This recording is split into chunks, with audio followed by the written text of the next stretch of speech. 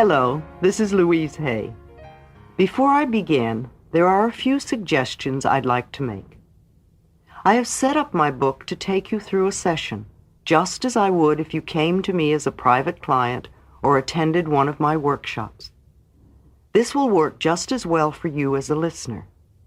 If you will do the exercises progressively as they appear in the text, by the time you have finished, you will have begun to change your life.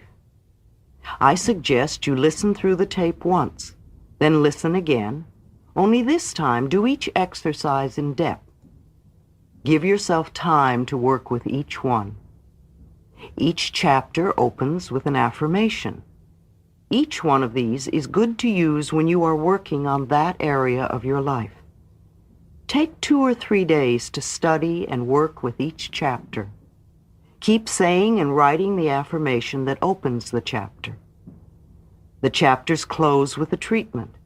This is a flow of positive ideas designed to change consciousness. Go through this treatment several times a day. Know that when you work with these ideas, my loving support is with you. You Can Heal Your Life, Chapter 1, What I Believe. The gateways to wisdom and knowledge are always open. Life is really very simple. What we give out, we get back. What we think about ourselves becomes the truth for us. I believe that everyone, myself included, is responsible for everything in our lives, the best and the worst. Every thought we think is creating our future. Each one of us creates our experiences by our thoughts and our feelings. The thoughts we think and the words we speak create our experiences. We create the situations, and then we give our power away by blaming the other person for our frustration. No person, no place, and no thing has any power over us, for we are the only thinkers in our mind.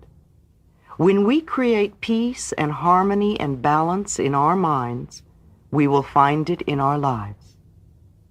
Which of these statements sound like you? People are out to get me, or everyone is always helpful? Each one of these beliefs will create quite different experiences. What we believe about ourselves and about life becomes true for us. The universe totally supports us in every thought we choose to think and believe. Put another way, our subconscious mind accepts whatever we choose to believe. What I believe about myself and about life becomes true for me. What you choose to think about yourself and about life becomes true for you. And we have unlimited choices about what we can think. When we know this, then it makes sense to choose everyone is always helpful, rather than people are out to get me. The universal power never judges or criticizes us. It only accepts us at our own value. Then it reflects our beliefs in our lives. If I want to believe that life is lonely and that nobody loves me, then that is what I will find in my world. However, if I am willing to release that belief and to affirm for myself that love is everywhere and I am loving and lovable, and to hold on to that new affirmation and to repeat it often, then it will become true for me. Now loving people will come into my life. The people already in my life will be more loving to me, and I will find myself easily expressing love to others. Most of us have foolish ideas about who we are and many, many rigid rules about how life should be lived. This is not to condemn us, for each of us is doing the very best we can at this very moment. If we knew better, if we had more understanding and awareness, then we would do it differently. Please don't put yourself down for being where you are. The very fact that you have found this tape and have discovered me means that you are ready to make a new and positive change in your life. Acknowledge this for yourself. Men don't cry. Women can't handle money. What limiting ideas to live with. When we are very little, we learn how to feel about ourselves and about life by the reactions of the adults around us. It is the way we learn what to think about ourselves and about our world. Now, if you lived with people who were very unhappy or frightened or guilty or angry, then you learned a lot of negative things about yourself and about your world. I never do anything right. It's all my fault. If I get angry, I'm a bad person. Beliefs like this create a frustrating life. When we grow up, we have a tendency to recreate the emotional environment of our early home life. This is not good or bad, right or wrong. It is just what we know inside as home. We also tend to recreate in our personal relationships the relationships we had with our mothers or with our fathers, or that they had between them. How often have you had a lover or a boss who was just like your mother or father? We also treat ourselves the way our parents treated us. We scold and punish ourselves in the same way. You can almost hear the words when you listen. We also love and encourage ourselves in the same way, if we were loved and encouraged as children. You never do anything right. It's all your fault. How often have you said this to yourself? You are wonderful. I love you. How often do you tell yourself this? However, I would not blame our parents. We are all victims of victims, and they could not possibly have taught us anything they did not know. If your mother did not know how to love herself, or your father did not know how to love himself, then it would be impossible for them to teach you to love yourself. They were doing the best they could with what they had been taught as children. If you want to understand your parents more, get them to talk about their own childhood. And if you listen with compassion, you will learn where their fears and rigid patterns came from. Those people who did all that stuff to you were just as frightened and scared as you are. I believe we choose our parents. Each one of us decides to incarnate upon this planet at particular points in time and space. We have chosen to come here to learn a particular lesson that will advance us upon our spiritual, evolutionary pathway. We choose our sex, our color, our country, and then we look around for the particular set of parents who will mirror the pattern we are bringing in to work on in this lifetime. Then when we grow up, we usually point our fingers accusingly at our parents and whimper, "You did it to me." But really, we chose them because they were perfect for what we wanted to work on overcoming. We learn our belief systems as very little children, and then we move through life creating experiences to match our beliefs. Look back in your own life and notice how often you have gone through the same experience. Well, I believe you created those experiences over and over because they mirrored something you believed about yourself. It doesn't really matter how long we've had a problem or how big it is or how life-threatening it is. The point of power is always in the present moment. All the events you have experienced in your lifetime up to this moment have been created by thoughts and beliefs you have held in the past. They were created by the thoughts and words you used yesterday, last week, last month, last year, 10, 20, 30, 40 or more years ago, depending on how old you are. However, that is your past. It is over and done with. What is important in this moment is what you are choosing to think and believe and say right now. These thoughts and words will create your future. Your point of power is in this present moment, forming the experiences of tomorrow, next week, next month, next year, etc. You might notice what thought you are thinking at this moment. Is it negative or positive? Do you want this thought to be creating your future? Just notice and be aware. The only thing we're ever dealing with is a thought, and a thought can be changed. No matter what the problem is, our experiences are just outer effects of inner thoughts. Even self-hatred is only hating a thought you have about yourself. You have a thought that says, I'm a bad person, and this thought produces a feeling, and you buy into the feeling. However, if you don't have the thought, you won't have the feeling. And thoughts can be changed. Change the thought and the feeling must go. This is only to show us where we get many of our beliefs. But let us not use this information as an excuse to stay stuck in our pain. The past has no power over us. It doesn't matter how long we've had a negative pattern. The point of power is in the present moment. What a wonderful thing to realize. We can begin to be free in this moment. Believe it or not, we do choose our thoughts. We may habitually think the same thought over and over so that it does not seem like we are choosing the thought. But we did make the original choice. We can refuse to think certain thoughts. Look how often you have refused to think a positive thought about yourself. You can also refuse to think a negative thought about yourself.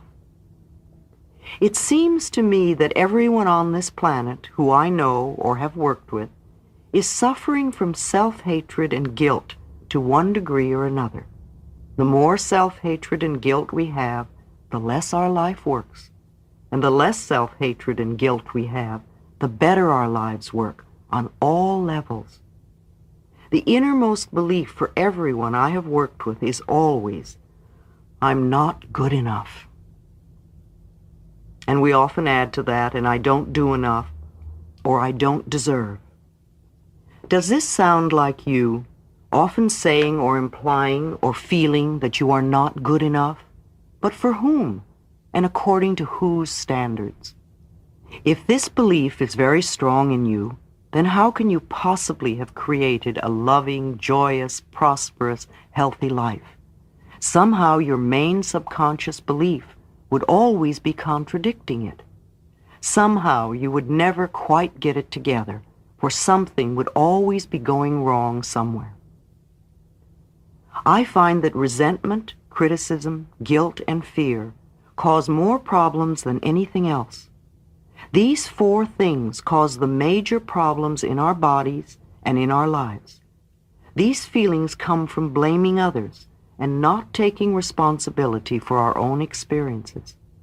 You see, if we are all responsible for everything in our lives, then there is no one to blame. Whatever is happening out there is only a mirror of our own inner thinking. I'm not condoning other people's poor behavior, but it is our beliefs that attract people who will treat us that way. If you find yourself saying, everyone always does such and such to me, criticizes me, is never there for me, uses me like a doormat, abuses me, then this is your pattern. There is some thought in you that attracts people who exhibit this behavior. When you no longer think that way, they will go elsewhere. You will no longer attract them. On the physical level, resentment long held can eat away at the body and become the disease we call cancer. Criticism, as a permanent habit, can often lead to arthritis in the body.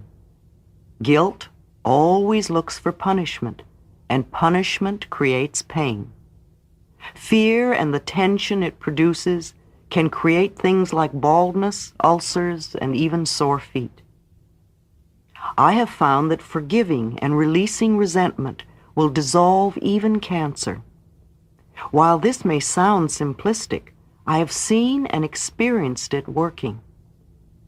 We can change our attitude toward the past. The past is over and done. We cannot change that now, yet we can change our thoughts about the past. How foolish for us to punish ourselves in the present moment because someone hurt us in the long ago past. I often say to people who have deep resentment patterns, please begin to dissolve the resentment now when it is relatively easy.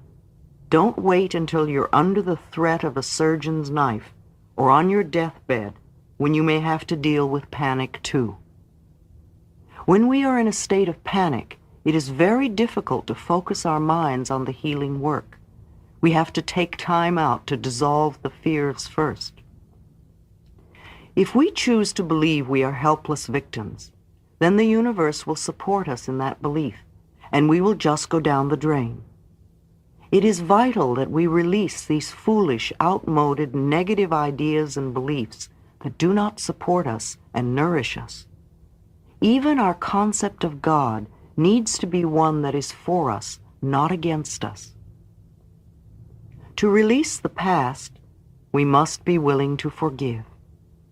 We need to choose to release the past and forgive everyone, ourselves included. We may not know how to forgive, and we may not want to forgive. But the very fact that we say we are willing to forgive begins the healing process. It is imperative for our own healing that we release the past and forgive everyone. I forgive you for not being the way I wanted you to be. I forgive you and I set you free. This affirmation sets us free. All disease comes from a state of unforgiveness. Whenever we are ill, we need to search our hearts to see who it is we need to forgive. The very person you find it hardest to forgive is the one you need to let go of the most.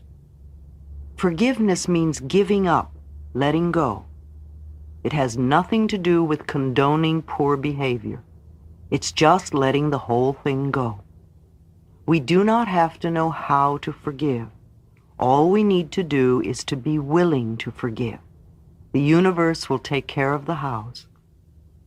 We understand our own pain so well, how hard it is for most of us to understand that they, whoever it is we need most to forgive, were also in pain.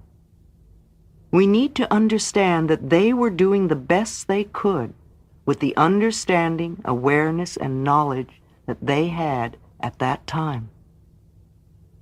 When people come to me with a problem, I don't care what it is, poor health, lack of money, unfulfilling relationships, or stifled creativity, there is only one thing I ever work on, and that is loving the self. I find that when we really love and accept and approve of ourselves exactly as we are, then everything in life works. It's as if little miracles are everywhere.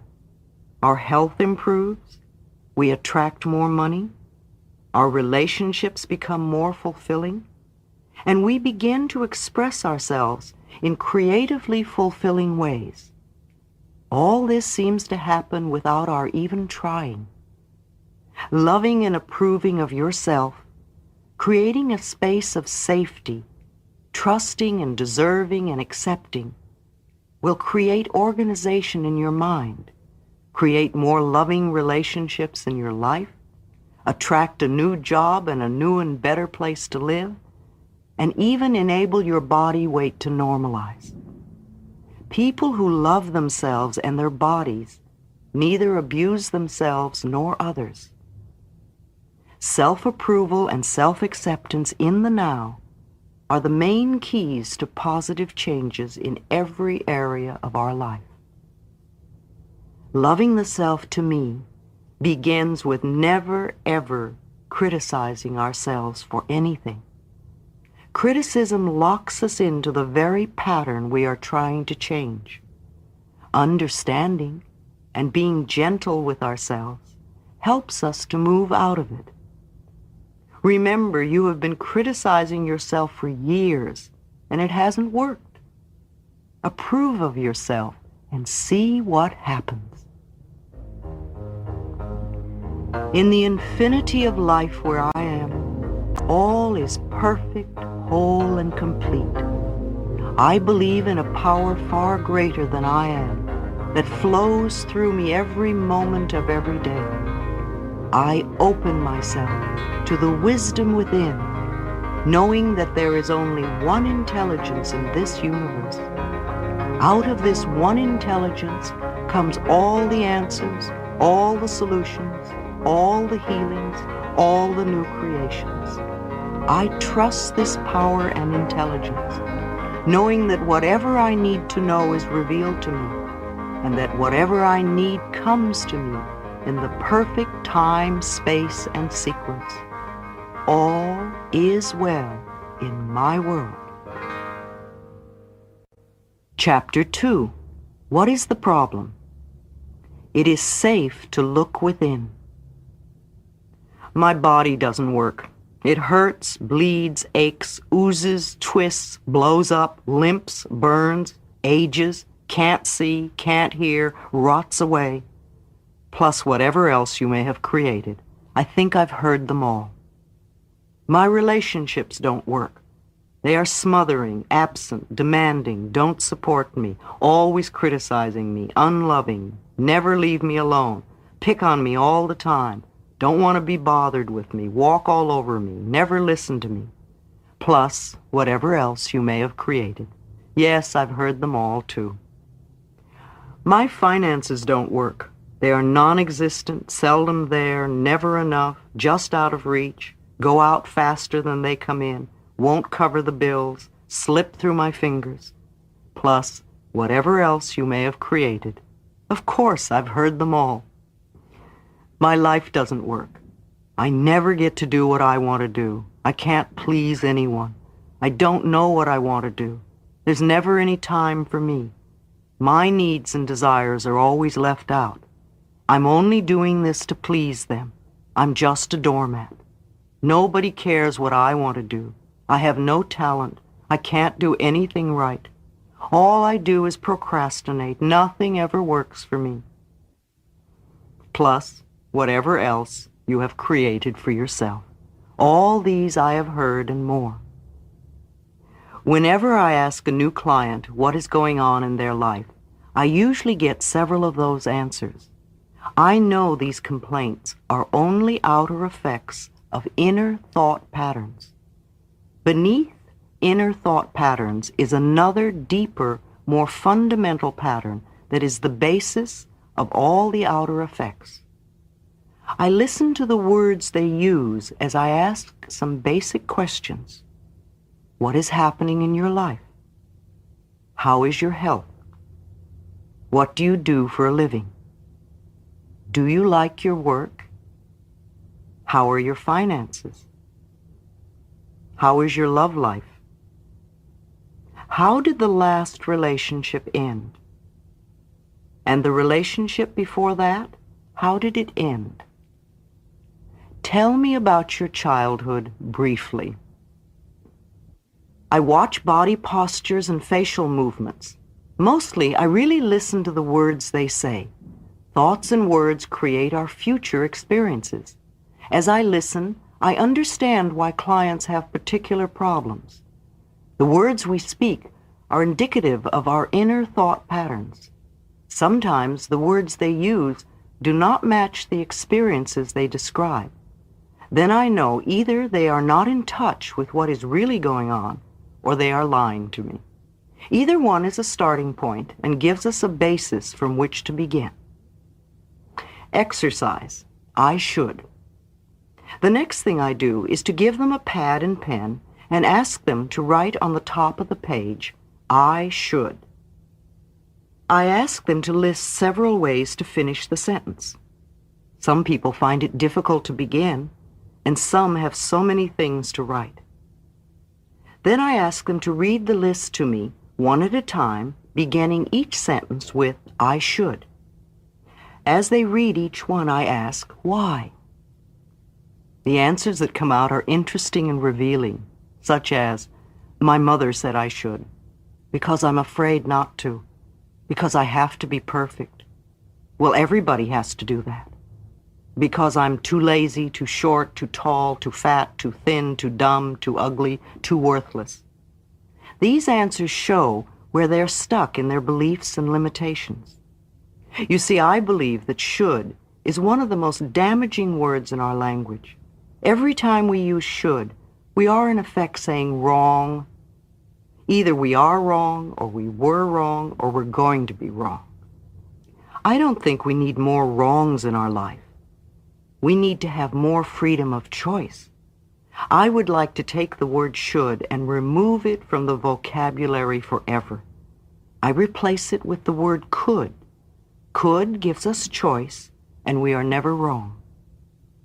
Then I ask them to reread the list one at a time, except this time to begin each sentence by saying, if I really wanted to, I could. This puts a whole new light on the subject. And as they do this, I ask them gently, why haven't you? And now we hear different answers. I don't want to. I'm afraid. I don't know how. Because I'm not good enough. Too often people berate themselves for years for something they never wanted to do in the first place. Or they criticize themselves for not doing something that someone else said they should do. When they can see that, they can just drop it from the should list. What a relief that is.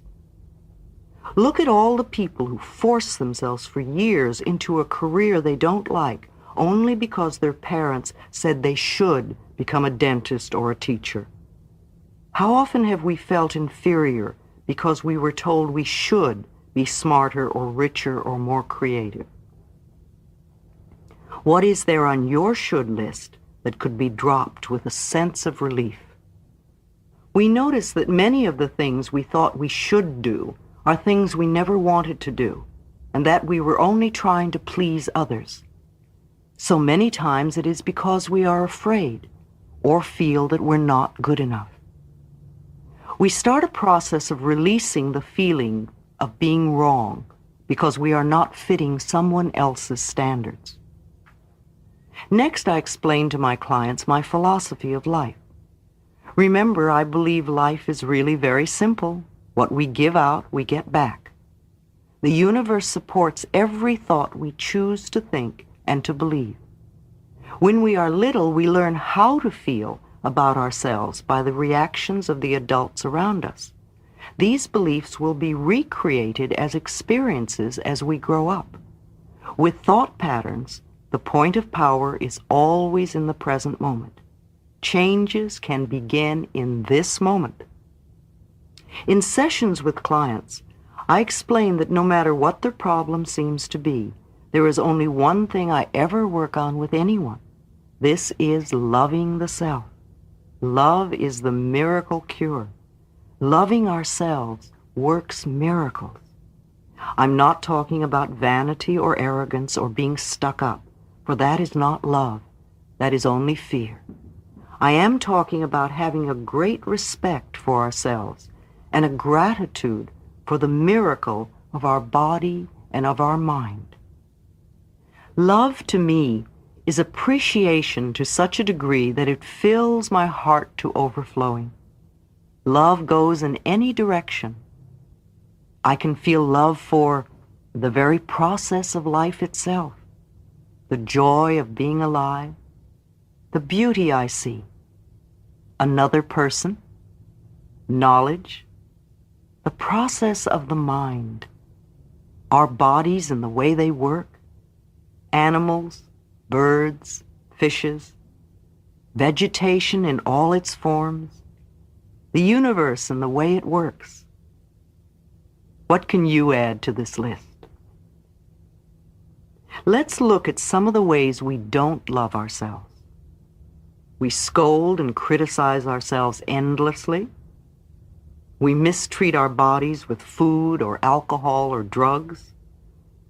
We choose to believe we are unlovable. We are afraid to charge a decent price for our services. We create illnesses and pain in our bodies. We procrastinate on things that would benefit us. We live in chaos and disorder. We create debt and burdens. We attract lovers and mates that belittle us. What are some of your ways? If we deny our good in any way, it is an act of not loving ourselves. I remember I worked with a client who wore glasses, and one day we released an old fear from childhood, and the next day she awakened to find that her contact lenses were bothering her too much to wear. And she looked around and found her eyesight was perfectly clear. Yet she spent the whole day saying, "I don't believe it, I don't believe it." And the next day, she was back to wearing contacts. Our subconscious mind has no sense of humor. She couldn't believe that she had created perfect eyesight. Lack of self-worth is another expression of not loving ourselves.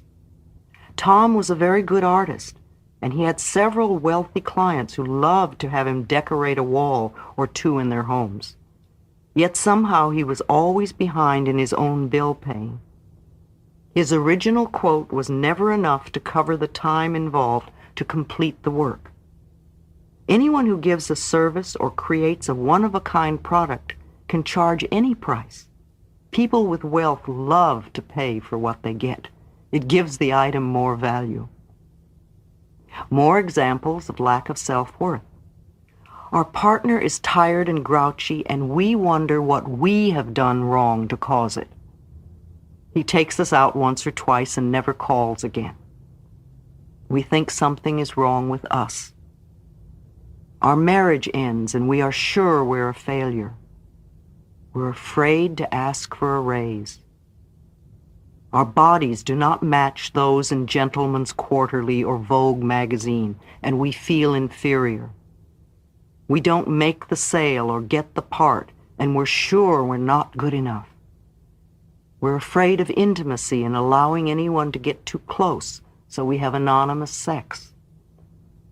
We can't make decisions because we're sure they'll be wrong. How do you express your lack of self-worth? How perfect you were when you were a tiny baby. Babies do not have to do anything to become perfect. They are already perfect, and they act as if they know it. They know they are the center of the universe. They're not afraid to ask for what they want.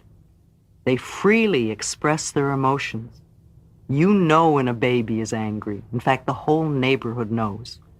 You also know when they're happy, for their smiles light up a room, and they are full of love. Tiny babies will die if they do not get love. Once we are older, we learn to live without love, but babies will not stand for it. Babies also love every part of their bodies, even their own feces. They have incredible courage, and they have no guilt and no shame. We were all like that. Then we began to listen to adults around us who had learned to be fearful, and we began to deny our own magnificence. I never believe it when clients try to convince me how terrible they are or how unlovable they are. My work is to bring them back to the time when they really knew how to love themselves. Mirror exercise. I suggest a mirror exercise. I ask a client to pick up a small mirror, to look into their eyes, and to say their name, and "I love and accept you exactly as you are." This exercise is so difficult for many people. Seldom do I get a calm reaction, let alone an enjoyment of the exercise. Some are close to tears, some get angry, some belittle their features or qualities, some insist they can't do it. I even had one man throw the mirror across the room. It took him several months before he could begin to relate to himself in the mirror. For years, I looked into the mirror only to criticize what I saw there. Recalling the endless hours I spent plucking my eyebrows, trying to make myself barely acceptable, amuses me now. I also remember it used to frighten me to look into my own eyes. This simple mirror exercise shows us so much. Usually in less than an hour, I am able to get some of the core issues beneath the outer problem. If we only work on the level of the problem, we can spend endless time working out each and every detail, and the minute we think we have it all fixed up, it will crop up somewhere else. The problem is rarely the real problem. She was so concerned with her looks, and especially with her teeth. She went from dentist to dentist, feeling each one had made her look only worse. She went to have her nose fixed, and they did a poor job. Each professional was mirroring her belief that she was ugly. Her problem was not with her looks, but that she was convinced something was wrong with her. There was another woman who had terrible breath. It was uncomfortable to be around her. She was studying to be a minister, and her outer demeanor was pious and spiritual. Beneath this was a raging current of anger and jealousy that exploded now and then when she thought someone might be threatening her position. Her inner thoughts were expressed through her breath, and she was offensive even when she pretended to be loving. No one threatened her but herself. He was only 15 when his mother brought him to me with Hodgkin's disease and 3 months to live. His mother was understandably hysterical and difficult to deal with, but the boy was bright and clever and wanted to live. He was willing to do anything I told him to, including changing the way he thought and spoke. His separated parents were always arguing, and he really did not have a settled home life. He wanted desperately to be an actor. The pursuit of fame and fortune far outweighed his ability to experience joy. He thought he could be acceptable and worthwhile only if he had fame. I taught him to love and accept himself, and he got well. He is now grown up and appears on Broadway with regularity. As he learned to experience the joy of being himself, the parts in plays opened up for him. Being overweight is another example of how we waste a lot of energy trying to correct a problem that is not the real problem. People often spend years and years fighting fat and are still overweight. They blame all their problems on being overweight. The excess weight is only an outer effect of a deep inner problem. When we feel frightened or insecure or not good enough, many of us will put on extra weight for protection. To spend our time berating ourselves for being too heavy, to feel guilty about every bite of food we eat, to do all the numbers we do on ourselves when we gain weight, are just a waste of time. 20 years later, we can still be in the same situation because we have not even begun to deal with the real problem. All we have done is to make ourselves more frightened and insecure, and then we need more weight for protection. So I refuse to focus on excess weight or on diets. The only diet that does work is a mental diet, dieting from negative thoughts. I say to clients, let's just put that issue to one side for the time being while we work on a few other things first. They will often tell me that they can't love themselves because they are so fat, or as one girl put it, too round at the edges. I explain that when we begin to love and approve of ourselves, it's amazing how weight just disappears from our bodies. Sometimes clients even get angry with me as I explain how simple it is to change their lives. They may feel I do not understand their problems. One woman became very upset and said, I came here to get help with my dissertation, not learn to love myself.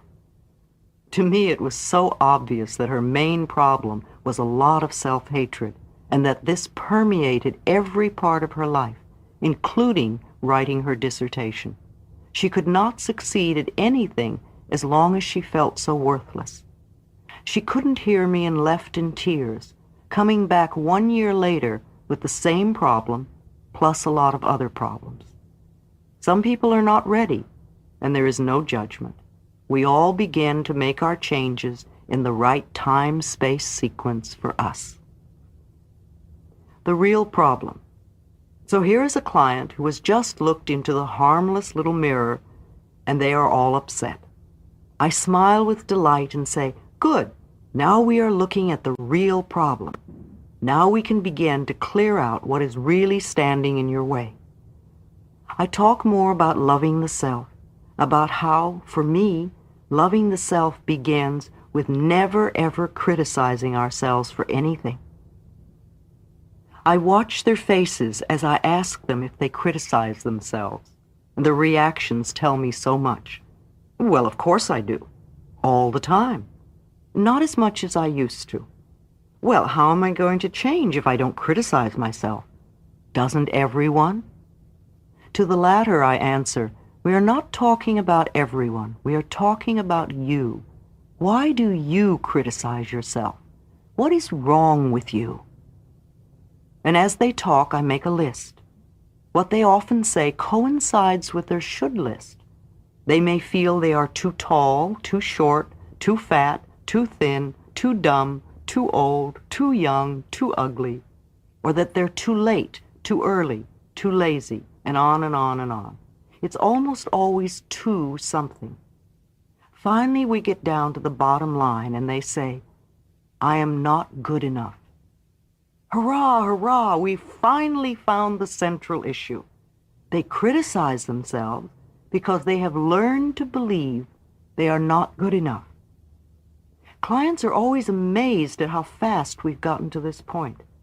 Now we do not have to bother with any of the side effects like body problems, relationship problems, money problems, or the lack of creative expression. We can put all our energy into dissolving the cause of the whole thing, not loving the self. In the infinity of life where I am, all is perfect, whole, and complete. I am always divinely protected and guided. It is safe for me to look within myself. It is safe for me to look into the past. It is safe for me to enlarge my viewpoint of life. I am far more than my personality, past, present, or future. I now choose to rise above my personality problems, to recognize the magnificence of my being. I am totally willing to learn to love myself. All is well in my world. Chapter 3. Where does it come from? The past has no power over me. All right, we've gone through a lot of stuff, and we've sifted through what we thought the problem was. Now we come up with what I believe is the real problem. We feel we are not good enough, and there is a lack of self-love. From the way I look at life, if there is any problem, then this has to be true. So let us look at where this belief came from. How did we go from being a tiny baby who knows the perfection of itself and of life to being a person who has problems and feels unworthy and unlovable to one degree or another? People who already love themselves can love themselves even more. Think of a rose from the time it is a tiny bud, as it opens to full flower, till the last petal falls. It is always beautiful, always perfect, always changing. And so it is with us. We are always perfect, always beautiful, and ever changing. We are doing the best we can with the understanding, awareness, and knowledge that we have. As we gain more understanding, awareness, and knowledge, we will do things differently. Mental house cleaning. Now is the time to take a look at some of the beliefs that have been running us. Some people find this part of the cleansing process very painful, but it need not be. We must look at what is there before we can clean it out. If you want to clean a room thoroughly, you will pick up and examine everything in it. Some things you will look at with love, and you will dust them or polish them to give them new beauty. Some things you will see need refinishing or repair, and you will make a note to do that. Some things will never serve you again, and it becomes time to let those things go. Old magazines and newspapers and dirty paper plates can be dropped into the wastebasket very quickly. There is no need to get angry in order to clean a room. It is the same thing when we are cleaning our mental house. There is no need to get angry just because some of the beliefs in it are ready to be tossed out. Let them go as easily as you would scrape bits of food into the trash after a meal. Would you really dig into yesterday's garbage to make tonight's meal? Do you dig into old mental garbage to create tomorrow's experiences? If a thought or belief does not serve you, let it go. There is no written law that says that because you once believed something, that you have to continue to believe it forever. Look at some of these limited beliefs and where they came from. The limiting belief, I'm not good enough, and where it may have come from. A father who repeatedly told him he was stupid.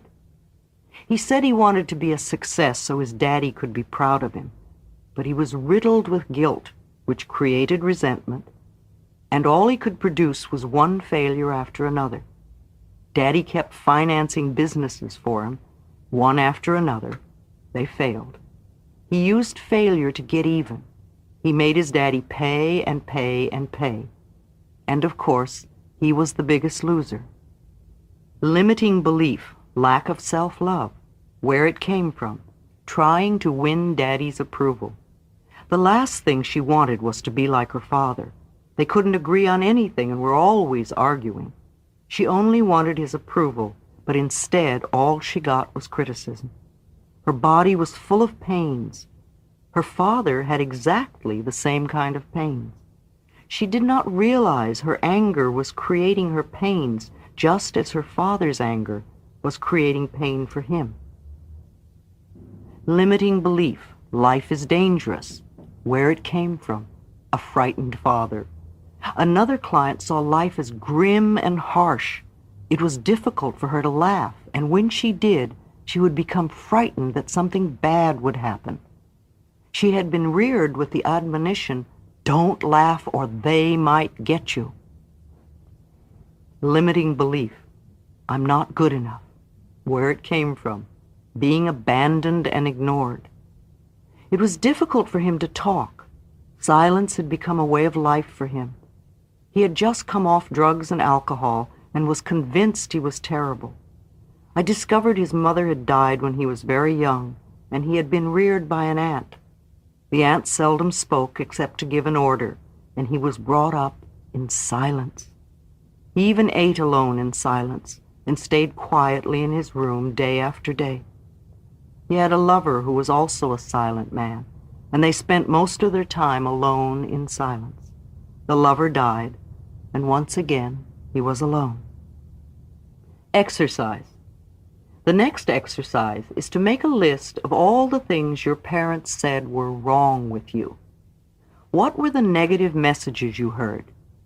Give yourself enough time to remember as many as you can. What did they say about money? What did they say about your body? What did they say about love and relationships? What did they say about your creative talents?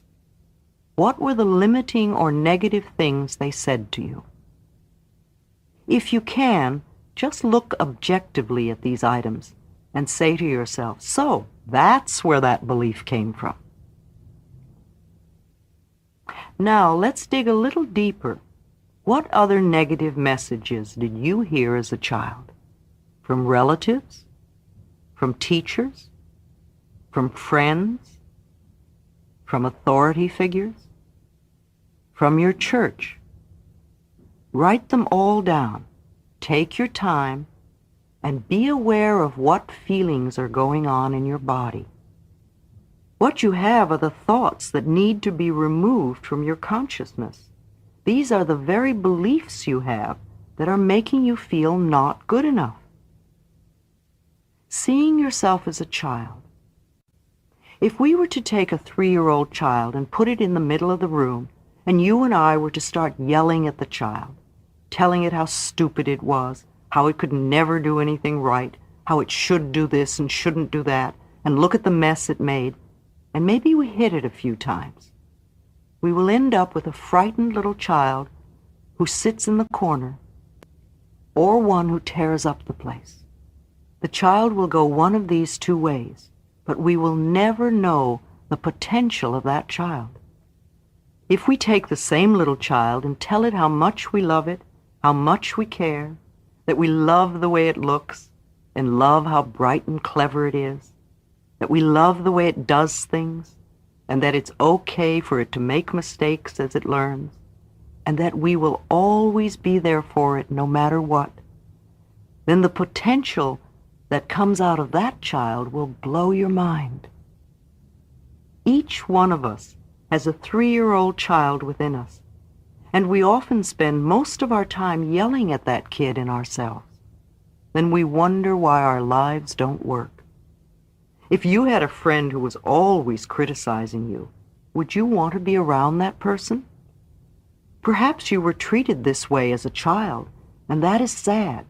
However, that is a long time ago, and if you are now choosing to treat yourself in the same way, then it is sadder still. So now, here in front of us, we have a list of the negative messages we heard as a child. How does this list correspond with what you believe to be wrong with you? Are they almost the same? Probably yes. We base our life script on our early messages. We are all good little children and obediently accept what they tell us is truth.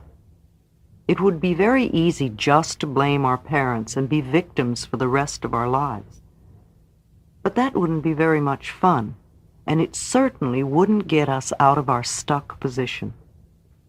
Blaming your family. Blame is one of the surest ways to stay in a problem. In blaming another, we give our power away. Understanding enables us to rise above the issue and take control of our future. The past cannot be changed. The future is shaped by our current thinking. It is imperative for our freedom to understand that our parents were doing the best they could with the understanding, awareness, and knowledge that they had. Whenever we blame someone else, we are not taking responsibility for ourselves.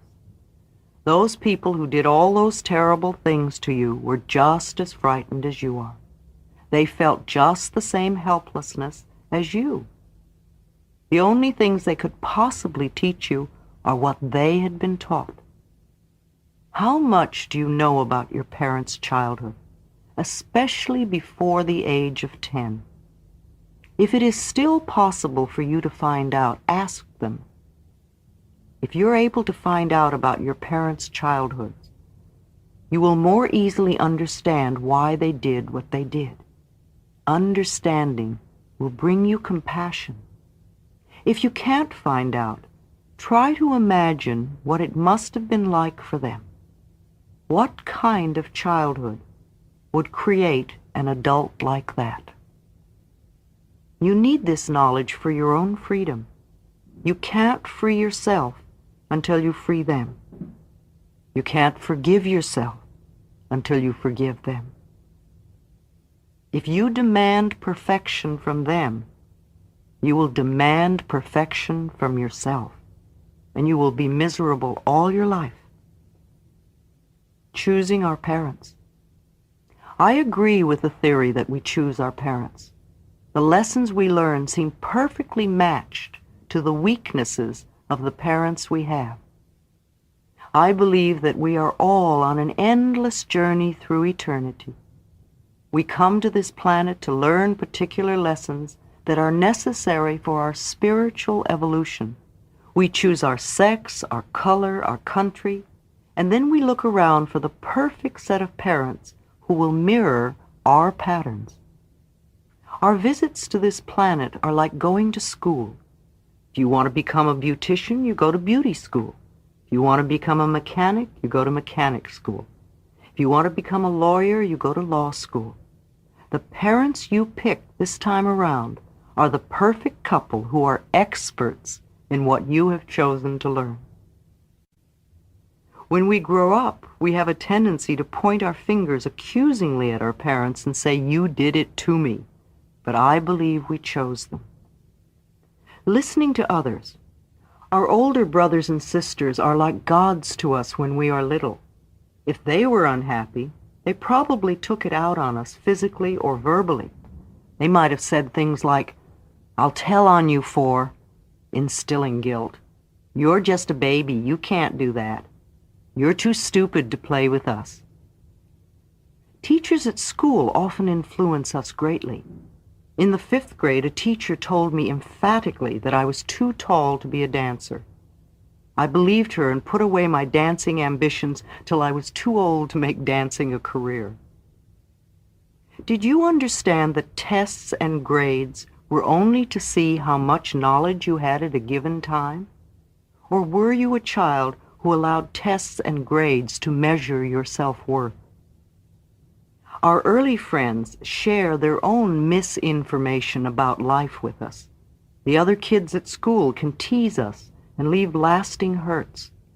When I was a child, my last name was Lunny, and the kids used to call me lunatic. Neighbors also have an influence, not only because of their remarks, but also because we're asked, "What will the neighbors think?" Think back to what other authority figures were influential in your childhood.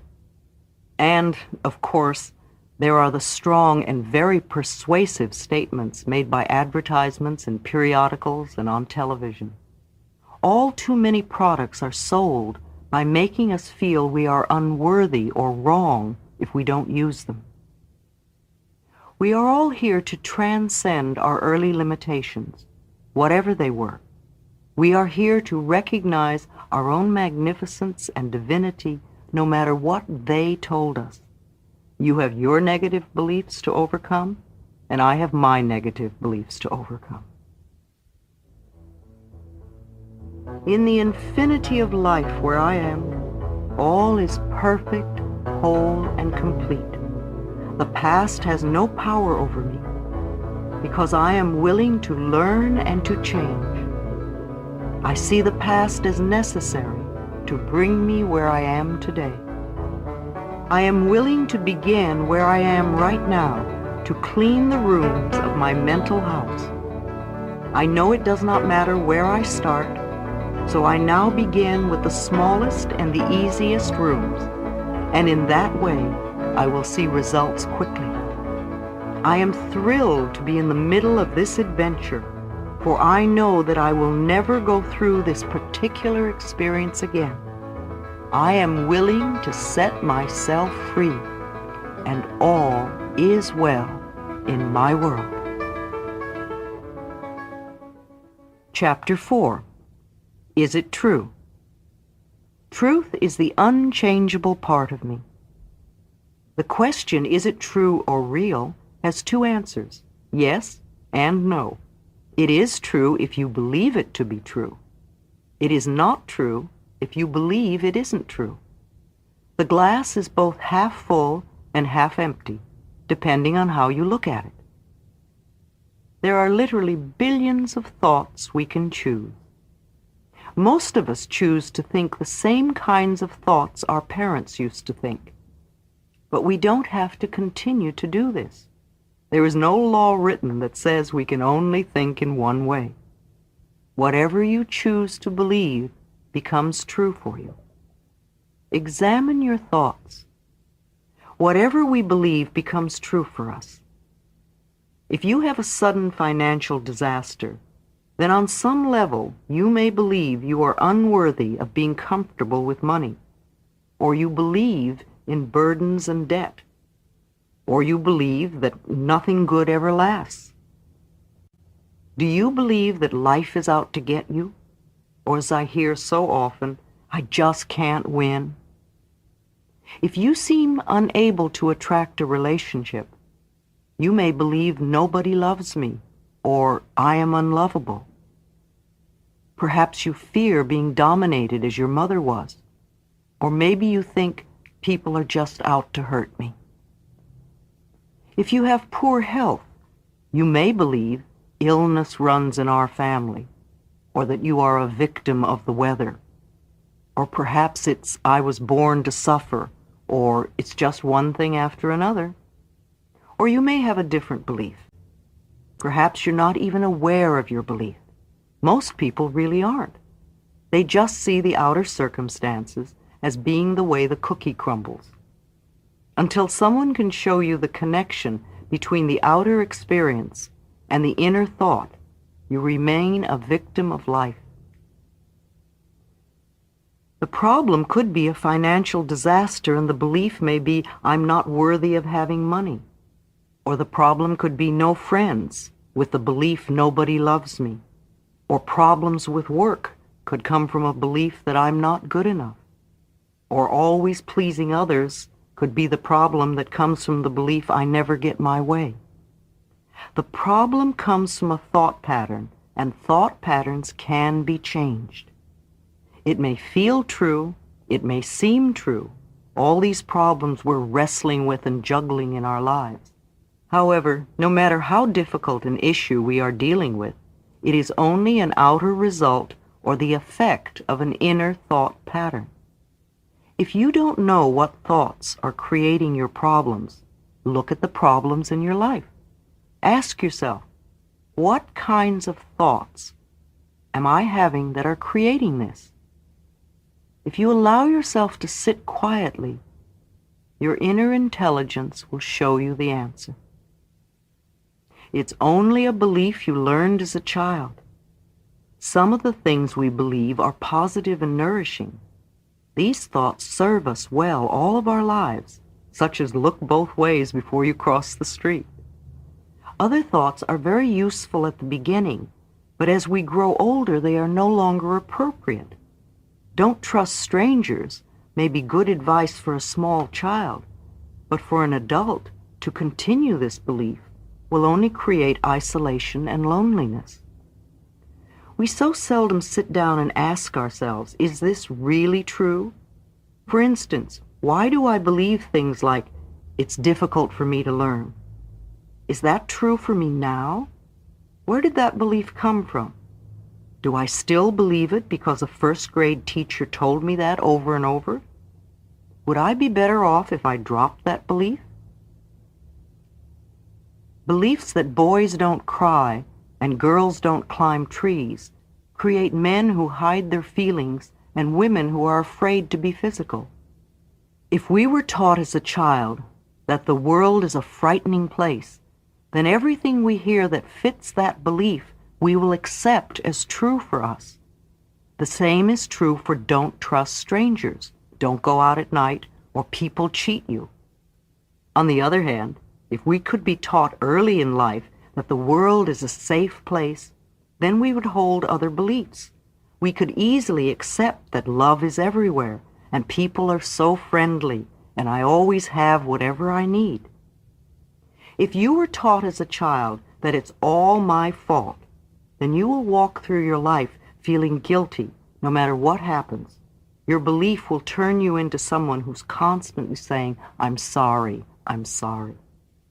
If you learn to believe as a child, I don't count, then this belief will always keep you at the end of the line wherever you are. Sometimes you will feel you're invisible when others fail to notice you. Did your childhood circumstances teach you to believe nobody loves me? Then surely you will be lonely. Even when you bring a friend or a relationship into your life, it will be short-lived. Did your family teach you there is not enough? Then I'm sure you often feel as though the cupboard is bare, or you find you just get by, or are always in debt. I had a client who had been brought up in a household where they believed everything is wrong and can only get worse. His main joy in life was playing tennis, and then he hurt his knee. He went to every doctor he could find, and it only became worse, and finally he could not play at all. Another person had been brought up as a preacher's son, and as a child he was taught that everybody else comes first. The preacher's family always came last. Today he's wonderful at helping his clients get the best deal, yet he's usually in debt with little pocket money. His belief still makes him last in line. If you believe it, it seems true. How often have we said, "That's the way I am," or "That's the way it is"? Those words are saying that that's what we believe to be true for us. Usually what we believe is someone else's opinion we have incorporated into our belief systems. No doubt it fits right in with all the other things we believe. Are you one of the many people who will get up in the morning, see that it's raining, and say, "Oh, what a lousy day"? It is not a lousy day. It is only a wet day. If we wear the appropriate clothing and change our attitude, we can have a lot of rainy day fun. If it is really our belief that rainy days are lousy days, then we will always greet rain with a sinking heart. We will fight the day rather than flow with what is happening at the moment. There is no good or bad weather. There is just weather and our individual reactions to it. If we want a joyous life, we must think joyous thoughts. If we want a prosperous life, we must think prosperous thoughts. If we want a loving life, we must think loving thoughts. Whatever we send out mentally or verbally will come back to us in like form. Each moment is a new beginning. The point of power is always in the present moment. You are never stuck. This is where changes take place, right here and right now in our own minds. Doesn't matter how long we've had a negative pattern, or an illness, or a poor relationship, or lack of finances, or self-hatred. We can begin to make a shift today. Your problem no longer needs to be the truth for you. It can now fade back to the nothingness from whence it came. You can do it. Remember, you are the only person that thinks in your mind.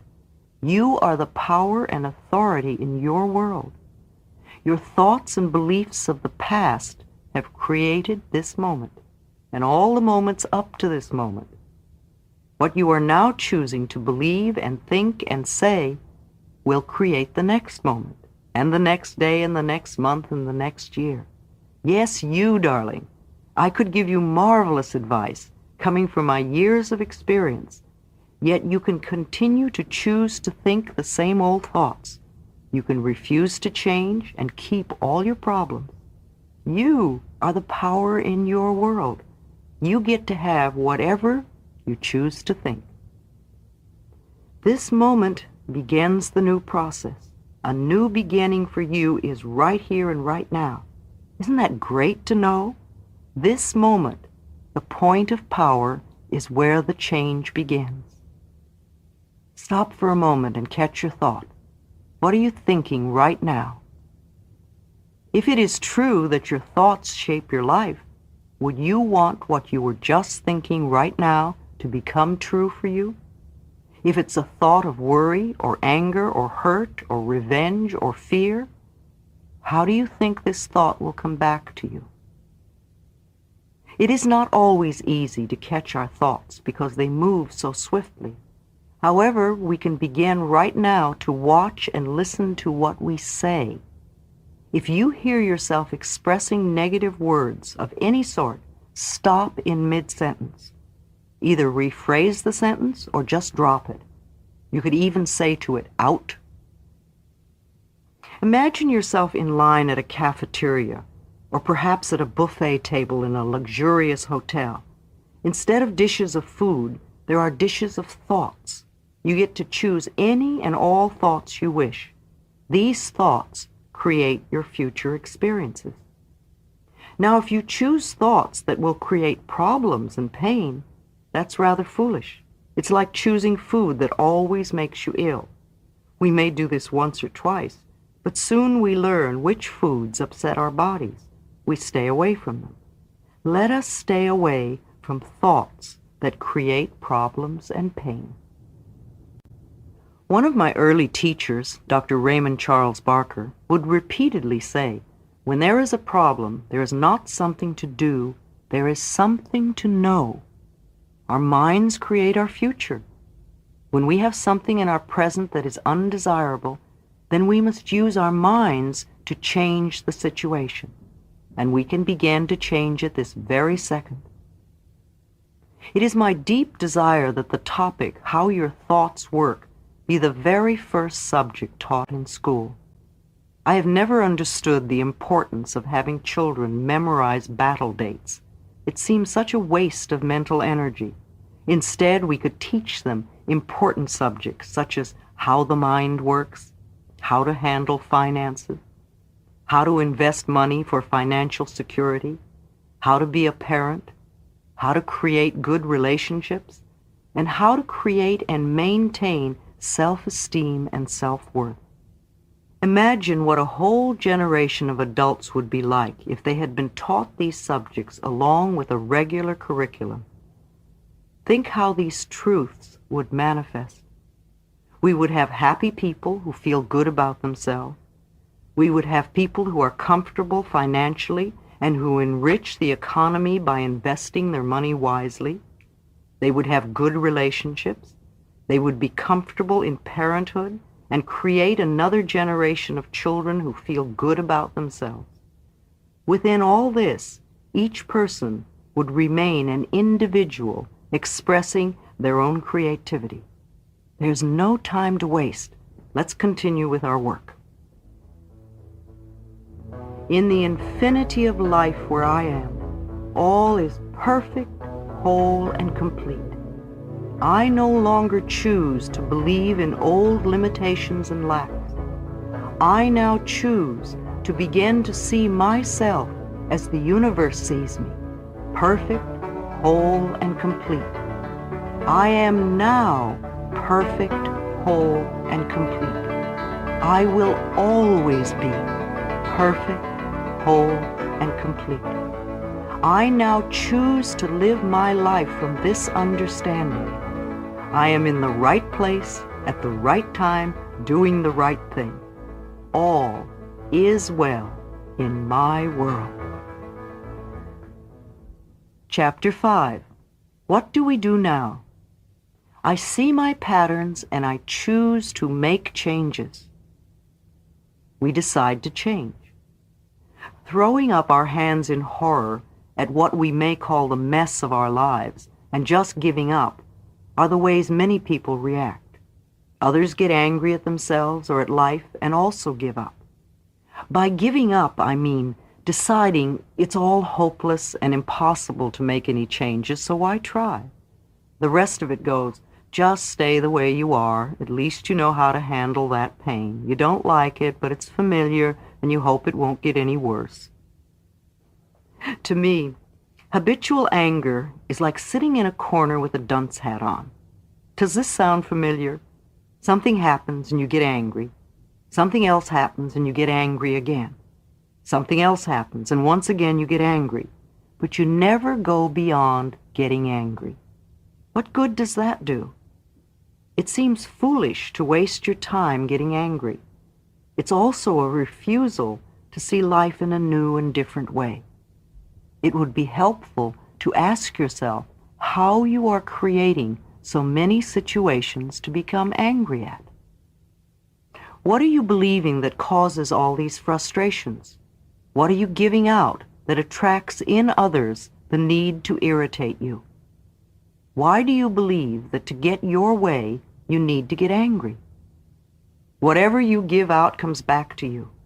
The more you give out anger, the more you are creating situations for you to get angry at, like sitting in a corner wearing a dunce hat, going nowhere.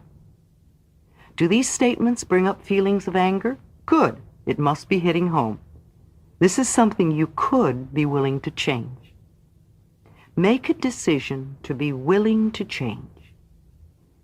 If you really want to know how stubborn you are, just approach the idea of being willing to change.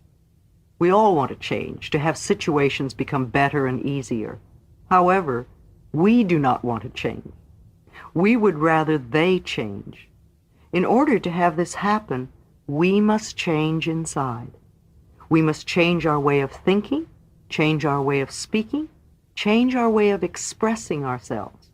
Only then will the outer changes occur. This is the next step. We are now fairly clear on what the problems are and where they come from. Now it is time to be willing to change.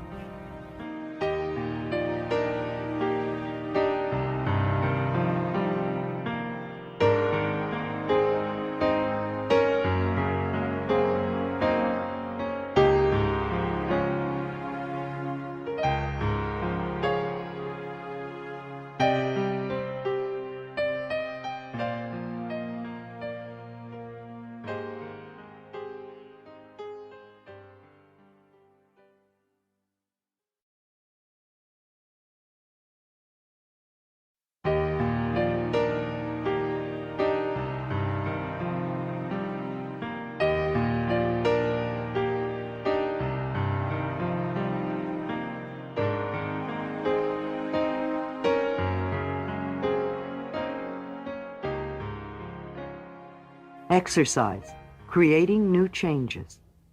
Now is the time to take your list of things that were wrong and turn them into positive affirmations. Or you can list all the changes you want to make and have and do. Then select 3 from this list and turn them into positive affirmations. Say your negative list was something like this: my life is a mess, I should lose weight, nobody loves me, I want to move, I hate my job, I should get organized, I don't do enough, I'm not good enough. You can then turn them around to this: I am willing to release the pattern in me that created these conditions. I am in the process of positive changes. I have a happy, slender body. I experience love wherever I go. I have the perfect living space. I now create a wonderful new job. I am now very well organized. I appreciate all that I do. I love and approve of myself. I trust the process of life to bring me my highest good. I deserve the best, and I accept it now. Out of this group of affirmations will come all the things you want to change on your list. Loving and approving of yourself, creating a space of safety, trusting and deserving and accepting will enable your body weight to normalize. They will create organization in your mind, create loving relationships in your life, attract a new job and a new place to live. It is miraculous the way a tomato plant grows. It is miraculous the way we can demonstrate our desires. Exercise, deserving your good. Do you believe you deserve to have what you desire? If you don't, you won't allow yourself to have it. Circumstances beyond your control will crop up to frustrate you. Look in your mirror again and say, I deserve to have or be, and I accept it now. Say that 2 or 3 times. I deserve to have, and I accept it now. How do you feel? Always pay attention to your feelings, to what's going on in your body.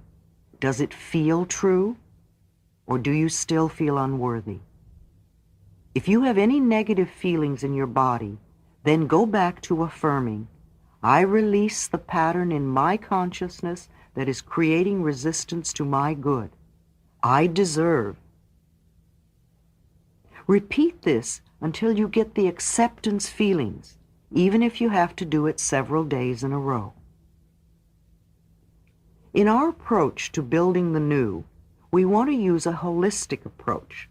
The holistic philosophy is to nurture and nourish the entire being, the body, the mind, and the spirit. If we ignore any of these areas, we are incomplete. We lack wholeness. It doesn't matter where we start, as long as we also include the other areas. If we begin with the body, we would want to work with nutrition, to learn the relationship between our choice of food and beverages and how they affect the way we feel. We want to make the best choices for our body. There are herbs and vitamins, homeopathy, Bach flower remedies. We might even explore colonics. We would also want to find a form of exercise that appeals to us. Exercise is something that strengthens our bones and keeps our bodies young. In addition to sports and swimming, there are dancing, tai chi, martial arts, and yoga. I love my trampoline and use it daily, and my slant board enhances my periods of relaxation.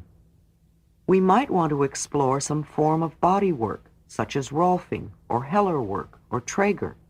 Massage, foot reflexology, acupuncture, or chiropractic work are all beneficial. There are also the Alexander method, bioenergetics, Feldenkrais, touch for health. Now, with the mind, we could explore visualization techniques, guided imagery, and affirmations. There are lots of psychological techniques: Gestalt, hypnosis, rebirthing, psychodrama, past life regressions, art therapy, even dream work. I give very little nutritional advice because I've discovered that all systems work for some people. I do have a local network of good practitioners in the holistic field, and I refer clients to them when I see the necessity for nutritional knowledge. This is an area where you must find your own way or go to a specialist who can test you. Many of the books on nutrition have been written by persons who were very ill and worked out a system for their own healing. However, everyone is not alike. For instance, the macrobiotic and the natural raw food diets are two totally different approaches. The raw food people never cook anything, seldom eat bread or grains, and are very careful not to eat fruits and vegetables at the same meal, and they never use salt. The macrobiotic people cook almost all of their food, have a different system of food combining, and use a lot of salt. Both systems work. Both systems have healed bodies. My personal nutritional approach is simple. If it grows, eat it. If it doesn't grow, don't eat it. Be conscious of your eating. It's like paying attention to our thoughts. We can also learn to pay attention to our bodies and the signals we get when we eat different things. Cleaning the mental house after a lifetime of indulging in negative mental thoughts is like going on a good nutritional program after a lifetime of indulging in junk foods. They both can often create healing crises. As you begin to change your physical diet, the body begins to throw off the accumulation of toxic residue, and as this happens, you can feel rather rotten for a few days. So it is when you make a decision to change mental thought patterns. Your circumstances can begin to seem worse for a while. Recall for a moment the end of a Thanksgiving dinner. The food is all eaten and it's time to clean the turkey pan. The pan is all burnt and crusty, so you put in hot water and soap and let it soak for a while. Then you begin to scrape the pan. Now you really have a mess, and it looks worse than ever. But just keep scrubbing away, and soon you'll have a pan as good as new. It's the same thing with cleaning up a dried-on, crusty mental pattern. When we soak it with new ideas, all the gook comes to the surface to look at. Keep doing the new affirmations, and soon you will have totally cleared an old limitation. So we have decided we are willing to change, and we will use any method that works for us. Let me describe one of the methods I have used with myself and with others. First, go look in a mirror and say to yourself, I am willing to change. Notice how you feel. If you are hesitant or resistant or just don't want to change, ask yourself why. What old belief are you holding on to? Please don't scold yourself. Just notice what it is. I'll bet that belief has been causing you a lot of trouble. I wonder where it came from. Do you know? Whether we know where it came from or not, let's do something to dissolve it now. Again, go to the mirror and looking deep into your own eyes, touch your throat and say out loud 10 times, I am willing to release all resistance. I am willing to release all resistance. Mirror work is very powerful. As children, we received most of our negative messages from others looking us straight in the eye and perhaps shaking a finger at us. Whenever we look into the mirror today, most of us will say something negative to ourselves. We either criticize our looks or berate ourselves for something. To look yourself straight in the eye and make a positive declaration about yourself is, in my opinion, the quickest way to get results with affirmations. In the infinity of life where I am, all is perfect, whole, and complete. I now choose calmly and objectively to see my old patterns, and I am willing to make changes. I am teachable. I can learn. I am willing to change. I choose to have fun doing this. I choose to react as though I have found a treasure when I discover something else to release. I see and feel myself changing moment by moment. Thoughts no longer have any power over me. I am the power in my world. I choose to be free. All is well in my world. Chapter 6, Resistance to Change. I am in the rhythm and flow of ever-changing life. Awareness is the first step in healing or changing. When we have some pattern buried deeply within us, we must become aware of it in order to heal the condition. Perhaps we begin to mention the condition, to complain about it, or to see it in other people. It rises to the surface of our attention in some way, and we begin to relate to it. We often attract a teacher, a friend, a class, or workshop, or a book to ourselves that begins to awaken new ways to approach the dissolving of the problem. My awakening began with a chance remark of a friend who had been told about a meeting. My friend did not go, but something within me responded, and I went. That little meeting was the first step on my pathway of unfoldment. I didn't recognize the significance of it until some time later. Often our reaction to this first step is to think the approach is silly or that it doesn't make sense. Perhaps it seems too easy or unacceptable to our thinking. We don't want to do it. Our resistance comes up very strong. We may even feel angry about the thought of doing it. Such a reaction is very good if we can understand that it is the first step in our healing process. I tell people that any reaction they may feel is there to show them they are already in the process of healing or changing. Many people think nothing is happening until the total healing takes place, but that is not true. The process begins the moment we begin to think about making a change. Impatience is only another form of resistance. It is resistance to learning and to changing. When we demand that it be done right now, completed at once, then we don't give ourselves time to learn the lessons involved with the problems we have created. If you want to move to another room, you have to get up and move step by step in that direction. Just sitting in your chair and demanding that you be in the other room will not work. It's the same thing. We all want our problems to be over with, but we don't want to do the small things that will add up to the solution. Now is the time to acknowledge our responsibility in having created the situation or condition. I'm not talking about having guilt, nor about being a bad person for being where you are. I am saying to acknowledge the power within you that transforms your every thought into experience. In the past, we unknowingly used this power to create things we did not want to experience. We were not aware of what we were doing.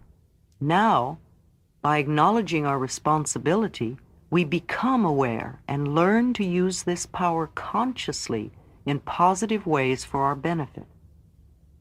Often when I suggest a solution to the client, a new way to approach a matter of forgiving the person involved, I will see the jaw begin to clench and jut out and the arms cross tightly over the chest.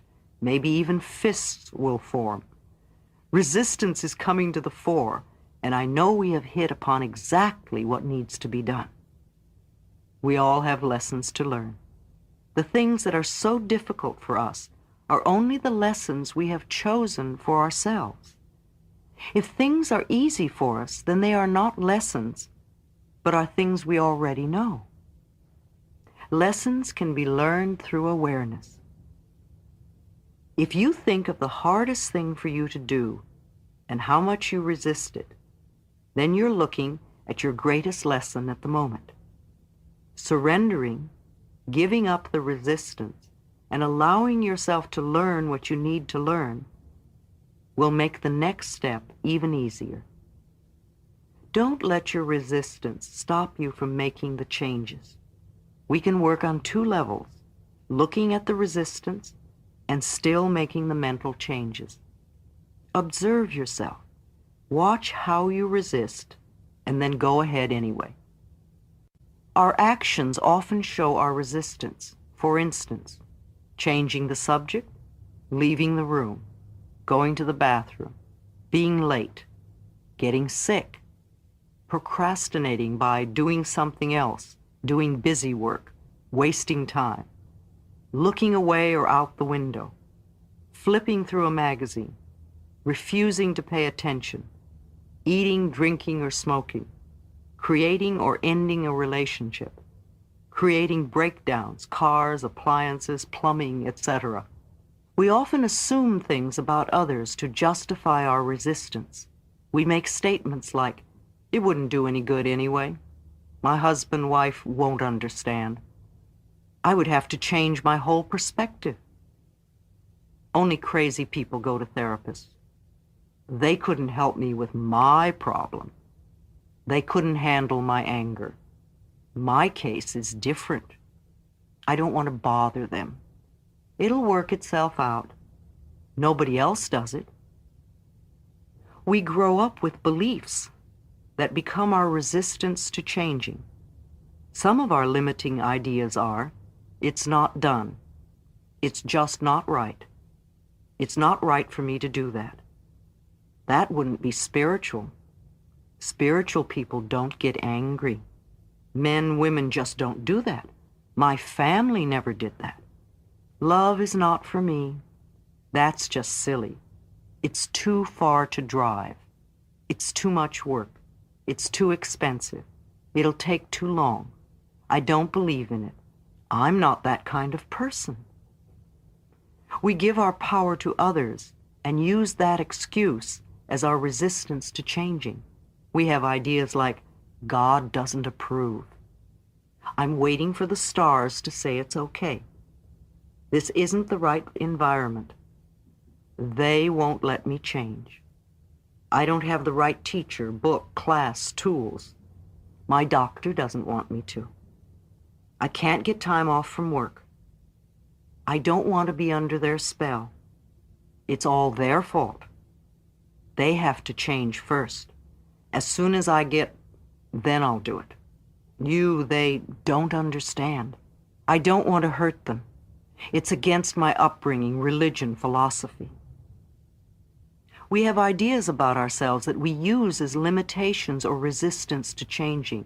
They are too old, too young, too fat, too thin, too short, too tall, too lazy, too strong, too weak, too dumb, too smart, too poor, too worthless, too frivolous, too serious, too stuck. Maybe it's all just too much. Our resistance often expresses itself as delaying tactics. We use excuses like, "I'll do it later. I can't think right now. I don't have the time right now. It would take too much time from my work. Yes, that's a good idea. I'll do it later. I have too many other things to do. I'll think about it tomorrow. I'll do it as soon as I get through with, or as soon as I get back from this trip. The time isn't right. It's too late or too soon. Denial, this form of resistance, shows up in denial of the need to do any changing. Things like, there's nothing wrong with me. I can't do anything about this problem. I was all right the last time. What good would it do to change? If I ignore it, maybe the problem will go away. By far, the biggest category of resistance is fear. Fear of the unknown. Listen to these. I'm not ready yet. I might fail. They might reject me. What would the neighbors think? I don't want to open that can of worms. I'm afraid to tell my husband or wife. I don't know enough. I might get hurt. I may have to change. It might cost me money. I would rather die first or get a divorce first. I don't want anyone to know I have a problem. I'm afraid to express my feelings. I don't want to talk about it. I don't have the energy. Who knows where I might end up? I may lose my freedom. It's too hard to do. I don't have enough money now. It might hurt my back. I wouldn't be perfect. I might lose my friends. I don't trust anyone. It might hurt my image. I'm not good enough. And on and on and on the list goes. Do you recognize some of these as the way you resist? Look for the resistance in these examples. A client came to me because she was in a lot of pain. She had broken her back, her neck, and her knee in 3 separate auto accidents. Yet she was late, got lost, and then was stuck in traffic. It was easy for her to tell me all her problems, but the minute I said, "Let me talk for a moment," all sorts of turmoil began. Her contact lenses began to bother her. She wanted to sit in another chair. She had to go to the bathroom. Then her lenses had to come out. I could not keep her attention for the rest of the session. It was all resistance. She wasn't ready to let go and be healed. I discovered her sister also had broken her back twice, and so had her mother. Another client was an actor, a mime, a street performer, and quite good at it. He bragged at how clever he was at cheating others, especially institutions. He knew how to get away with almost anything, and yet he got away with nothing. He was always broke, at least a month behind in the rent, often without a telephone. His clothes were tacky, work was very sporadic, he had lots of pains in his body, and his love life was zilch. His theory was that he couldn't stop cheating until some good came into his life. Of course, with what he was giving out, no good could come into his life. He had to stop cheating first. His resistance was that he was not ready to let go of the old ways. Leave your friends alone. Too often, instead of working on our own changes, we decide which of our friends needs to change. This, too, is resistance. In the early days of my work, I had a client who would send me to all her friends in the hospital. Instead of sending them flowers, she would have me go to fix up their problems. I would arrive with my tape recorder in hand, usually finding someone in bed who didn't know why I was there or understand what I was doing. This was before I learned never to work with anyone unless they request it. Sometimes clients come to me because a friend has given them a session as a present. This usually doesn't work too well, and they seldom come back for further work. When something works well for us, we often want to share it with others, but they may not be ready to make a change at that point in time and space. It's hard enough to make changes when we want to, but to try to make someone else change when they don't want to is impossible, and it can ruin a good friendship. I push my clients because they come to me. I leave my friends alone. Mirror work. Mirrors reflect back to us our feelings about ourselves. They show us clearly the areas to be changed if we want to have a joyous, fulfilling life. I ask people to look in their eyes and say something positive about themselves every time they pass a mirror. The most powerful way to do affirmations is to look in a mirror and say them out loud. You are immediately aware of the resistance and can move through it quicker. Use it often for affirmations and to check where you are resisting and where you are open and flowing. Now, look in a mirror and say to yourself, I am willing to change. Notice how you feel. If you are hesitant, resistant, or just don't want to change, ask yourself why. What old belief are you holding on to? This is not a time to scold yourself. Just notice what is going on and what belief rises to the surface. That is the one that has been causing you a lot of trouble. Can you recognize where it came from? When we do our affirmations and they don't feel right or nothing seems to happen, it's so easy to say, oh, affirmations don't work.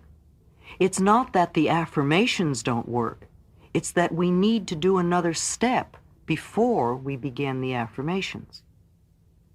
Repeated patterns show us our needs. For every habit we have, for every experience we go through over and over, for every pattern we repeat, there is a need within us for it.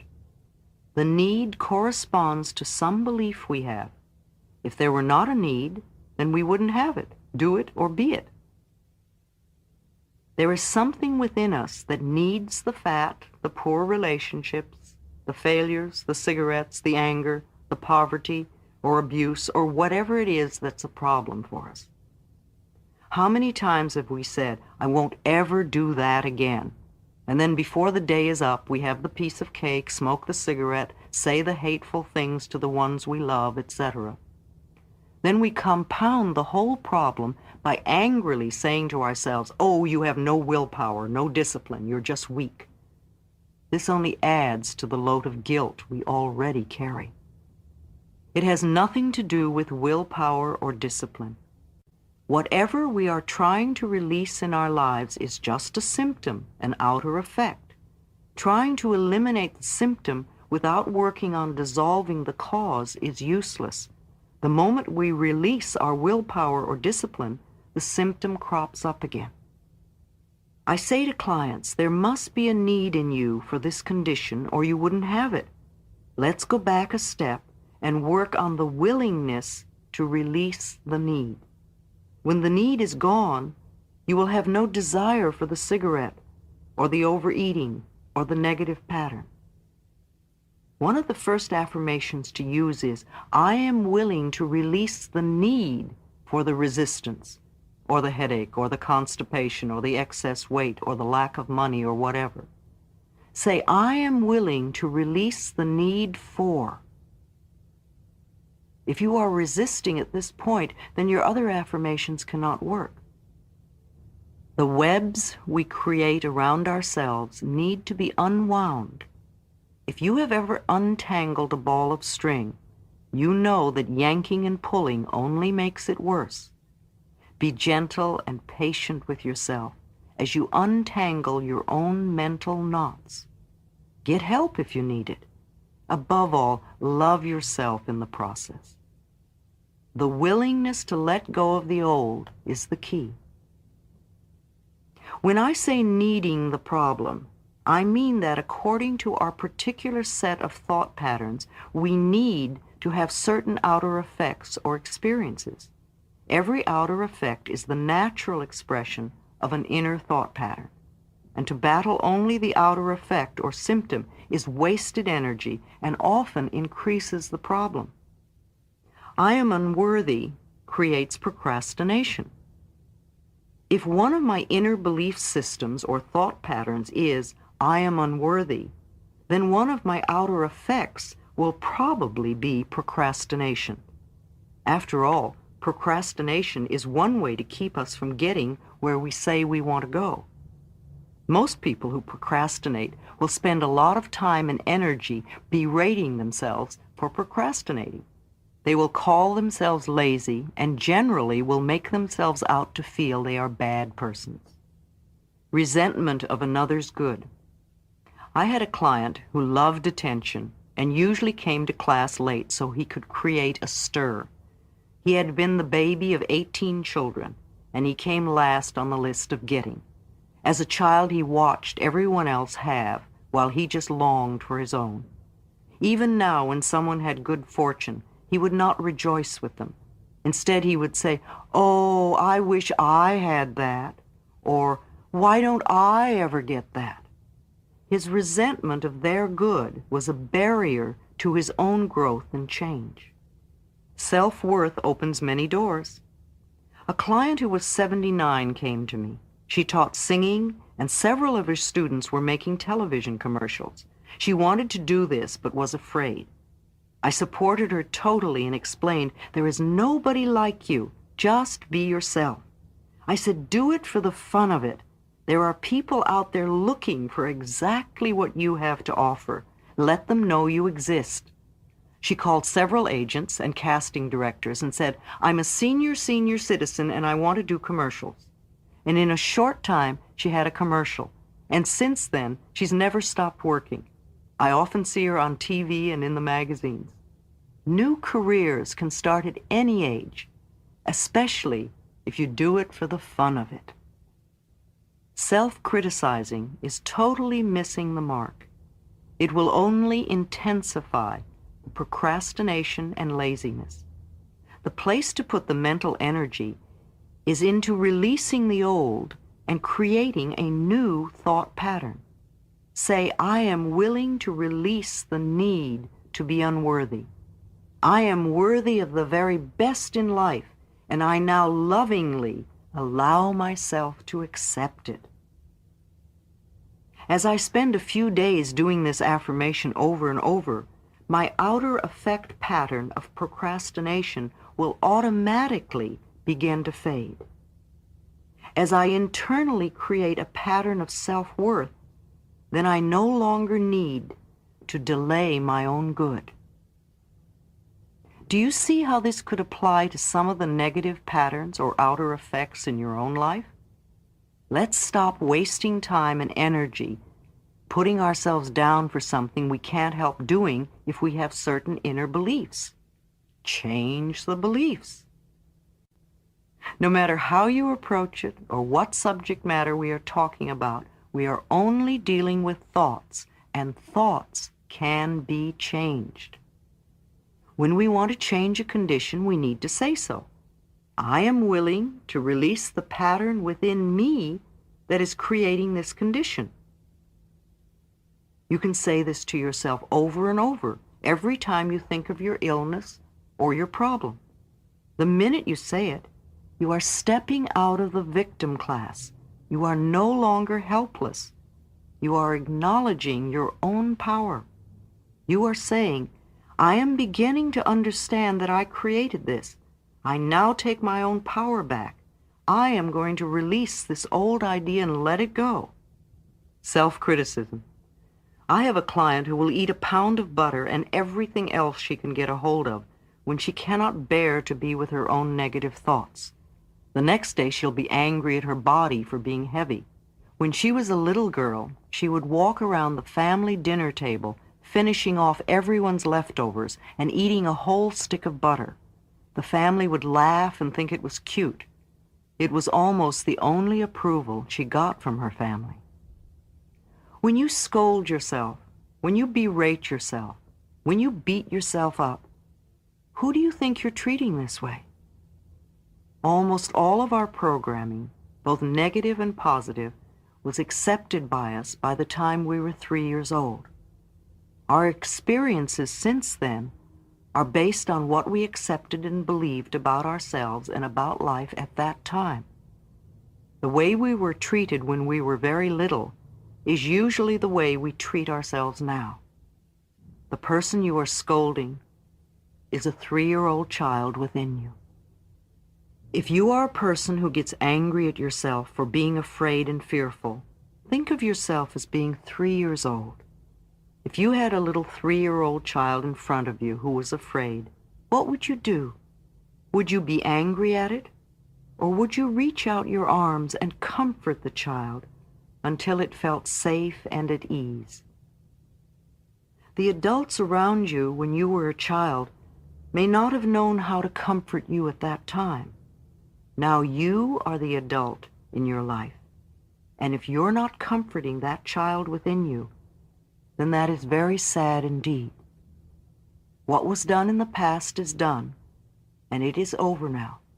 But this is present time, and you now have the opportunity to treat yourself the way you wish to be treated.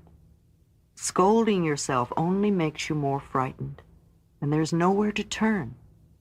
When the child within feels unsafe, it creates a lot of trouble. Remember how it felt to be belittled when you were young? It feels the same way now to that child within. Be kind to yourself. Begin to love and approve of yourself. That's what that little child needs in order to express itself at its highest potential. In the infinity of life where I am, all is perfect, whole, and complete. I see any resistance patterns within me only as something else to release. They have no power over me. I am the power in my world. I flow with the changes taking place in my life as best I can. I approve of myself and the way I am changing. I am doing the best I can. Each day gets easier. I rejoice that I am in the rhythm and flow of my ever-changing life. Today is a wonderful day. I choose to make it so. All is well in my world. Chapter 7. How to Change. I cross bridges with joy and with ease. I love how-tos. All the theory in the world is useless unless we know how to apply it and make a change. I have always been a very pragmatic, practical person with a great need to know how to do things. The principles we will be working with at this time are nurturing the willingness to let go, controlling the mind, learning how forgiveness of self and others releases us, releasing the need. Sometimes when we try to release a pattern, the whole situation seems to get worse for a while. This is not a bad thing. It is a sign that the situation is beginning to move. Our affirmations are working, and we need to keep going. Example, we are working on increasing prosperity, and we lose our wallet. We are working on improving our relationships, and we have a fight. We're working on becoming healthy, and we catch a cold. We're working on expressing our creative talents and abilities, and we get fired. Sometimes the problem moves in a different direction, and we begin to see and understand more. For example, let's assume you are trying to give up smoking, and you are saying, I am willing to release the need for cigarettes. And as you continue to do this, you notice your relationships are becoming more uncomfortable. Don't despair. This is a sign of the process working. You might ask yourself a series of questions like, am I willing to give up uncomfortable relationships? Were my cigarettes creating a smoke screen so I wouldn't see how uncomfortable these relationships are? Why am I creating these relationships? You notice that the cigarettes are only a symptom and not a cause. Now you are developing insight and understanding that will set you free. You begin to say, I am willing to release the need for uncomfortable relationships. Then you notice the reason you're so uncomfortable is that other people always seem to be criticizing you. Being aware that we always create all of our experiences, you now begin to say, I am willing to release the need to be criticized. You then think about criticism, and you realize that as a child, you received a lot of criticism. And that little kid inside of you only feels at home when it's being criticized. Your way of hiding from this had become creating a smokescreen. Perhaps you see the next step as affirming, I am willing to forgive. And as you continue to do your affirmations, you may find that cigarettes no longer attract you, and the people in your life no longer criticize you. Then you know you have released your need. This usually takes a little while to work out. If you are gently persistent and are willing to give yourself a few quiet moments each day to reflect on your process of change, you will get the answers. The intelligence within you is the same intelligence that created this entire planet. Trust your inner guidance to reveal to you whatever it is you need to know. In a workshop situation, I would have you do the following exercise with a partner. However, you can do it equally as well using a big mirror. Think for a moment about something in your life you want to change. At the mirror, look into your eyes and say aloud, I now realize that I have created this condition, and I am now willing to release the pattern in my consciousness that is responsible for this condition. Say it several times with feeling.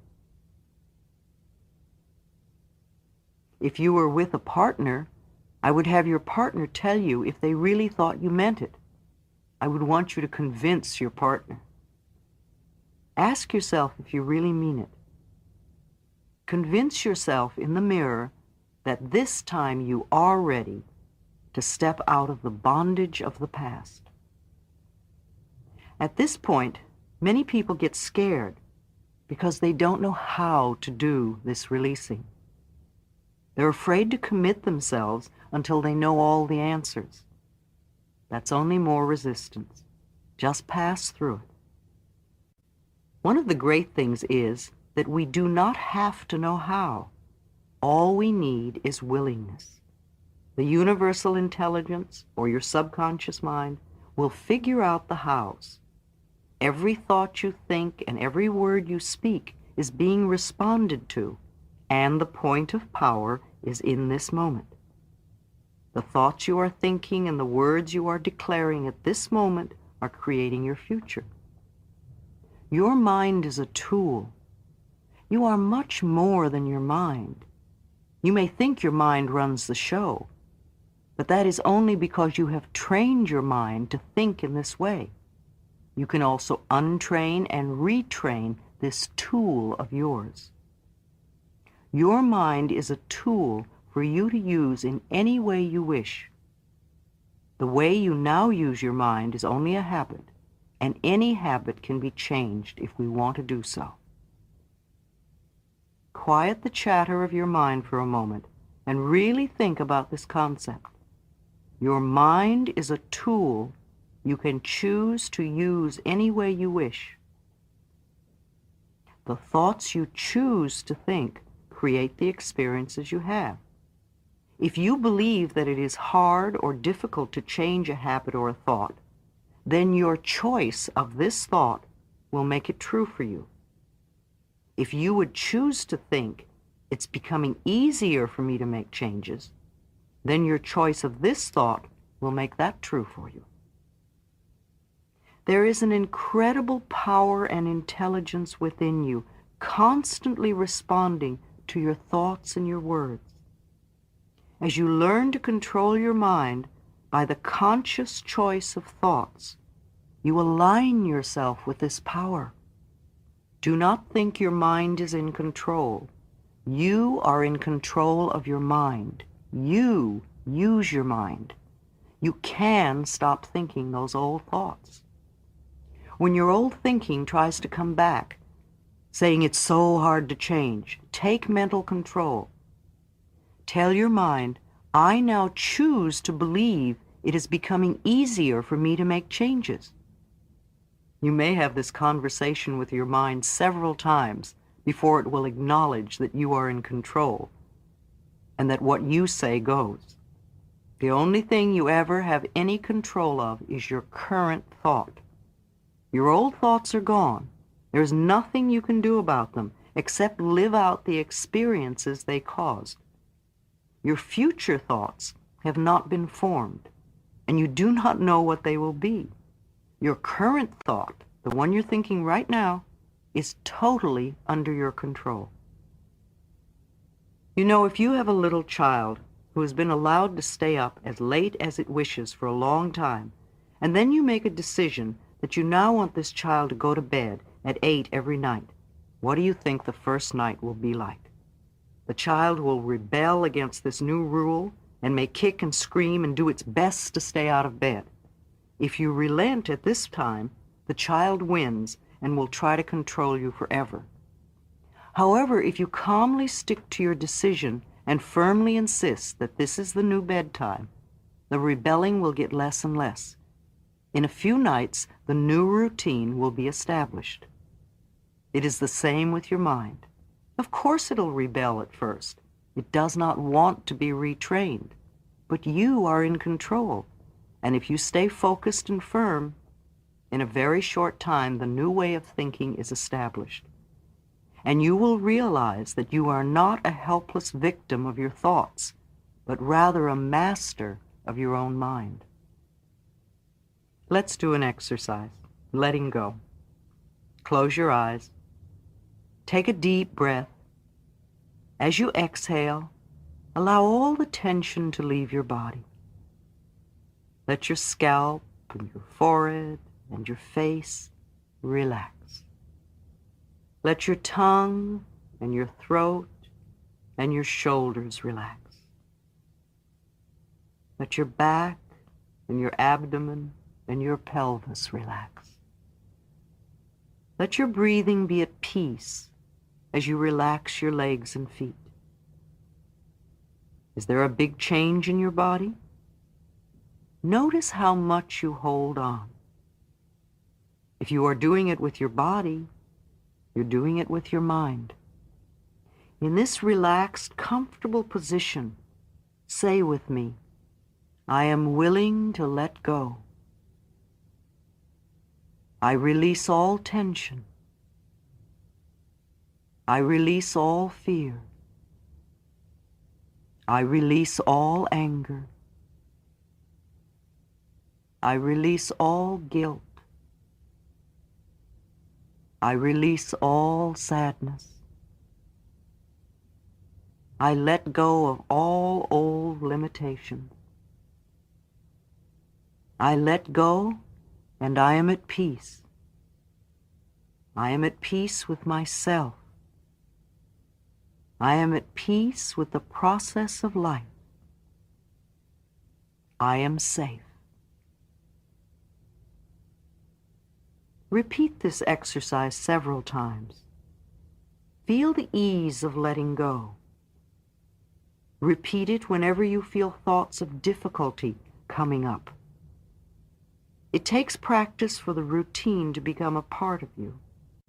Place yourself in this peaceful state first, and it becomes easy for your affirmations to take hold. You become open and receptive. There is no need to struggle or stress or strain. Just relax and think the appropriate thoughts. I assure you, it is this easy. Physical releasing. Sometimes we need to experience a physical letting go. Experiences and emotions become locked in the body. Screaming in the car with all the windows rolled up can be very releasing if we've been stifling our verbal expression. Beating the bed or kicking pillows is a harmless way to release pent-up anger, as is playing tennis or running.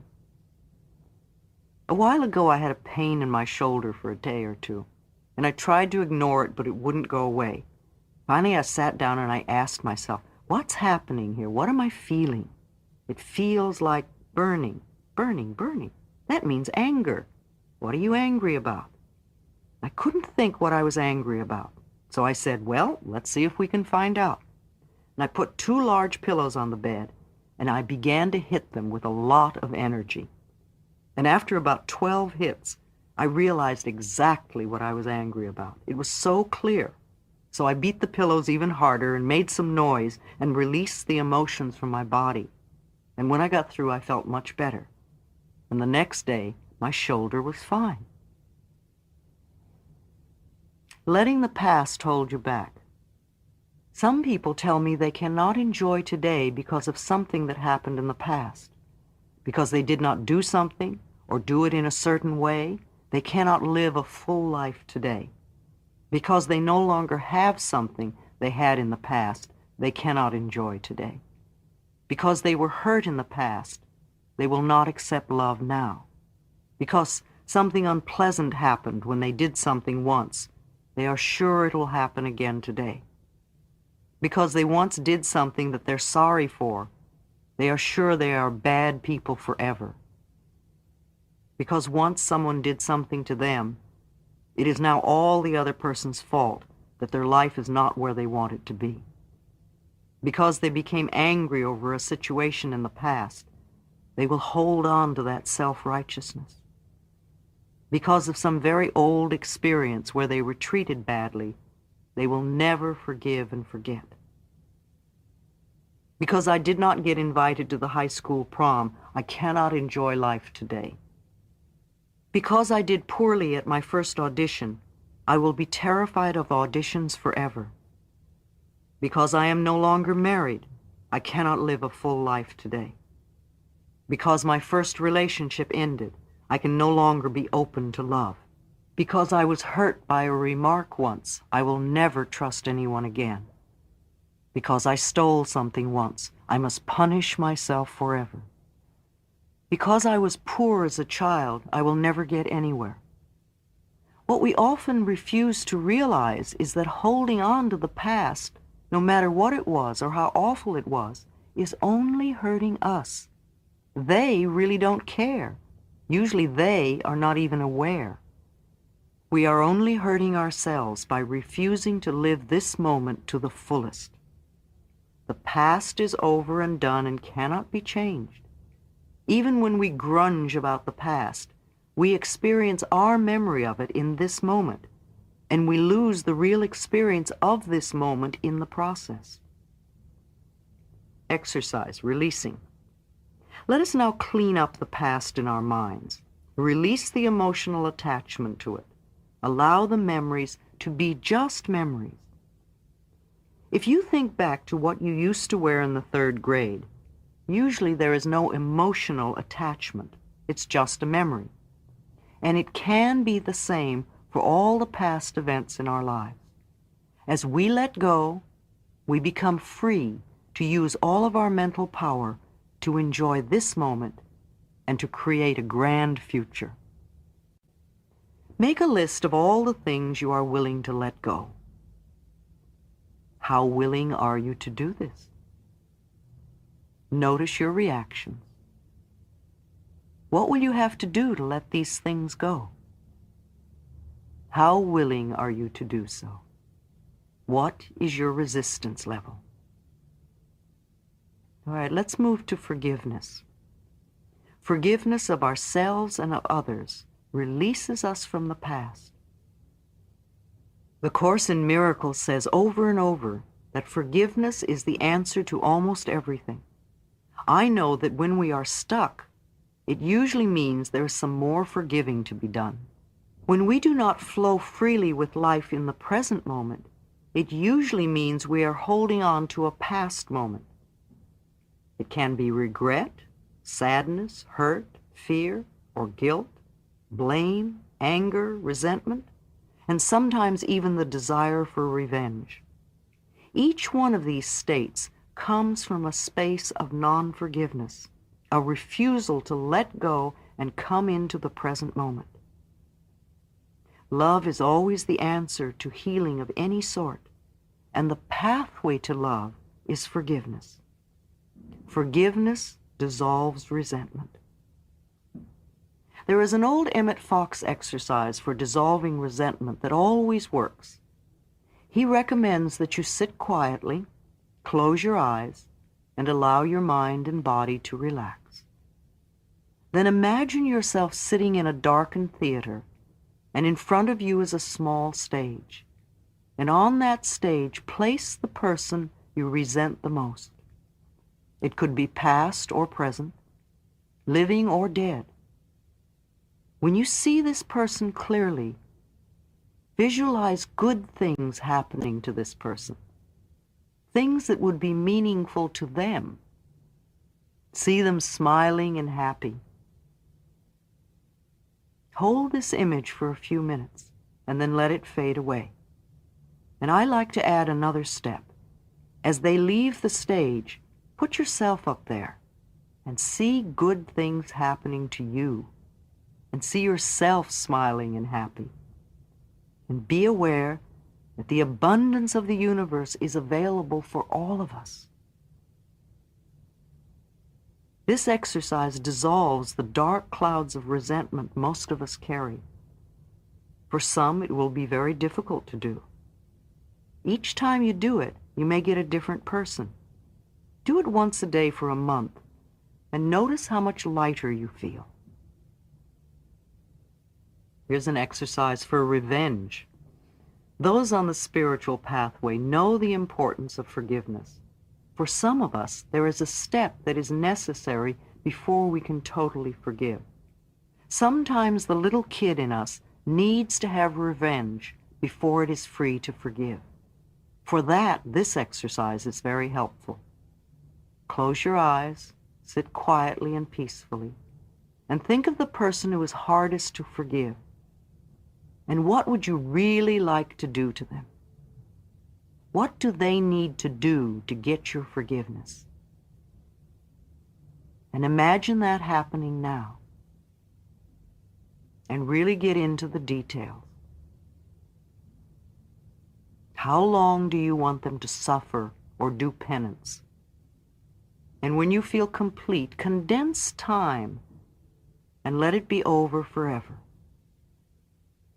And usually at this point you feel lighter and it's easier to think about forgiveness. Now, to indulge in this every day would not be good for you, but to do it once as a closing exercise can be very freeing. Forgiveness. Now we're ready to forgive. Do this exercise with a partner if you can, or do it out loud if you are alone. Again, sit quietly with your eyes closed and say, "The person I need to forgive is, and I forgive you for." The person I need to forgive is, and I forgive you for. And do this over and over.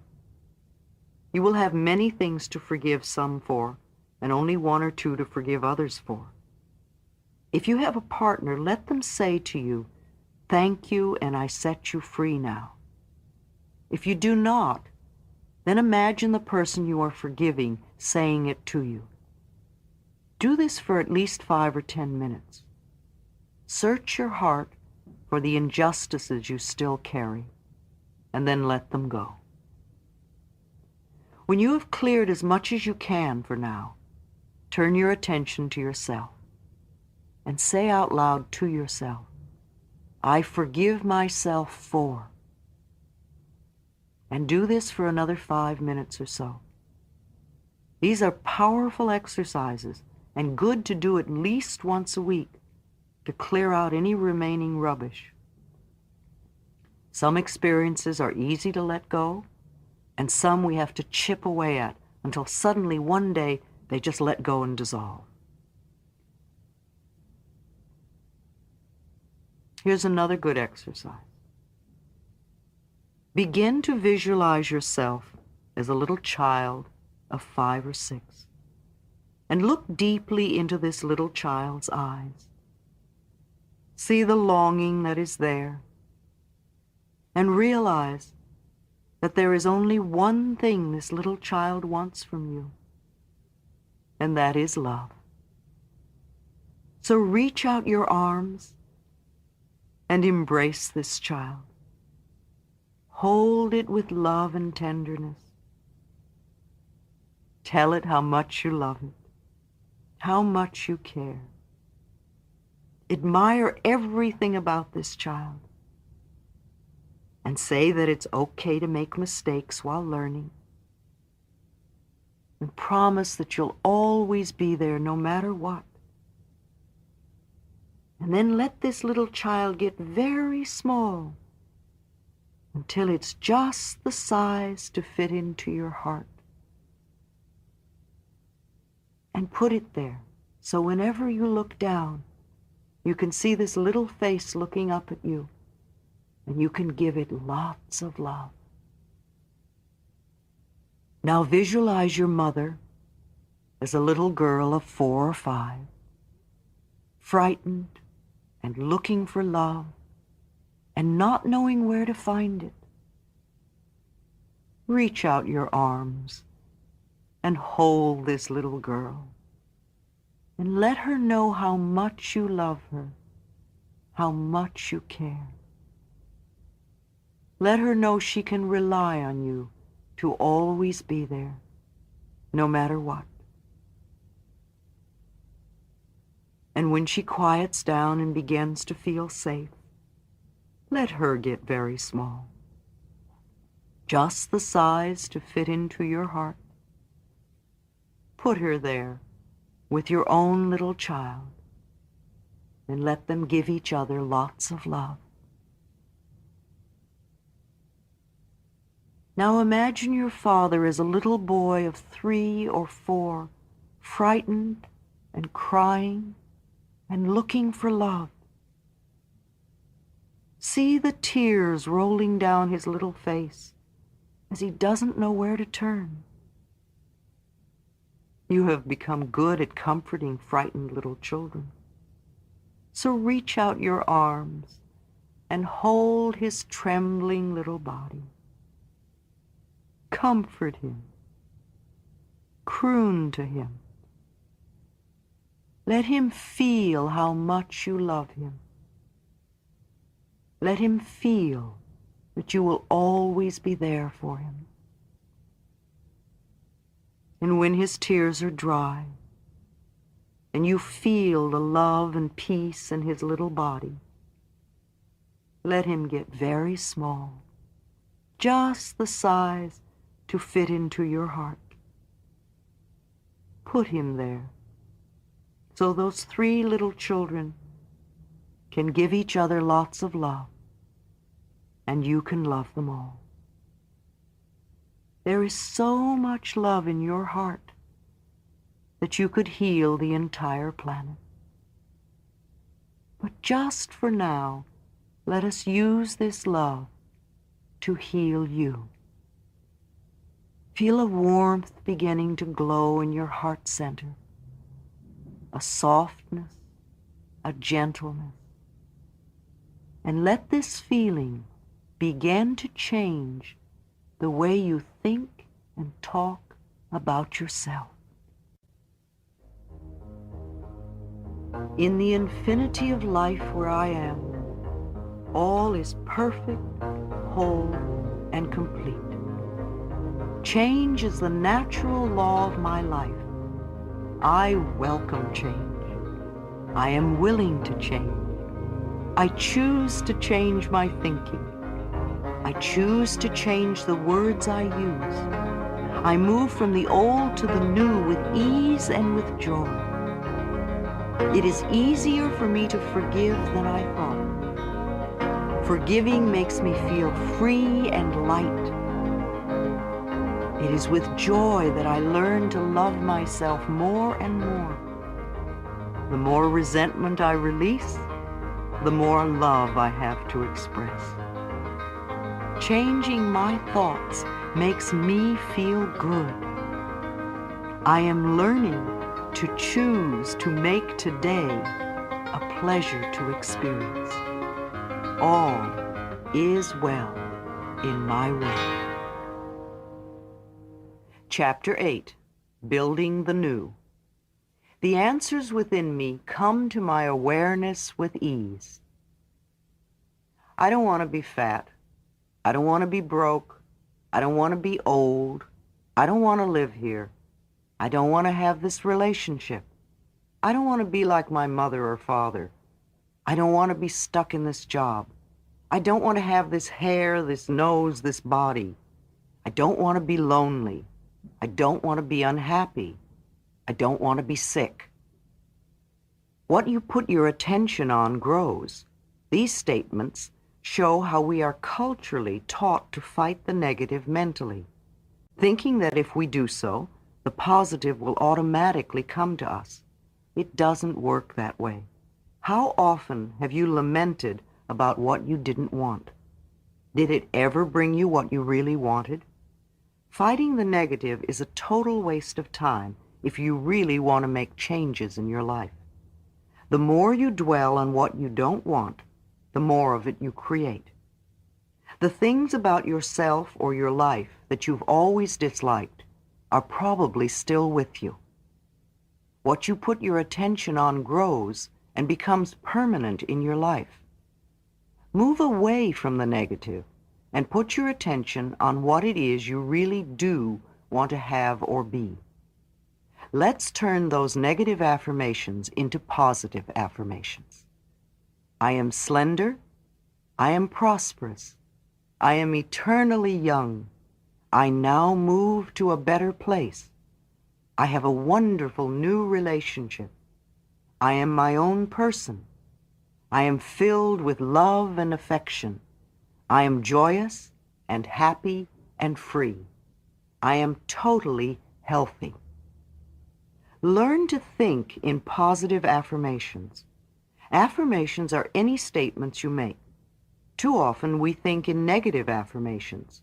Negative affirmations only create more of what you say you don't want.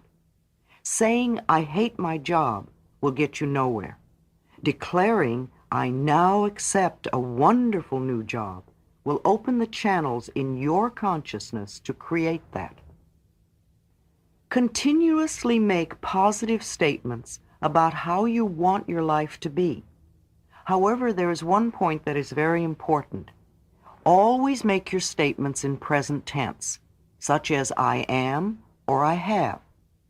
Your subconscious mind is such an obedient servant that if you declare in future tense, I want or I will have, then that is where it will always stay, just out of your reach in the future. The process of loving the self. As I have said before, no matter what the problem, the main issue to work on is loving the self. This is the magic wand that dissolves problems. Remember the times when you have felt good about yourself and how well your life was going? Remember the times when you were in love and for those periods you seemed to have no problems? Well, loving yourself is going to bring such a surge of good feelings and good fortune to you that you will be dancing on air. Loving yourself makes you feel good. It's impossible to really love yourself unless you have self-approval and self-acceptance. This means no criticism whatsoever. Oh, I can hear all the objections right now, but I've always criticized myself. How can I possibly like that about myself? My teachers, parents, lovers always criticized me. How will I be motivated? But it is wrong for me to do these things. How am I going to change if I don't criticize myself? Training the mind. Self-criticisms like these are just the mind going on with old chatter. See how you've trained your mind to berate you and be resistant to change? Ignore those thoughts and get on with the important work at hand. Let's go back to an exercise we did earlier. Look into the mirror again and say, I love and approve of myself exactly as I am. How does that feel now? Is it a little easier after the forgiveness work we have done? This is still the main issue. Self-approval and self-acceptance are the keys to positive changes. In the days when my own self-denial was so prevalent, I would occasionally slap my own face. I didn't know the meaning of self-acceptance. My belief in my own lacks and limitations was stronger than anything anyone else could say to the contrary. If someone told me I was loved, My immediate reaction was, why? What could they possibly see in me? Or the classic thought, if they only knew what I was really like inside, they wouldn't love me. I was not aware that all good begins with accepting that which is within oneself and loving that self which is you. It took quite a while to develop a peaceful, loving relationship with myself. First, I used to hunt for the little things about myself I thought were good qualities. Even this helped, and my own health began to improve. Good health begins with loving the self. So do prosperity and love and creative self-expression. Later, I learned to love and approve of all of me, even those qualities I thought were not good enough. That was when I really began to make progress. Exercise. I approve of myself. I have given this exercise to hundreds of people, and the results are phenomenal. For the next month, say over and over and over to yourself, I approve of myself. I approve of myself. Do this 300 or 400 times a day, at least. No, it's not too many times. When you are worrying, you go over your problem at least that many times. Let I approve of myself become a walking mantra, something you just say over and over and over to yourself, almost non-stop. Saying I approve of myself is guaranteed to bring up everything buried in your consciousness that is in opposition. When the negative thought comes up like, how can you approve of yourself when you are fat? Or it's silly to think this can do any good, or you're no good, or whatever your negative babble will be, this is the time to take mental control. Give it no importance. Just see the thought for what it is, another way to keep you stuck in the past. Gently say to this thought, I let you go, I approve of myself. Even considering doing this exercise can bring up a lot of stuff, like it feels silly, or it doesn't feel true, or it's a lie, it sounds stuck up, or how can I approve of myself when I do that? Just let them all pass through. These are only resistance thoughts. They have no power over you unless you choose to believe them. I approve of myself. I approve of myself. I approve of myself. No matter what happens, no matter who says what to you, no matter who does what to you, just keep it going. In fact, when you can say that to yourself, when someone is doing something you don't approve of, you will know you are growing and changing. Thoughts have no power over us unless we give it to them. Thoughts are only words strung together. They have no meaning whatsoever. Only we give meaning to them, and we choose what sort of meaning we give to them. Let us choose to think thoughts that nourish and support us. Part of self-acceptance is releasing other people's opinions. If I were with you and kept telling you, you are a purple pig, you are a purple pig, you are a purple pig, you would either laugh at me or get annoyed with me and think I was crazy. It would be most unlikely that you would think it was true. Yet many of the things we have chosen to believe about ourselves are just as far out and untrue. To believe that your self-worth is dependent on the shape of your body is your version of believing that you are a purple pig. Often what we think of as the things wrong with us are only our expressions of our own individuality. This is our uniqueness and what is special about us. Nature never repeats itself. Since time began on this planet, there have never been two snowflakes alike, nor two raindrops the same. And every daisy is different from every other daisy. Our fingerprints are different, and we are different. We are meant to be different. When we can accept this, then there is no competition and no comparison. To try to be like another is to shrivel our soul. We have come to this planet to express who we are. I didn't even know who I was until I began to learn to love myself as I am in this moment. Put your awareness into practice. Think thoughts that make you happy. Do things that make you feel good. Be with people who make you feel good. Eat things that make your body feel good. Go at a pace that makes you feel good. Think for a moment of a tomato plant. A healthy plant can have over 100 tomatoes on it. In order to get this tomato plant with all these tomatoes on it, we need to start with a small, dried seed. That seed doesn't look like a tomato plant. It doesn't taste like a tomato plant. However, let's say you plant this seed in fertile soil and you water it and let the sun shine on it.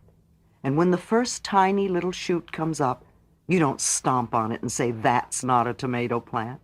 Rather, you look at it and say, "Oh boy, here it comes," and you watch it grow with delight.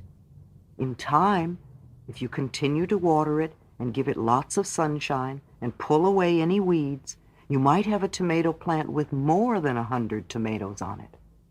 And it all began with that one tiny seed. It is the same with creating a new experience for yourself. The soil you plant in is your subconscious mind. The seed is the new affirmation. The whole new experience is in this tiny seed, and you water it with repetitions. You let the sunshine of positive thoughts beam on it. You weed the garden by pulling out the negative thoughts that come up. And when you see the first tiniest little evidence, you don't say, "That's not enough." Instead, you look at this first breakthrough and you say with glee, "Oh boy, here it comes, it's working." And then you watch it grow and become your desire in manifestation.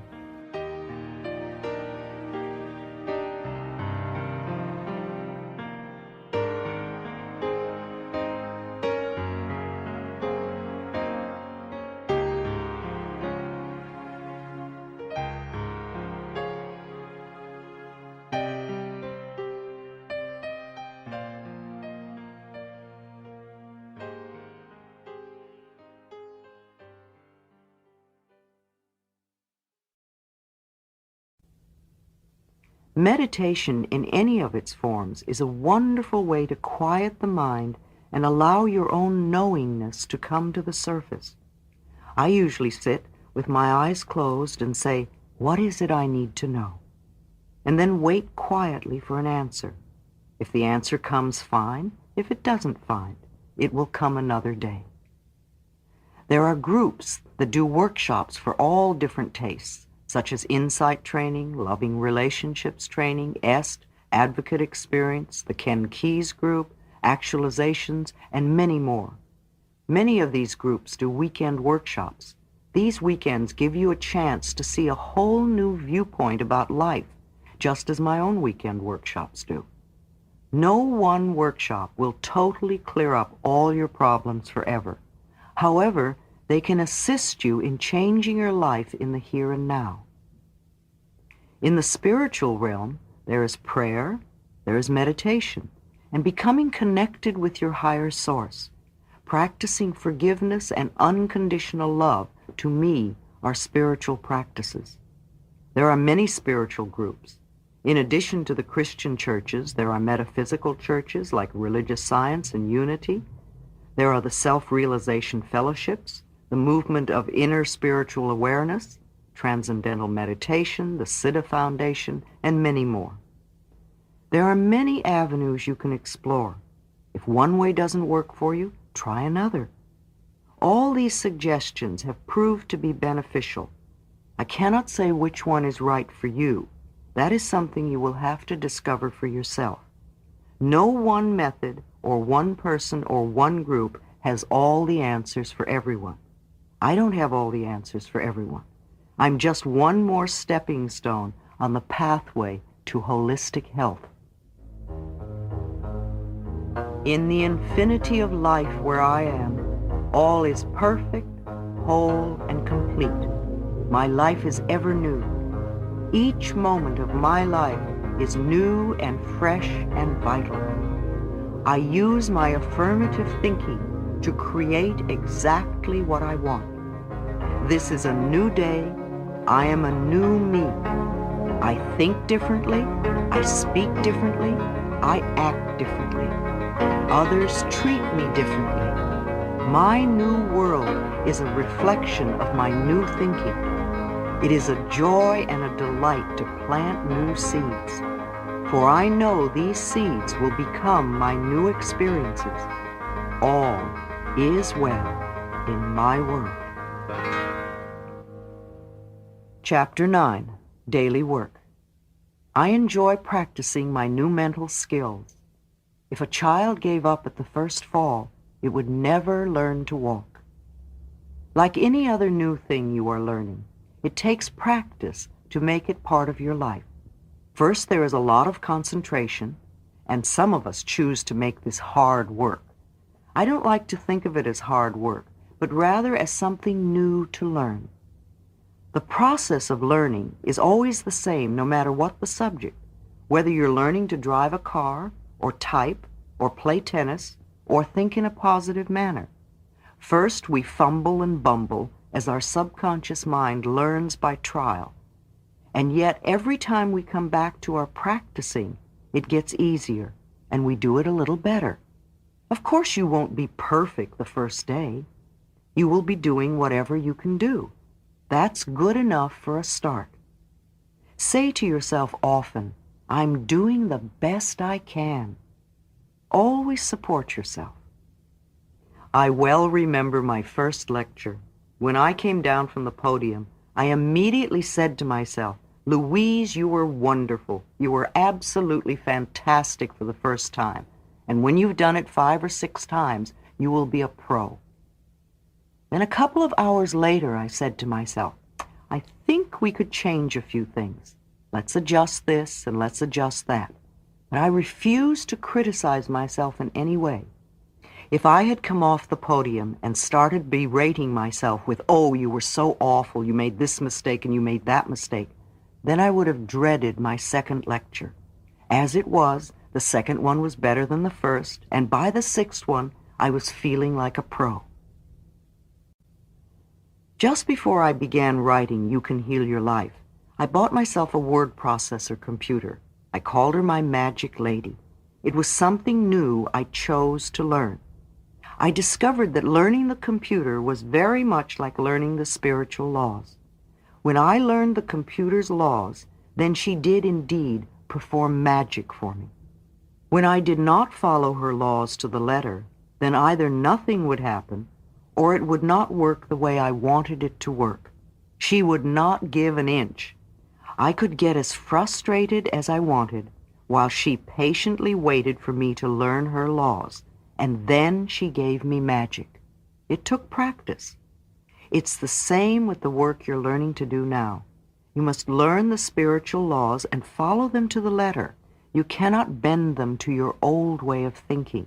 You must learn and follow the new language, and when you do, then magic will be demonstrated in your life. The more you can reinforce your new learning, the better. I suggest expressing gratitude, writing affirmations, sitting in meditation, enjoying exercise, practicing good nutrition, doing affirmations aloud, singing affirmations, taking time for relaxation exercises, using visualization, mental imagery, and reading and study. My own daily work goes something like this. The first thoughts on awakening before I open my eyes are to be thankful for everything I can think of.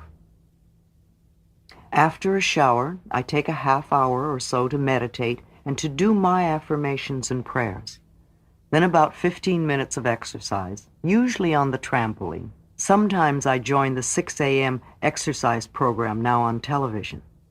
Now I'm ready for a breakfast consisting of fruit and fruit juices and herbal tea. I thank the Earth Mother for providing this food for me, and I thank the food for giving its life to nourish me. Before lunch, I like to go to a mirror and do some affirmations out loud. I may even sing them, something like this. Louise, you're wonderful and I love you. This is one of the best days of your life. Everything is working out for your highest good. Whatever you need to know is revealed to you. Whatever you need comes to you. All is well. Lunch is often a large salad, and again the food is blessed and thanked. In the late afternoon, I spend a few minutes on my slant board, allowing my body to experience some deep relaxation. I may listen to a tape at this time. Dinner will often be steamed vegetables and a grain. Sometimes I'll eat fish or chicken. My body works best on simple food. I like to share dinner with others, and we bless each other in addition to the food. Sometimes in the evening, I take a few moments to read and study. There is always more to learn.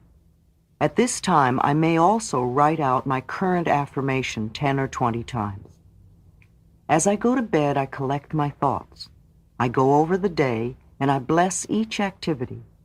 I affirm that I will sleep deeply and soundly, awakening in the morning bright and refreshed, and looking forward to the new day. Sounds overwhelming, doesn't it?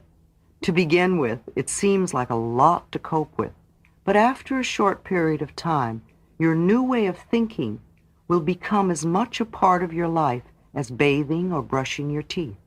You will do it automatically and easily. It would be wonderful for a family in the morning to do some of these things together. Meditating together in the morning to start the day or just before dinner brings peace and harmony to everyone. If you think you don't have the time, you might get up a half hour earlier. The benefits would be well worth the effort. How do you begin your day? What is the first thing you say in the morning when you wake up? We all have something we say almost every day. Is it positive or negative? I can remember when I used to awaken in the morning and say with a groan, "Oh God, another day." And that is exactly the sort of day I would have, one thing after another going wrong.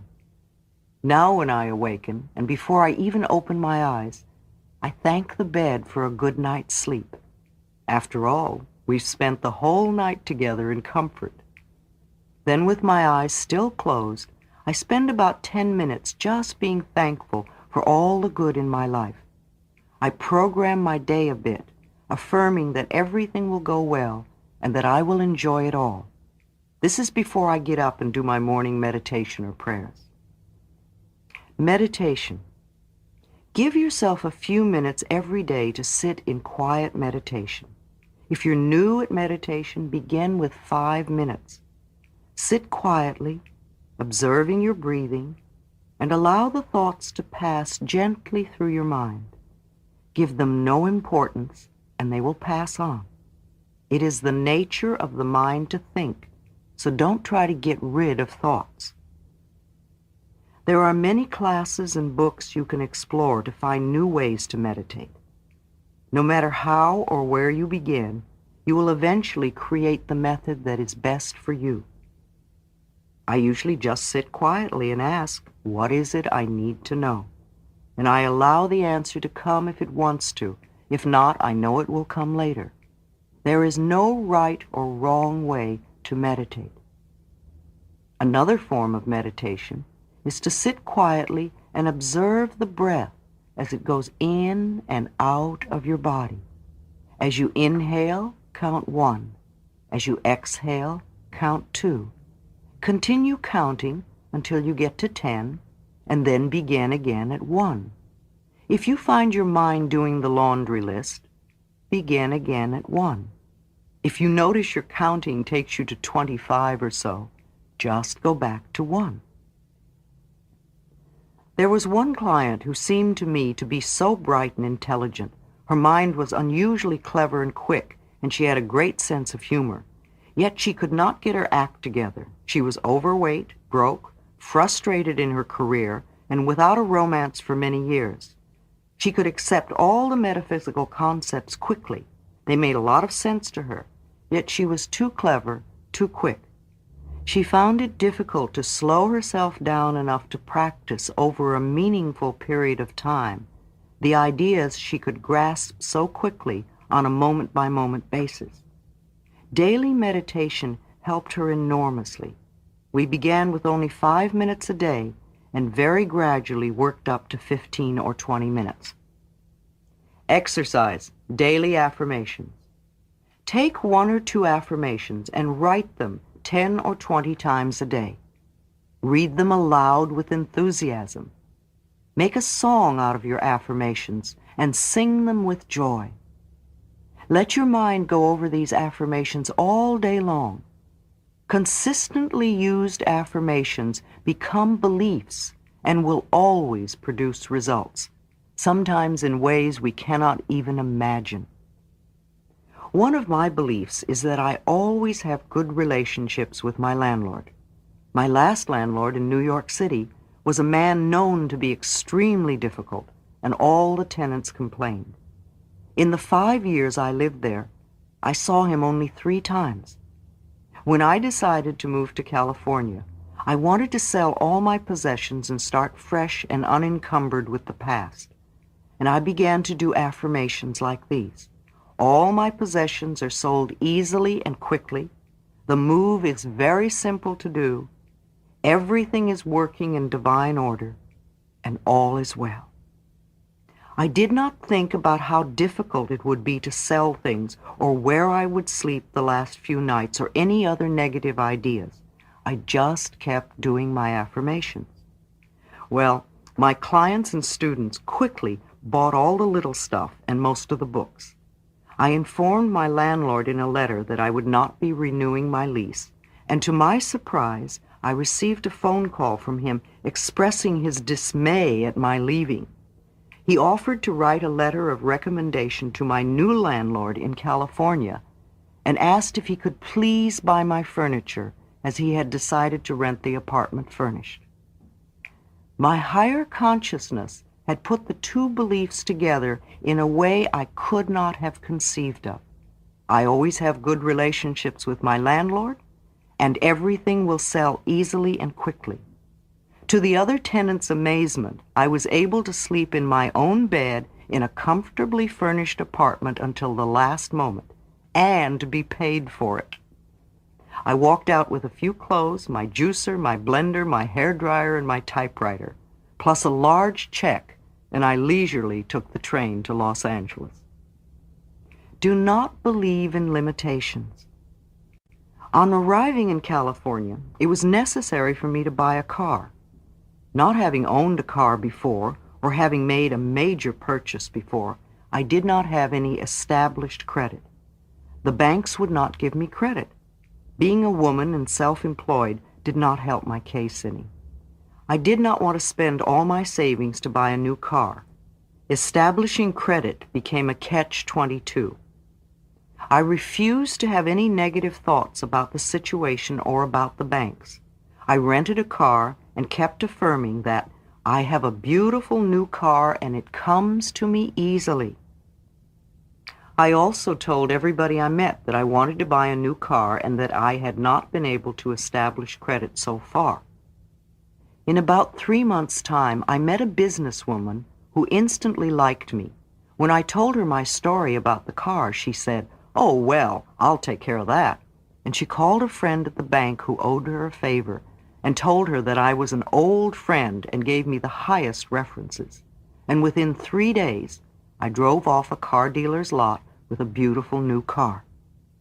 I was not excited so much as I was in awe of the process. I believe the reason it took me 3 months to manifest the car was that I had never committed myself to monthly payments before, and the little kid in me was scared and needed time to get up the courage to make the step. Exercise. I love myself.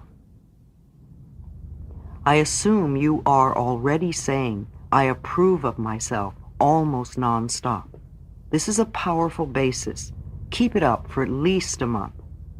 Now, take a pad of paper and at the top write, "I love myself, therefore." And finish this sentence in as many ways as you can. Read it over daily and add to it as you think of new things. If you could work with a partner, do so. Hold hands and alternate saying, "I love myself, therefore." The biggest benefit of doing this exercise is that you learn it is almost impossible to belittle yourself when you say you love yourself. Exercise. Claim the new. Visualize or imagine yourself having or doing or being what you are working toward. Fill in all the details. Feel, see, taste, touch, hear. Notice other people's reactions to your new state, and make it all okay with you no matter what their reactions are. Exercise. Expand your knowledge. Read everything you can to expand your awareness and understanding of how the mind works. There is so much knowledge out there for you. This is only one step on your pathway. Get other viewpoints. Hear other people say it in a different way. Study with a group for a while until you go beyond them. This is a life work. The more you learn, the more you know, the more you practice and apply, the better you get to feel, and the more wonderful your life will be. Doing this work makes you feel good. Begin to demonstrate results. Practicing as many of these methods as you can, you will begin to demonstrate results. You will see the little miracles occur in your life. The things you are ready to eliminate will go of their own accord. The things and events you want will pop up in your life seemingly out of the blue. You will get bonuses you never imagined. I was so surprised and delighted when after a few months of doing my mental work, I began to look younger. And today I look 10 years younger than I did 10 years ago. Love who and what you are and what you do. Laugh at yourself and at life, and nothing can touch you. It's all temporary anyway. Next lifetime, you will do it differently. So why not do it differently right now? You could read one of Norman Cousins' books. He cured himself of a fatal disease with laughter. Unfortunately, he didn't change the mental patterns that created that disease, and so just created another one. However, he also laughed himself to health on that one too. There are so many ways you can approach your healing. Try them all, and use the ones that appeal to you. When you go to bed at night, close your eyes, and again, be thankful for all the good in your life. It will bring more good in. Please, do not listen to the news or watch it on the television the last thing at night. The news is a list of disasters. You don't want to take that into your dream state. Much clearing work is done in the dream state, and you can ask your dreams for help with anything you're working on. You will often find an answer by morning. Go to sleep peacefully. Trust the process of life to be on your side for your highest good and greatest joy. There is no need to make drudgery out of what you're doing. It can be fun, a game. It can be a joy. It's up to you. Even practicing forgiveness and releasing resentment can be fun, if you want to make it so. Make up a little song about that person or situation that is so hard to release. When you sing a ditty, it lightens up the whole procedure. When I work with clients, I bring laughter into the procedure as soon as I can. The quicker we can laugh about the whole thing, the easier it is to let go. If you saw your problems on a stage in a play by Neil Simon, you would laugh yourself right out of the chair. Tragedy and comedy are the same things. It just depends on your viewpoint. Oh, what fools we mortals be. Do whatever you can to make your transformational change a joy and a pleasure. Have fun. In the infinity of life where I am, all is perfect, whole, and complete. I support myself, and life supports me. I see evidence of the law working all around me and in every area of my life. I reinforce that which I learn in joyous ways. My day begins with gratitude and joy. I look forward with enthusiasm to the adventures of the day, knowing that in my life all is good. I love who I am and all that I do. I am the living, loving, joyous expression of life. All is well in my world. Chapter 10, Relationships. All my relationships are harmonious.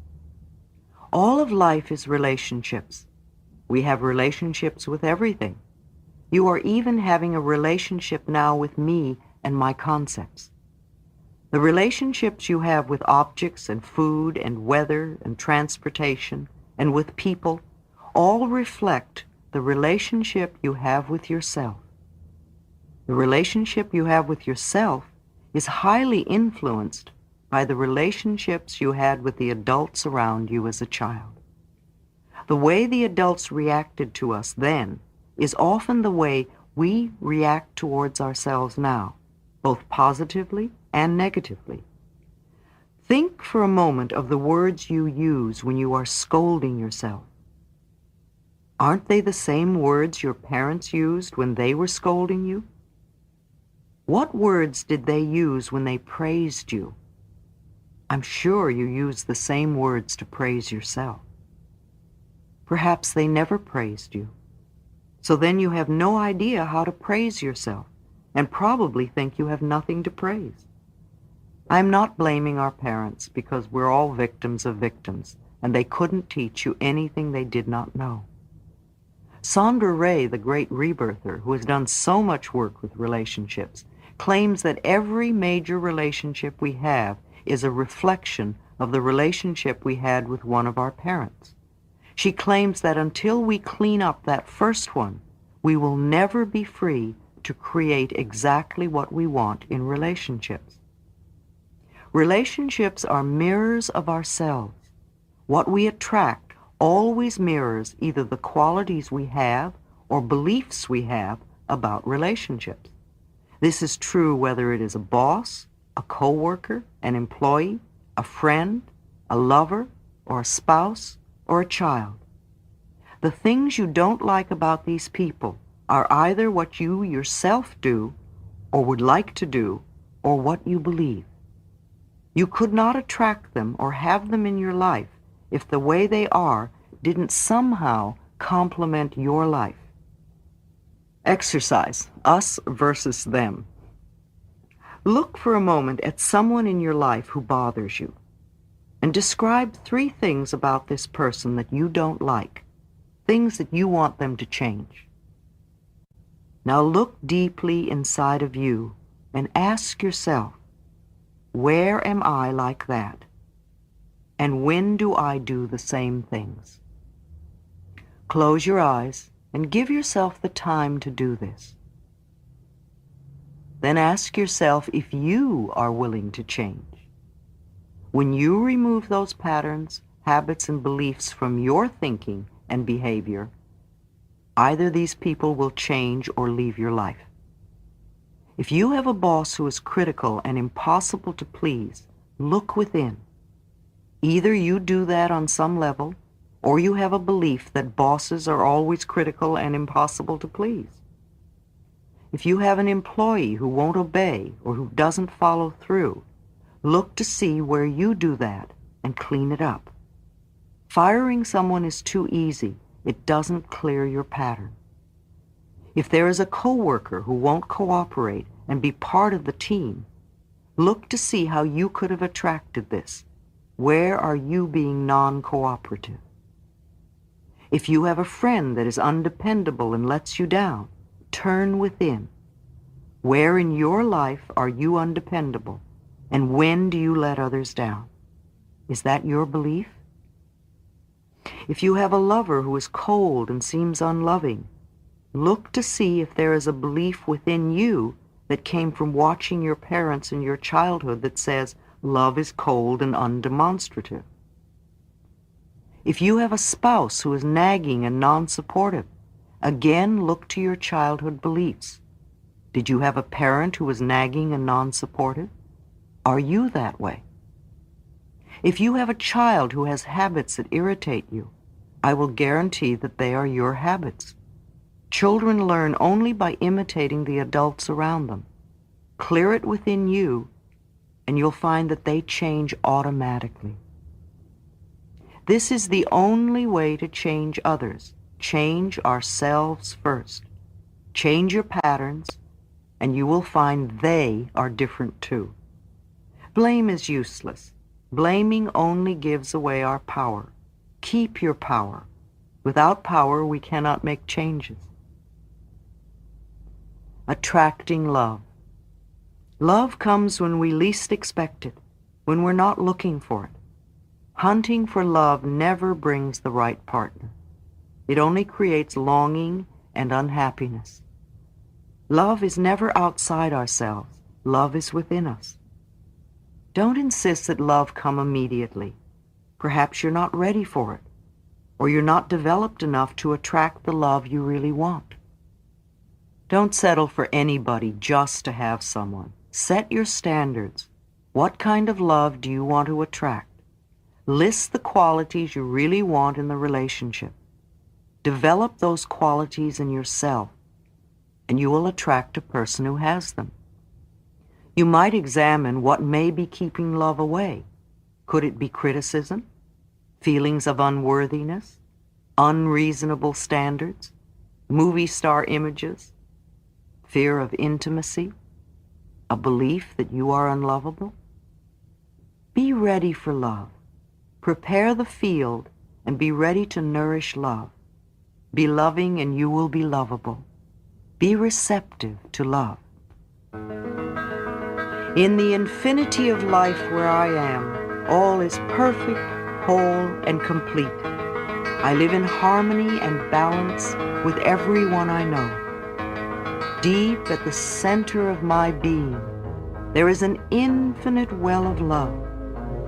I now allow this love to flow to the surface. It fills my heart, my body, my mind, my consciousness, my very being, and radiates out from me in all directions and returns to me multiplied. The more love I use and give, the more I have to give. The supply is endless. The use of love makes me feel good. It is an expression of my inner joy. I love myself. Therefore, I take loving care of my body. I lovingly groom it and dress it, and my body lovingly responds to me with vibrant health and energy. I love myself. Therefore, I provide for myself a comfortable home, one that fills all my needs and is a pleasure to be in. I fill the rooms with the vibration of love, so that all who enter, myself included, will feel this love and be nourished by it. I love myself. Therefore, I work at a job I truly enjoy doing, one that uses my creative talents and abilities, working with and for people I love and who love me, and earning a good income. I love myself. Therefore, I behave and think in a loving way to all people, for I know that that which I give out returns to me multiplied. I only attract loving people in my world, for they are a mirror of what I am. I love myself. Therefore, I forgive and totally release the past and all past experiences, and I am free. I love myself. Therefore, I live totally in the now, experiencing each moment as good, and knowing that my future is bright and joyous and secure. For I am a beloved child of the universe, and the universe lovingly takes care of me now and forevermore. All is well in my world.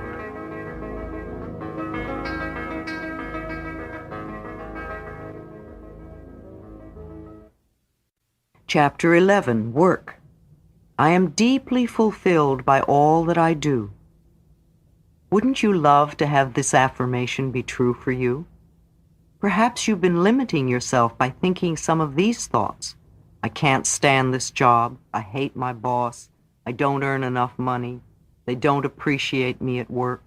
I can't get along with the people at work. I don't know what I want to do. This is negative defensive thinking. What kind of good position do you think this will get you? It is approaching the subject from the wrong end. If you are in a job you don't care for, if you want to change your position, if you're having problems at work, or if you're out of work, the best way to handle it is this. Begin by blessing your current position with love. Realize that this is only a stepping stone on your pathway. You are where you are because of your own thinking patterns.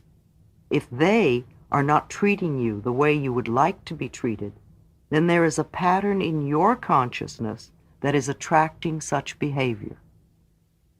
So, in your mind, look around your current job or the job you had last and begin to bless everything with love.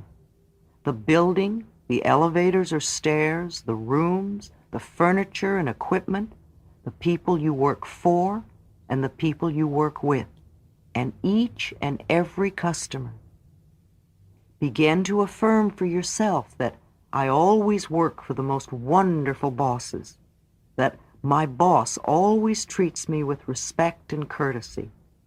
My boss is generous and easy to work for. These beliefs will carry forward with you all your life, and if you become a boss, you will be like that too. A young man was about to start a new job and was nervous, and I remember saying, "Why wouldn't you do well? Of course you'll be successful. Open your heart and let your talents flow out of you.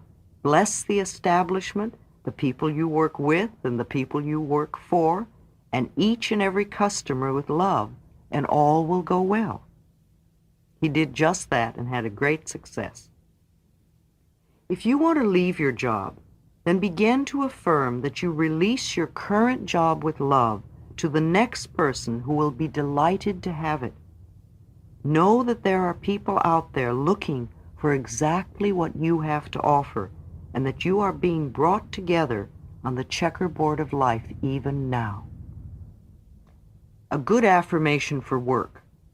I am totally open and receptive to a wonderful new position, one that uses all my talents and abilities and allows me to express myself creatively in ways that are fulfilling to me.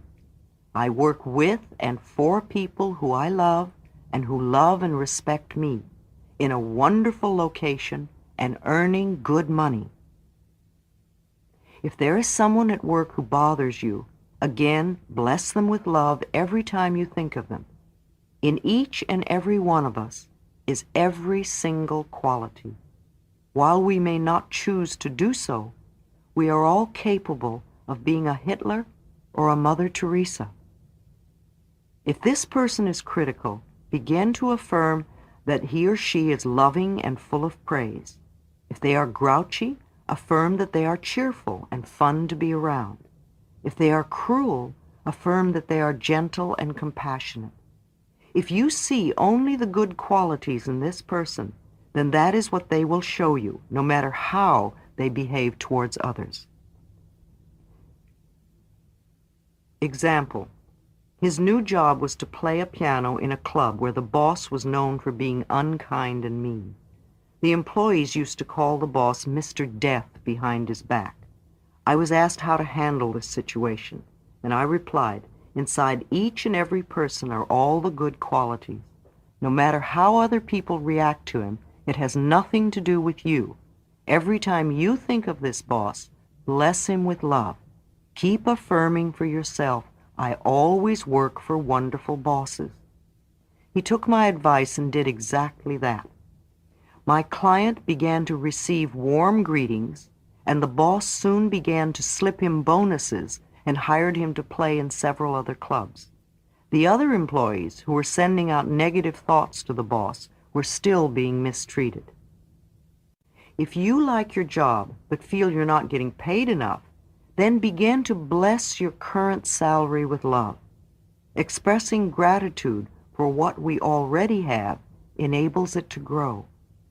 Affirm that you are now opening your consciousness to a greater prosperity, and that part of that prosperity is an increased salary. Affirm that you deserve a raise, not for negative reasons, but because you are a great asset to the company and they want to share their profits with you. Always do the best you can on the job, for then the universe will know that you are ready to be lifted out of where you are to the next and even better place. Your consciousness puts you where you are now. Your consciousness will either keep you there or lift you to a better position. It's up to you. In the infinity of life where I am, all is perfect, whole, and complete. My unique creative talents and abilities flow through me and are expressed in deeply satisfying ways. There are people out there who are always looking for my services. I am always in demand and can pick and choose what I want to do. I earn good money doing what satisfies me. My work is a joy and a pleasure. All is well in my world. Chapter 12, Success. Every experience is a success. What does failure mean anyway? Does it mean that something did not turn out the way you wanted it to, or the way you were hoping? The law of experience is always perfect. We outpicture our inner thoughts and beliefs perfectly. You must have left out a step or had an inner belief that told you you did not deserve or that you felt unworthy. It's the same way as when I work with my computer. If there's a mistake, it's always me. It is something I have not done to comply with the laws of the computer. It only means that there is something else for me to learn. The old saying, if at first you don't succeed, try again, is so true. It doesn't mean beat yourself up and try the same old way again. It means recognize your error and try another way until you learn to do it correctly. I think it's our natural birthright to go from success to success all our life. If we are not doing that, either we are not in tune with our innate capabilities, or we do not believe it can be true for us, or we do not recognize our successes. When we set standards that are much too high for where we are at this moment, standards that we cannot possibly achieve right now, then we will always fail. When a little child is learning to walk or talk, we encourage it and praise it for every tiny improvement the child makes. The child beams and eagerly tries to do better. Is this the way you encourage yourself when you're learning something new? Or do you make it harder to learn because you tell yourself that you're stupid or clumsy or a failure? Only by practicing over and over do we learn the new and make it a natural part of us. When you watch an accomplished professional in any field, you are looking at innumerable hours of practice. Don't do what I used to do. I would refuse to try anything new because I didn't know how to do it and I didn't want to appear foolish. Learning is making mistakes until our subconscious mind can put together the right pictures. It doesn't matter how long you've been thinking of yourself as a failure. You can begin to create a success pattern now. We need to plant the seeds of success. These seeds will grow into an abundant harvest. Here are some success affirmations you can use. Divine intelligence gives me all the ideas I can use. Everything I touch is a success. There is plenty for everyone, including me. There are plenty of customers for my services. I establish a new awareness of success. I move into the winning circle. I am a magnet for divine prosperity. I am blessed beyond my fondest dreams. Riches of every sort are drawn to me. Golden opportunities are everywhere for me, and I accept them. Pick one of the affirmations and repeat it for several days. Then pick another and do the same. Allow these ideas to fill your consciousness. Don't worry about how to accomplish this. The opportunities will come your way. Trust the intelligence within you to lead you and guide you. You deserve to be a success in every area of your life. In the infinity of life where I am, all is perfect, whole, and complete. I am one with the power that created me. I have within me all the ingredients for success. I now allow success to flow through me and manifest in my world. Whatever I am guided to do will be a success. I learn from every experience. I go from success to success and from glory to glory. My pathway is a series of stepping stones to ever greater successes. All is well in my world. Chapter 13, Prosperity. I deserve the best and I accept the best now. If you want this affirmation to be true for you, then you do not want to believe any of the following statements. Money doesn't grow on trees. Money is filthy and dirty. I am poor but clean or good. I don't want to have money and be stuck up. I will never get a good job. I will never make any money. Money goes out faster than it comes in. I'm always in debt. Poor people can never get out from under. My parents were poor and I will be poor. Artists have to struggle. Only people who cheat have money. Everyone else comes first.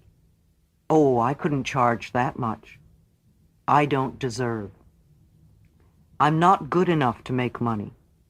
Never tell anyone what I have in the bank. Don't lend money. A penny saved is a penny earned. Save for a rainy day. A depression could come at any moment. I resent others having money. Money only comes from hard work. How many of these beliefs belong to you? Do you really think that believing any of them will bring you prosperity? It is old, limited thinking. Perhaps it was what your family believed about money, because family beliefs stay with us unless we consciously release them. Wherever it came from, it must leave your consciousness if you want to prosper. To me, true prosperity begins with feeling good about yourself. It is also the freedom to do what you want to do when you want to do it. It is never an amount of money. It is a state of mind. Prosperity, or lack of it, is an outer expression of the ideas in your head. Deserving. If we do not accept the idea that we deserve to prosper, then even when abundance falls in our laps, we will refuse it somehow. Look at this example. A student in one of my classes was working to increase his prosperity. He came to class one night so excited, for he had just won $500. And he kept saying, "I don't believe it. I never win anything. I don't believe it." We knew it was a reflection of his changing consciousness. He still felt he really didn't deserve it. And next week he could not come to class as he had broken his leg, and the doctor bills came to $500. He had been frightened to move forward in a new prosperous direction and felt undeserving, so he punished himself in this way. Whatever we concentrate on increases, so don't concentrate on your bills. If you concentrate on lack and debt, then you will create more lack and debt. There is an inexhaustible supply in the universe. Be aware of it. Take time to count the stars on a clear evening, or the grains of sand in one handful, the leaves on one branch of a tree, the raindrops on a window pane, the seeds in one tomato. Each seed is capable of producing a whole vine with unlimited tomatoes on it. Be grateful for what you do have, and you will find it increases. I like to bless with love all that is in my life now: my home, the heat, water, light, telephone, furniture, plumbing, appliances, clothing, my transportation, jobs, the money I do have, friends, my ability to see and feel and taste and touch and walk, and to enjoy this incredible planet. Belief in lack and limitation is the only thing that is limiting us. What belief is limiting you? Do you want to have money only to help others? Then you are saying that you are worthless. And be sure you're not rejecting prosperity now. If a friend invites you to lunch or dinner, accept with joy and pleasure. Don't feel that you're just trading with people. If you get a gift, accept it graciously. If you can't use the gift, pass it on to someone else. Keep the flow of things moving through you. Just smile and say thank you. This way, let the universe know you are ready to receive your good. Make room for the new. Clean out your refrigerator. Get rid of all those little bits of stuff wrapped in foil. Clean out your closets. Get rid of all the stuff you've not used in the last 6 months or so. If you haven't used it in a year, definitely get it out of your home. Sell it, trade it, give it away, or burn it. Cluttered closets mean a cluttered mind. As you clean the closet, say to yourself, I'm cleaning out the closets of my mind. The universe loves symbolic gestures. The first time I heard the concept, the abundance of the universe is available to everyone, I thought it was ridiculous. Look at all the poor people, I said to myself. Look at my own seemingly hopeless poverty. To hear your poverty was only a belief in your consciousness made me angry. It took me many years to realize and accept that I was the only person responsible for my lack of prosperity. It was my belief that I was unworthy and not deserving, and that money is difficult to come by, and that I do not have talents and abilities, that kept me stuck in a mental system of not having. Money is the easiest thing to demonstrate. How do you react to this statement? Do you believe it? Are you angry? Are you indifferent? Are you ready to throw this tape across the room? If you have any of these reactions, good. I've touched something deep inside of you, that very point of resistance to truth, and this is the area to work on. It is time to open yourself to the potential of receiving the flow of money and all good. Love your bills.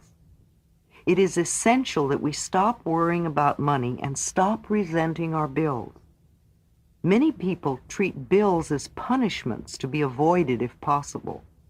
A bill is an acknowledgement of our ability to pay. The creditor assumes you are affluent enough and gives you the service or the product first. I bless with love each and every bill that comes into my home. I bless with love and stamp a small kiss on each and every check I write.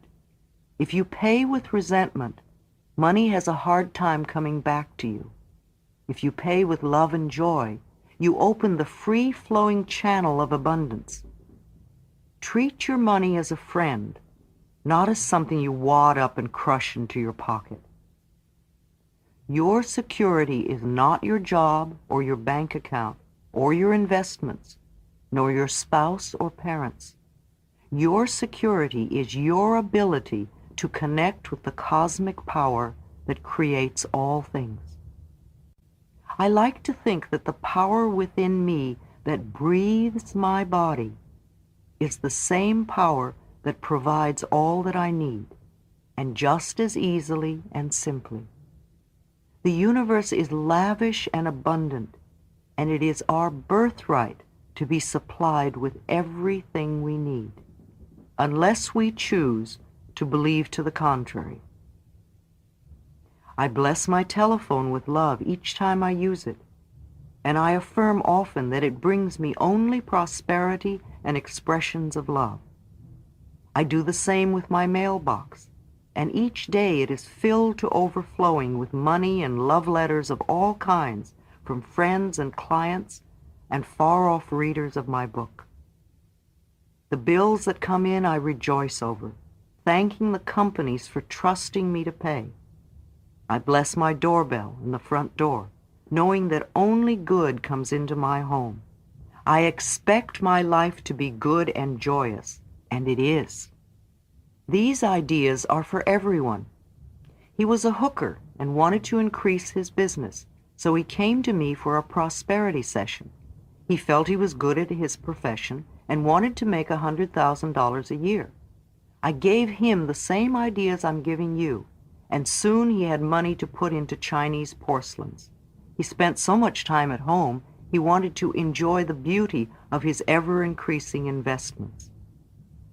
Rejoice in others' good fortune. Don't delay your own prosperity by being resentful or jealous that someone else has more than you. Don't criticize the way they choose to spend their money. It's none of your business. Each person is under the law of their own consciousness. Just take care of your own thoughts. Bless another's good fortune, and know that there is plenty for all. Are you a stingy tipper? Do you stiff washroom attendants with some self-righteous statement? Do you ignore the porters in your office or apartment building at Christmas time? Do you pinch pennies when you don't need to, buying day-old vegetables or bread? Do you do your shopping in a thrift shop? Or do you always order the cheapest thing on the menu? There is a law of demand and supply. Demand comes first. Money has a way of coming to where it's needed. The poorest family can almost always get together the money for a funeral. Visualization, the ocean of abundance. Your prosperity consciousness is not dependent on money. Your flow of money is dependent upon your prosperity consciousness. As you conceive of more, more will come into your life. I love the visualization of standing at the seashore, looking out at the vast ocean, and knowing that this ocean is the abundance that is available to me. Look down at your hands and see what sort of container you're holding.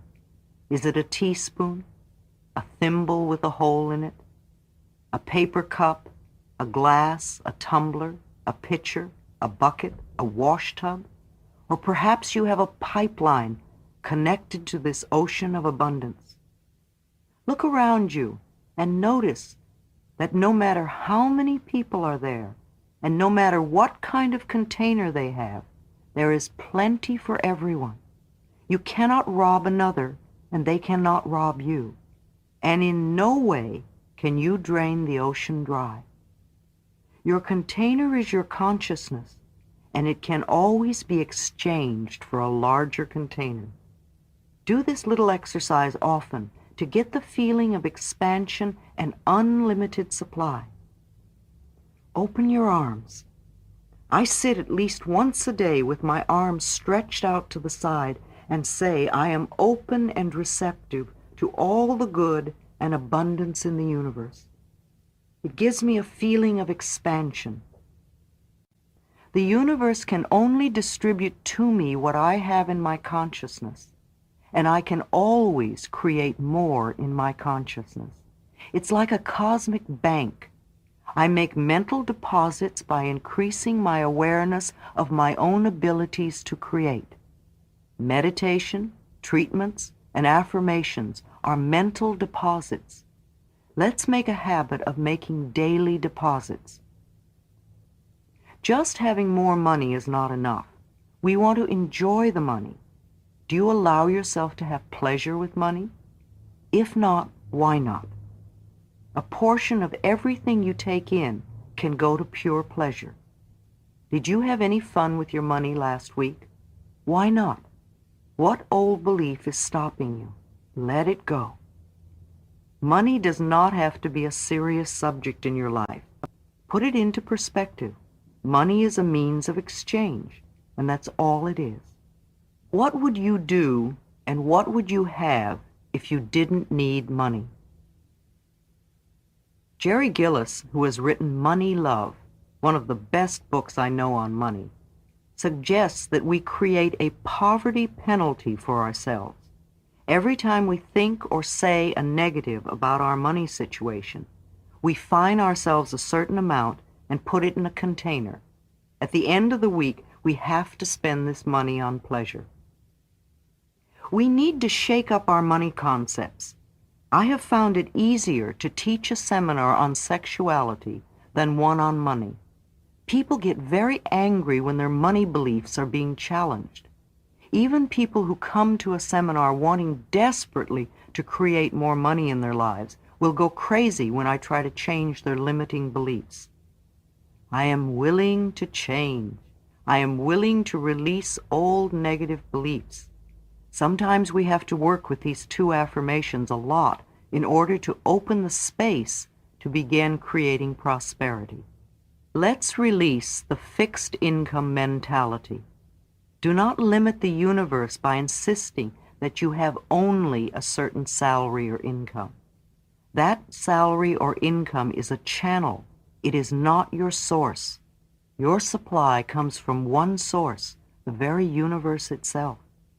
There are an infinite number of channels. We must open ourselves to them. We must accept in consciousness that supply can come from anywhere and everywhere. Then when we walk down the street and find a penny or a dime, we say thank you to the source. It may be small, but new channels are beginning to open. I am open and receptive to new avenues of income. I now receive my good from expected and unexpected sources. Recognize prosperity. Begin to recognize prosperity everywhere and rejoice in it. Reverend Ike, the well-known evangelist in New York City, remembers as a poor preacher, he used to walk by good restaurants and homes and automobiles and clothing establishments and say out loud, "That's for me, that's for me." Allow fancy homes and banks and fine stores and showrooms of all sorts and yachts to give you pleasure.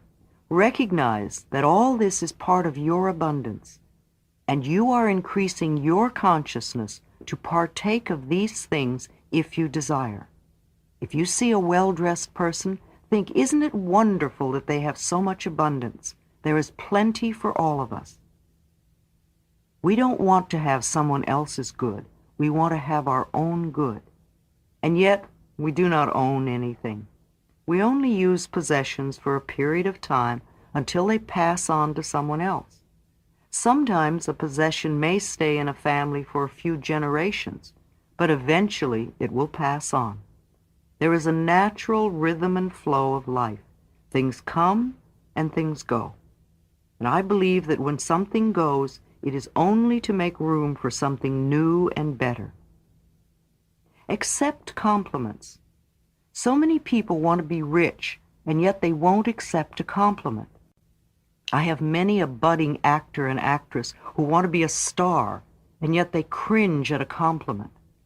Compliments are gifts of prosperity. Learn to accept them graciously. My mother taught me early to smile and say thank you when I received a compliment or a gift, and it's been an asset all my life.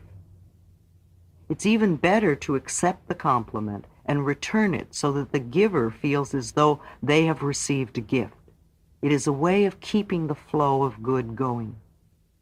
Rejoice in the abundance of being able to awaken each morning and experience a new day. Be glad to be alive, to be healthy, to have friends, to be creative, to be a living example of the joy of living. Live to your highest awareness. Enjoy your transformational process.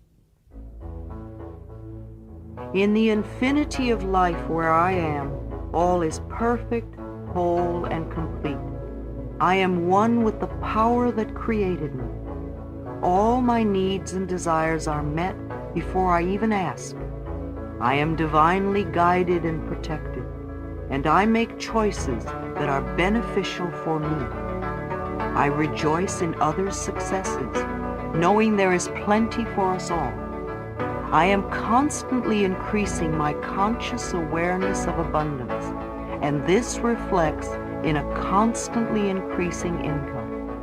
My good comes from everywhere and everyone. All is well in my world. Chapter 14, The Body.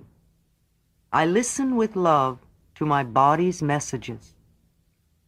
I believe we create every so-called illness in our body. The body, like everything else in life, is a mirror of our inner thoughts and beliefs. The body is always talking to us if we will take the time to listen. Every cell within your body responds to every single thought you think, every word you speak.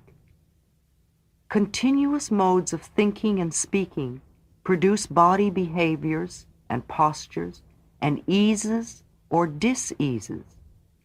The person who has a permanently scowling face did not produce that by having joyous, loving thoughts.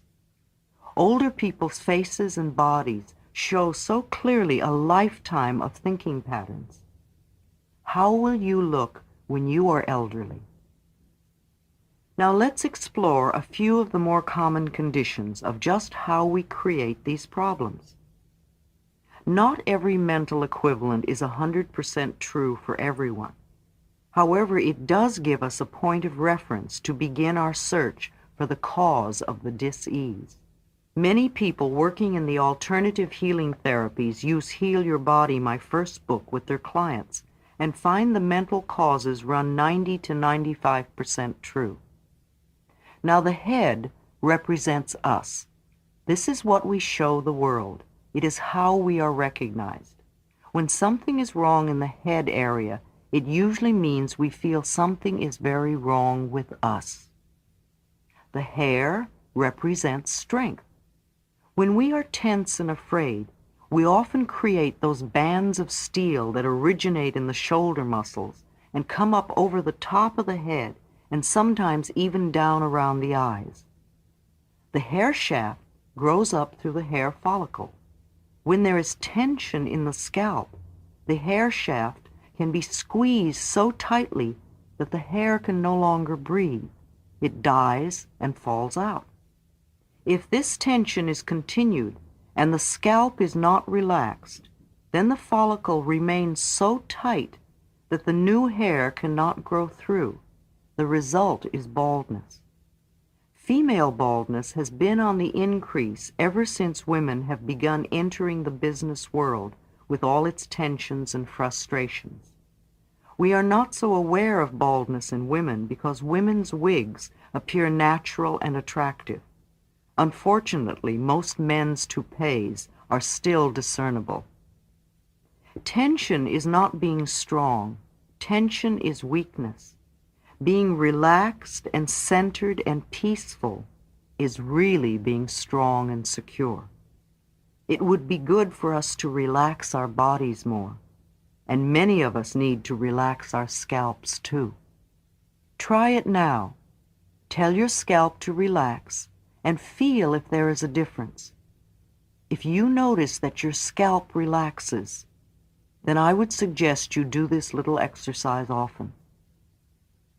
The ears represent the capacity to hear. When there are problems with the ears, it usually means something is going on you do not want to hear. An earache would indicate that there is anger about what is being heard. Earaches are common with children. They often have to listen to stuff going on in the household they really don't want to hear. Household rules often forbid a child's expression of anger, and the child's inability to change things creates an earache. Deafness represents long-standing refusal to listen to someone. Notice that when one partner has a hearing impairment, the other partner often talks and talks and talks. The eyes represent the capacity to see.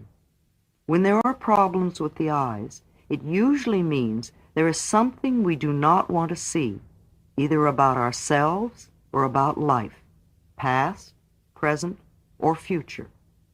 Whenever I see small children wearing glasses, I know there is stuff going on in their household they do not want to look at. If they can't change the experience, they will diffuse the sight so they don't have to see it so clearly.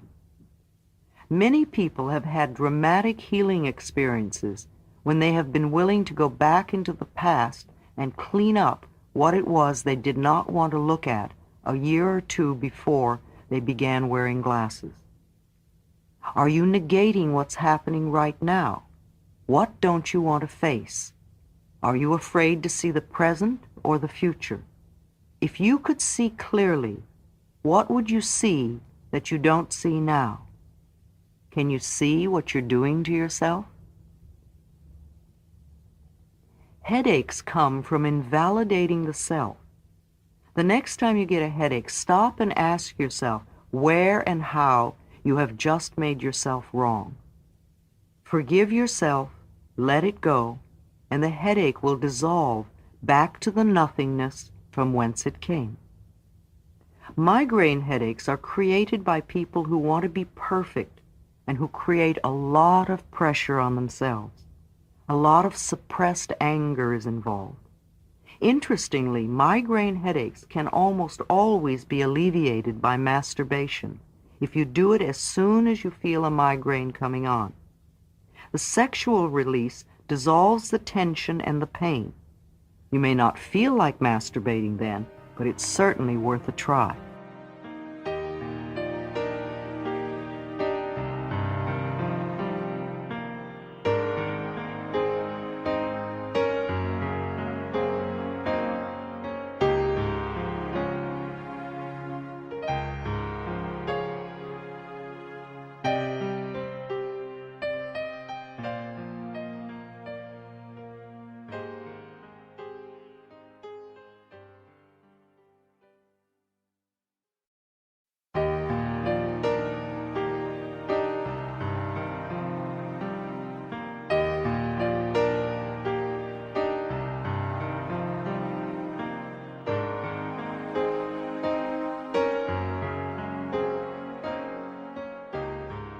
Sinus problems, felt right in the face and so close to the nose, represent being irritated by someone in your life, someone who is close to you.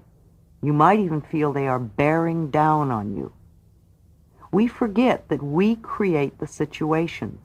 Then we give our power away by blaming the other person for our frustration.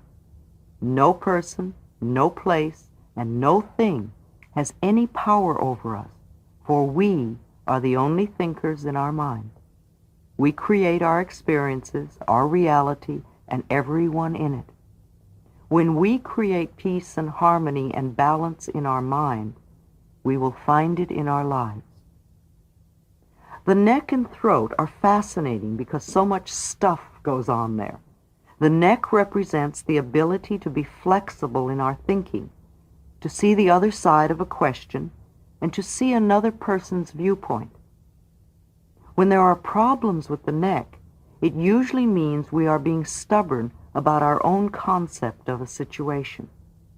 Virginia Satir, the brilliant family therapist, says she did some silly research and found that there are more than 250 different ways to wash dishes, depending on who is washing and the equipment used.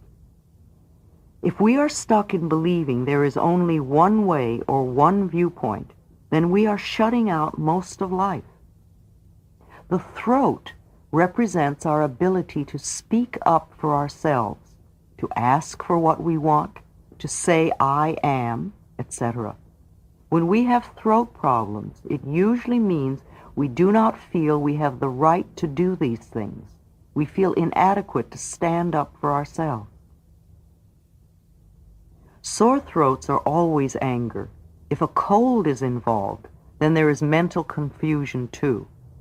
Laryngitis usually means you are so angry you cannot speak. The throat also represents the creative flow in the body. This is where we express our creativity. And when our creativity is stifled and frustrated, we often have throat problems.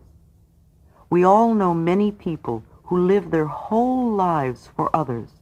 They never once get to do what they want to do. They are always pleasing mothers or fathers or spouses or lovers or bosses. Tonsillitis and thyroid problems are just frustrated creativity, not being able to do what you want to do.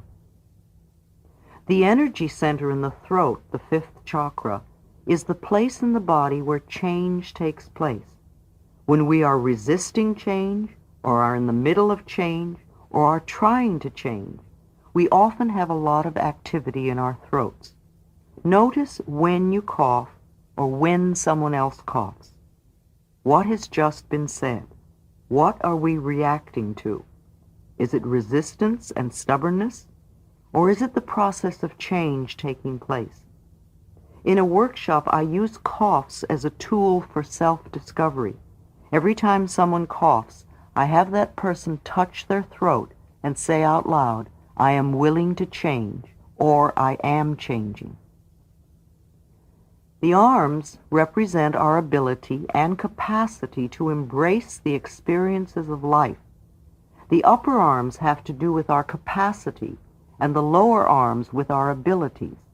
We store old emotions in our joints, and the elbows represent our flexibility in changing directions. Are you flexible about a changing direction in your life? Or are old emotions keeping you stuck in one spot? Hands grasp, hands hold, hands clench. We let things slip through our fingers. Sometimes we hold on too long. We are handy, tight-fisted, open-handed, penny pinchers, butterfingers. We give handouts. We can handle ourselves, or we can't seem to handle anything. We put a handle on something. It's hands down, hands off, hanky-panky. We give someone a hand, our hand in hand.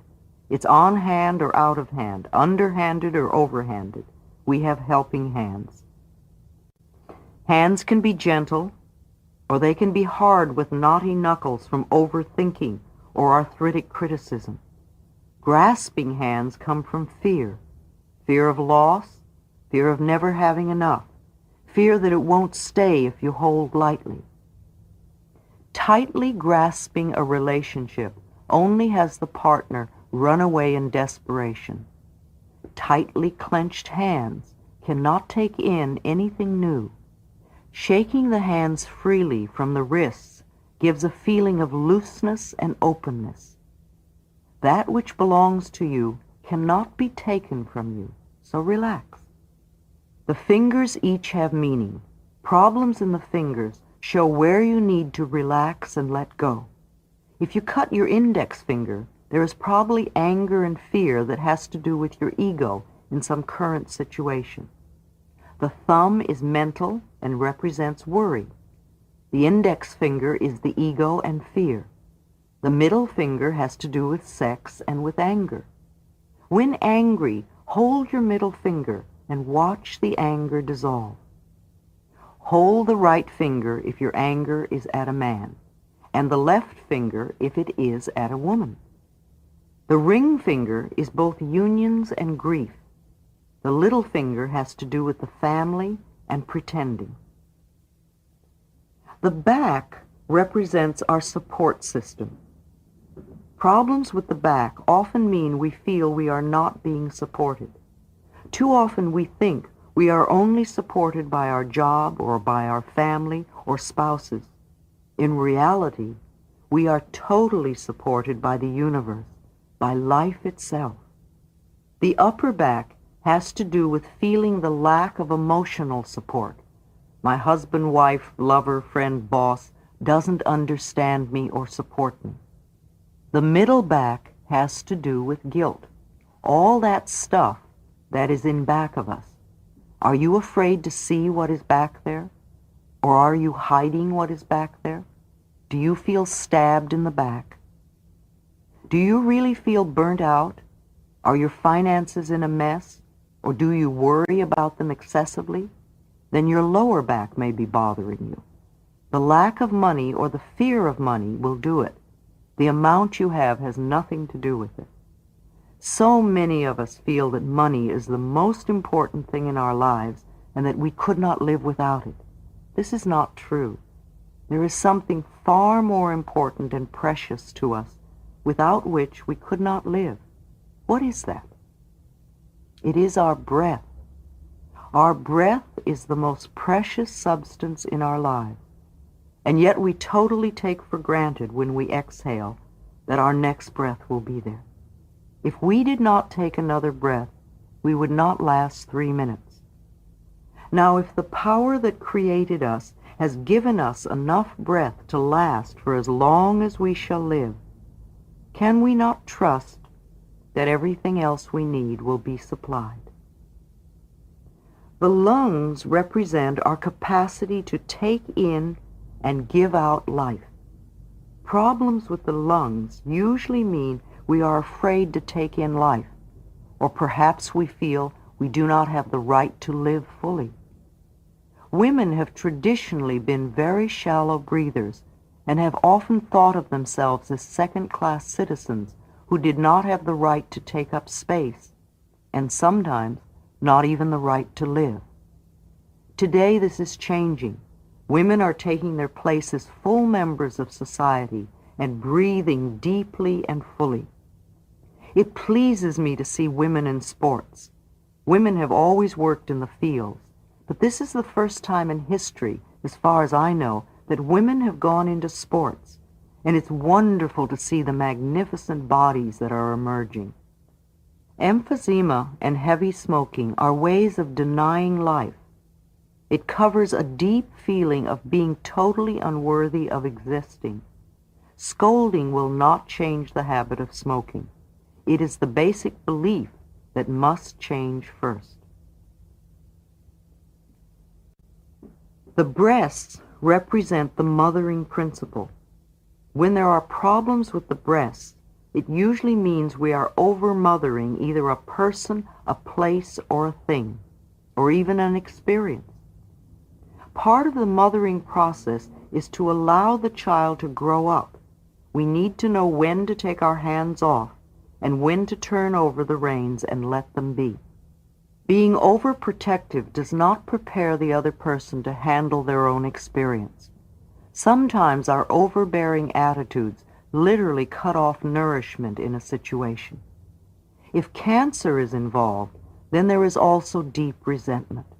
Release the fear and know the intelligence of the universe resides in each of us. We need to nourish ourselves.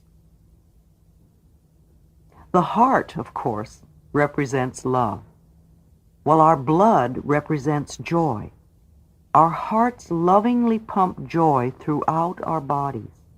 When we deny ourselves joy and love, the heart shrivels and becomes cold. As a result, the blood gets sluggish and we creep our way to anemia, angina, and heart attacks. The heart does not attack us. We get so caught up in the soap opera and dramas we create that we often forget to notice the little joys that surround us. We spend years squeezing all the joy out of the heart, and it literally falls over in pain. Heart attack people are never joyous people. If they do not take the time to appreciate the joys of life, they will just recreate another heart attack in time. Heart of gold, cold-hearted, open heart, black heart, loving heart, warm-hearted. Where is your heart? The stomach digests all the new ideas and experiences we have. What or who can't you stomach? What gets you in the gut? When there are stomach problems, it usually means we don't know how to assimilate new experiences. We are afraid. When commercial airplanes first became popular, getting inside a big metal tube that would carry us safely through the sky was a new idea we found hard to assimilate. And at every seat there were throw-up bags, and most of us were using them. We would use our little barf bags as discreetly as we could, wrap them up, and hand them to the stewardess, who spent a lot of her time running up and down the aisles collecting them. Now it is many years later, and though the bags are still at every seat, they are seldom used. We have assimilated the idea of flying. Ulcers are tremendous fear of not being good enough. We fear not being good enough for a parent, but mostly not being good enough for a boss.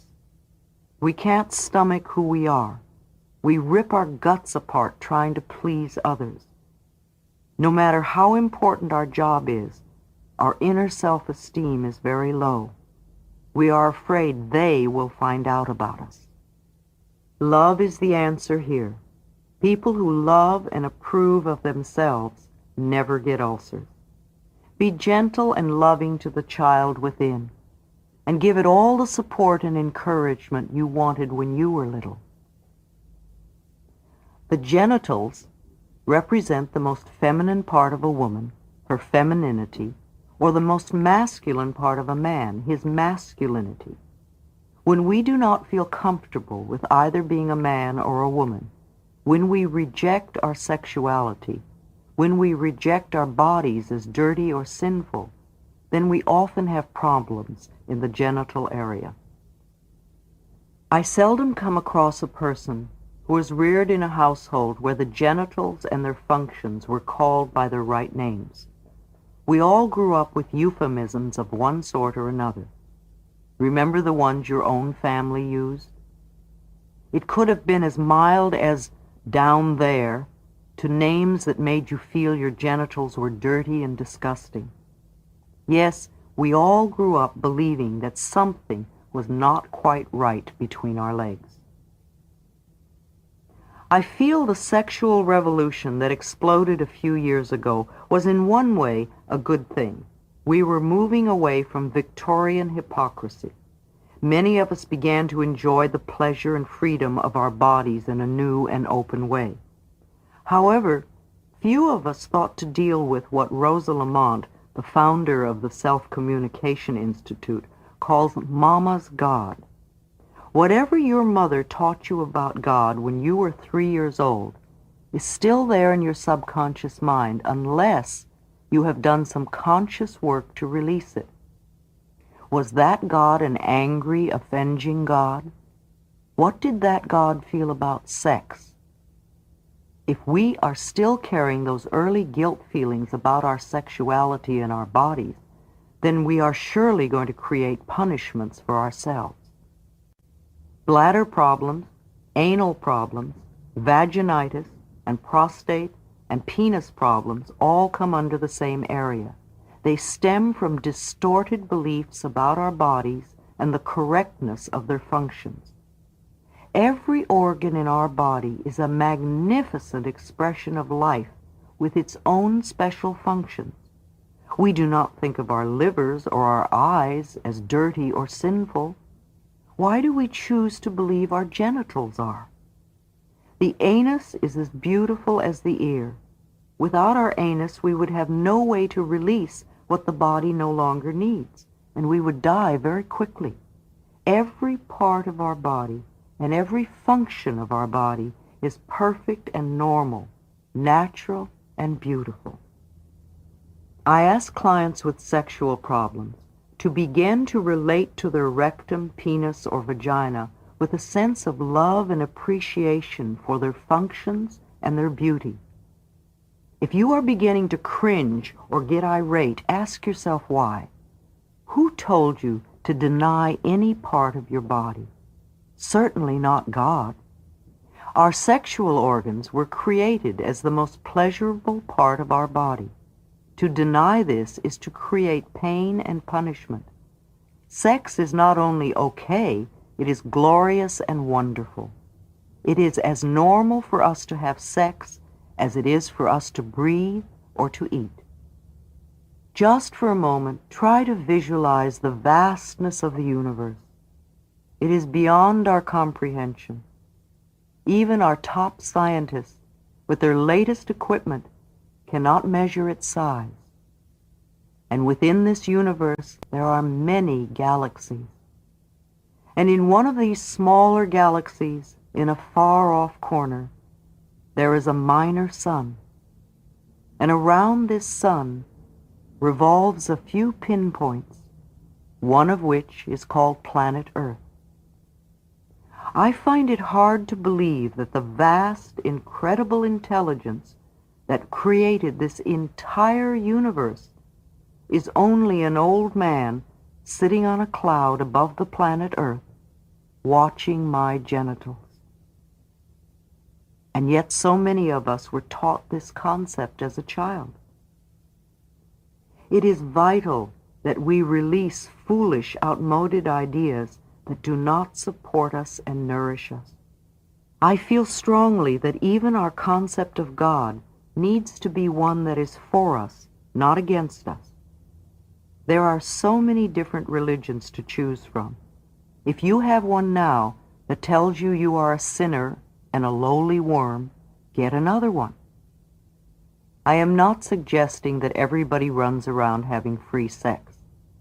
I am saying that some of our rules do not make sense, and that is why so many people break them and become hypocrites. When we remove sexual guilt from people and teach them to love and respect themselves, then they will automatically treat themselves and others in ways that are for their highest good and greatest joy. The reason we have so many problems with our sexuality is because many of us have self-hatred and self-disgust, and so we treat ourselves and others badly.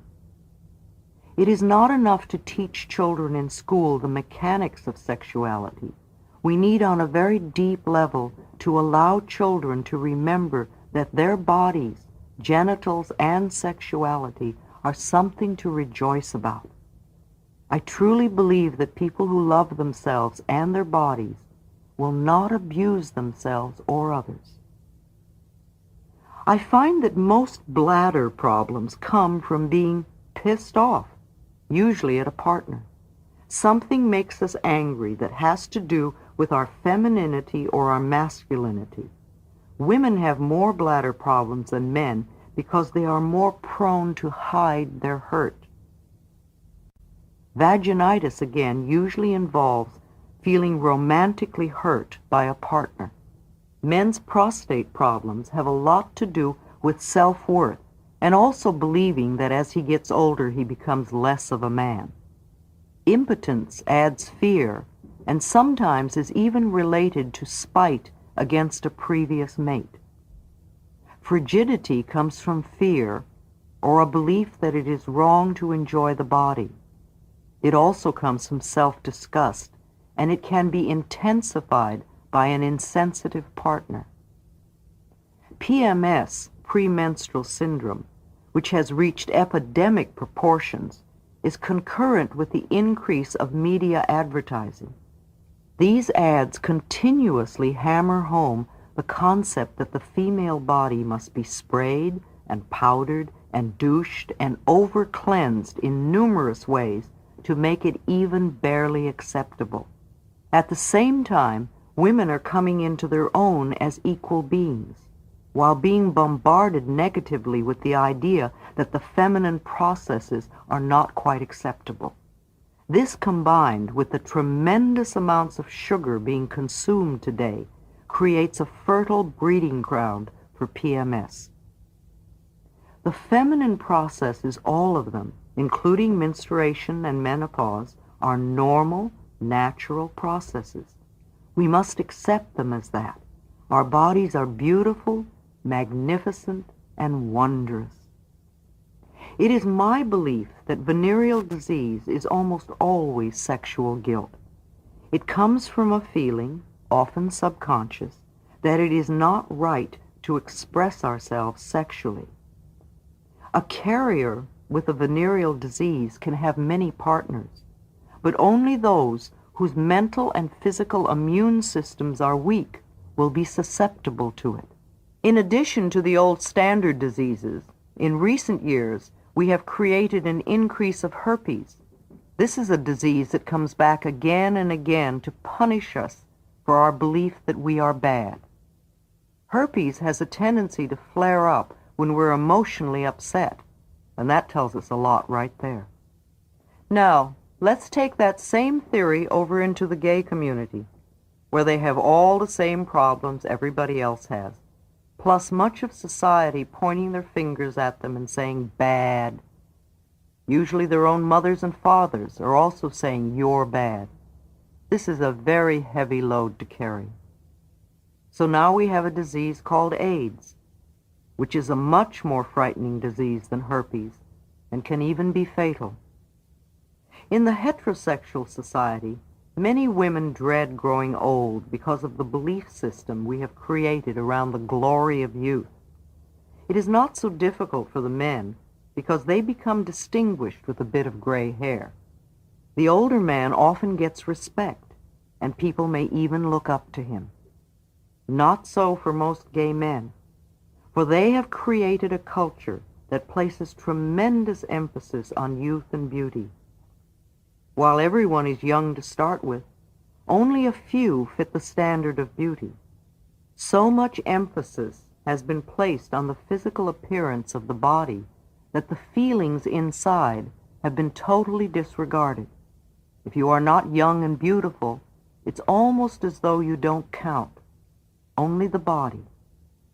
This way of thinking is another way of saying gay is not good enough. Because of the ways gay people often treat other gays, the experience of getting old can be something to dread. It is almost better to die than to get old. And AIDS is a disease that often kills. Too often gay men feel that when they get older, they will be useless and unwanted. It is almost better to destroy themselves first, and many have created a destructive lifestyle. Some of the concepts and attitudes that are so much a part of the gay lifestyle, the meat rack, the constant judging, the refusal to get close to another, etc., are monstrous, and AIDS is a monstrous disease. These sorts of attitudes and behavior patterns can only create guilt on a very deep level, no matter how much we may camp.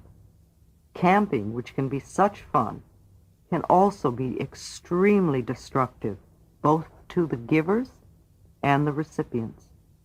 It's another way of avoiding closeness and intimacy. In no way am I trying to create guilt for anyone.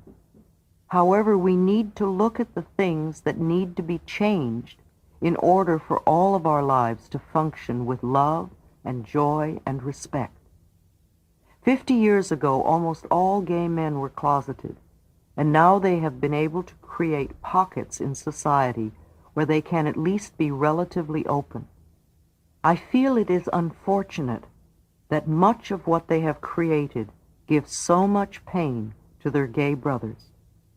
While it is often deplorable the way straights treat gays, it is tragic the way many gays treat other gays. Men traditionally have always had more sexual partners than women, and when men get together, of course there will be a great deal more sex. That's all fine and good. However, some men like having lots of partners to satisfy their deep need for self-esteem rather than for the joy of it. I do not believe there is anything wrong with having several partners when safe sex is practiced. However, if we need several partners in a day just to prove our self-worth, then we are not coming from a nourishing space, and we need to make some mental changes. This is a time for healing, for making whole, not for condemnation. We must rise out of the limitations of the past. We are all divine, magnificent expressions of life, and let us claim that now. The colon represents our ability to let go, to release that which we no longer need. The body, being in the perfect rhythm and flow of life, needs a balance of intake, assimilation, and elimination. It is only our fears that block the releasing of the old. Even if constipated people are not actually stingy, they usually do not trust that there will ever be enough. They hold on to an old relationship that gives them pain. They are afraid to throw out clothes that have been in the closet for years because they might need them someday. They stay in a stifling job or never give themselves pleasure because they must save for that rainy day. We do not rummage in last night's garbage to find today's meal. Learn to trust the process of life always to bring you what you need. Our legs carry us forward in life. Leg problems often indicate a fear of moving forward or a reluctance to move forward in a certain direction. We run with our legs, we drag our legs, we pussyfoot, we are knock-kneed, pigeon-toed, and we have big, fat, angry thighs filled with childhood resentments. Not wanting to do things will often produce minor leg problems. Varicose veins represent standing in a job or a place we hate. The veins lose their ability to carry joy. Knees, like the neck, have to do with flexibility, only they express bending and pride and ego and stubbornness. Often when moving forward, we are fearful of bending, and we become inflexible. This stiffens the joints. We want to move forward, but we do not want to change our ways. This is why knees take so long to heal. Our ego is involved, and we get our pride and our self-righteousness involved. The next time you have a knee problem, ask yourself where you are being self-righteous, where you are refusing to bend. Drop the stubbornness and let it go. Life is flow, life is movement, and to be comfortable, we must be flexible and move with it. A willow tree bends and sways and flows with the wind, and is always graceful and at ease with life. Our feet have to do with our understanding of ourselves and of life, past, present, and future. Many old people have a difficult time walking. Their understanding has been warped, and they often feel there is no place to go. Little children move on happy dancing feet. Elderly people often shuffle as if they were reluctant to move. Our skin represents our individuality. Skin problems usually mean we feel our individuality is being threatened somehow. We feel that others have power over us. We are thin-skinned. Things get under our skin. We feel skinned alive. Our nerves are right under our skin. One of the quickest ways to heal skin problems is to nurture yourself by saying in your mind, "I approve of myself," several hundred times a day. Take back your own power. Accidents are no accident. Like everything else in our lives, we create them. It is not that we necessarily say, "I want to have an accident," but we do have the mental thought patterns that can attract an accident to us. Some people seem to be accident-prone, and others go for a lifetime without ever getting a scratch. Accidents are expressions of anger. They indicate built-up frustrations at not feeling the freedom to speak up for oneself. Accidents also indicate rebellion against authority. We get so mad we want to hit people, and instead we get hit. When we are angry at ourselves, when we feel guilty, when we feel the need for punishment, an accident is a marvelous way of taking care of that. An accident is not our fault. An accident allows us to turn to others for sympathy and attention. We get our wounds bathed and attended to.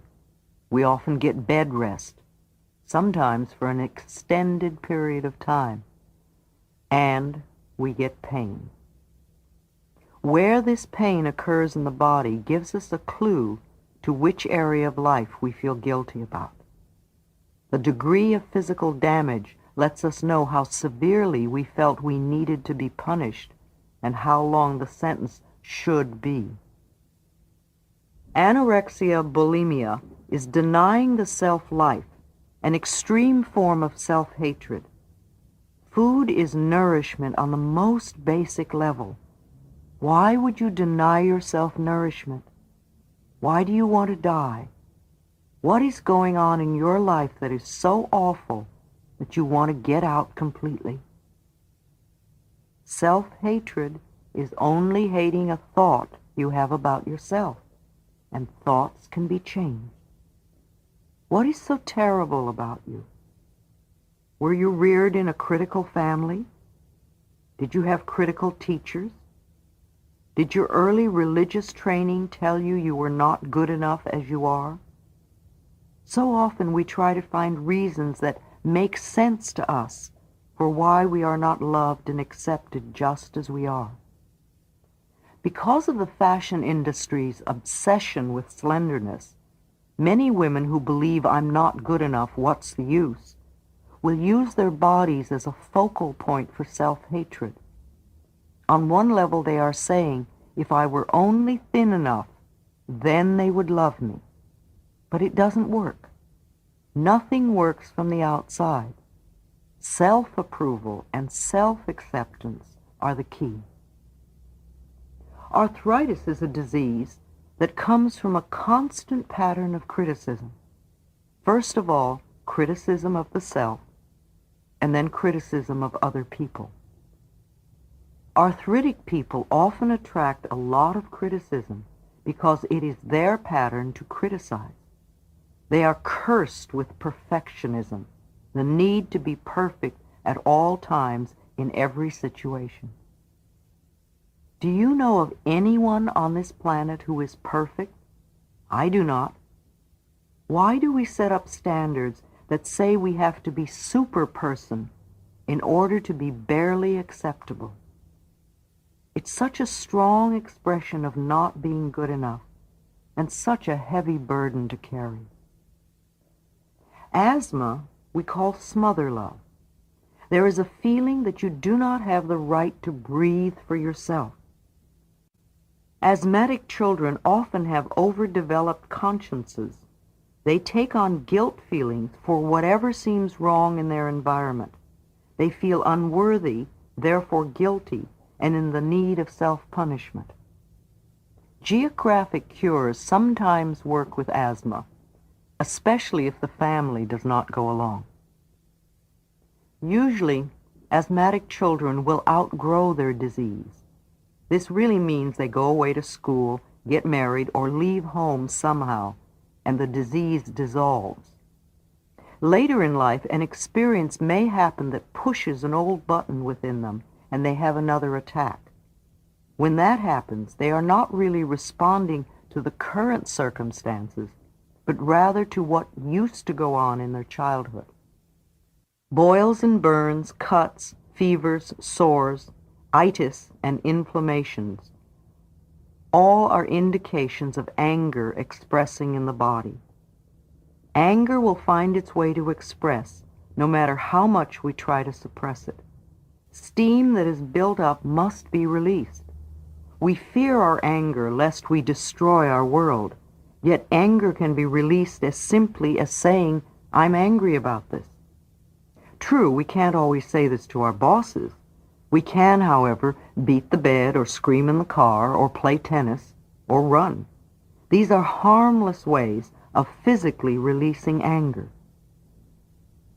Spiritual people often believe they shouldn't get angry. True, we are all working towards the time when we no longer blame others for our feelings.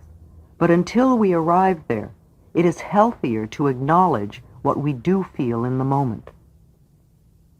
Cancer is a disease caused by deep resentment held for a long time till it literally eats away at the body. Something happens in childhood that destroys the sense of trust. This experience is never forgotten, and the individual lives with a sense of self-pity, finding it hard to develop and maintain long-term, meaningful relationships. Because of that belief system, life seems to be a series of disappointments. A feeling of hopelessness and helplessness and loss permeates the thinking, and it becomes easy to blame others for all our problems. People with cancer are also very self-critical. To me, learning to love and accept the self is the key to healing cancers. Overweight represents a need for protection. We seek protection from hurts, slights, criticism, abuse, sexuality, and sexual advances, from a fear of life in general and also specifically. Take your choice. I am not a heavy person, yet I have learned over the years that when I am feeling insecure and not at ease, I will put on a few pounds. When the threat is gone, the excess weight goes away by itself. Fighting fat is a waste of time and energy. Diets don't work. The minute you stop, the weight goes back up. Loving and approving of yourself, trusting in the process of life, and feeling safe because you know the power of your own mind make up the best diet I know of. Go on a diet from negative thoughts, and your weight will take care of itself. Too many parents stuff food in the baby's mouth, no matter what the problem is. These babies grow up to stand in front of an open refrigerator saying, "I don't know what I want," whenever there's a problem. Pain of any sort, to me, is an indication of guilt. Guilt always seeks punishment, and punishment creates pain. Chronic pain comes from chronic guilt, often so deeply buried that we're not even aware of what it is. Guilt is a totally useless emotion. It never makes anyone feel better, nor does it change a situation. Your sentence is now over, so let yourself out of prison. Forgiving is only letting go. Strokes are blood clots, congestion in the bloodstream in the area of the brain, cutting off the blood supply to the brain. The brain is the computer of the body. Blood is joy. The veins and arteries are channels of joy. Everything works under the law and the action of love. There is love in every bit of intelligence in the universe. It is impossible to work and function well without love and joy being experienced. Negative thinking clogs up the brain, and there is no room for love and joy to flow in its free and open way. Laughter cannot flow if it is not allowed to be free and foolish. It is the same with love and joy. Life is not grim unless we make it so, unless we choose to look at it in that way. We can find total disaster in the smallest upset, and we can find some joy in the greatest tragedy. It is up to us. Sometimes we try to force our life to go in a certain way when it's not for our highest good. Sometimes we create strokes to force us to go in a totally different direction, to reevaluate our lifestyle. Stiffness in the body represents stiffness in the mind. Fear makes us cling to old ways, and we find it difficult to be flexible. If we believe there is only one way to do something, we often find ourselves becoming stiff. We can always find another way to do things. Remember Virginia Satir and her 250 different ways to do dishes. Surgery has its place. It is good for broken bones and accidents, and for conditions beyond the abilities of a beginner to dissolve. It may be easier under these conditions to have the operation and concentrate all the mental healing work on seeing that the condition is not recreated. More and more each day, there are many wonderful people in the medical profession who are truly dedicated to helping humanity. More and more doctors are turning to holistic ways of healing, treating the whole person. Yet most doctors do not work with the cause of any illness. They only treat the symptom, the effect. They do this in one of two ways. They poison or they mutilate. Surgeons cut, and if you go to surgeons, they will usually recommend cutting.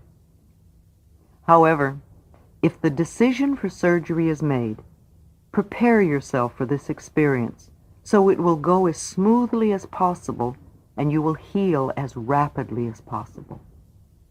Ask the surgeon and staff to cooperate with you in this. Surgeons and their staffs in the operating rooms are often unaware that even though the patient is unconscious, they are still hearing and picking up everything said on a subconscious level. With my own clients, I always suggest they affirm that every hand that touches me in the hospital is a healing hand and expresses only love. And the operation goes quickly and easily and perfectly. Another is, I am totally comfortable at all times. After the surgery, have some soft and pleasant music playing as much as possible and affirm to yourself, I am healing rapidly, comfortably, and peacefully. Tell yourself, every day I feel better and better. If you can, make yourself a tape of a series of positive affirmations. Take your tape recorder to the hospital and let these play over and over while you rest and recuperate. Notice sensations, not pain. Imagine love flowing from your own heart down through your arms and into your hands. And place your hands over the part that is healing and say to this place, I love you and I'm helping you to get well. Swelling of the body represents clogging and stagnation in the emotional thinking. We create situations where we get hurt and we cling to these memories.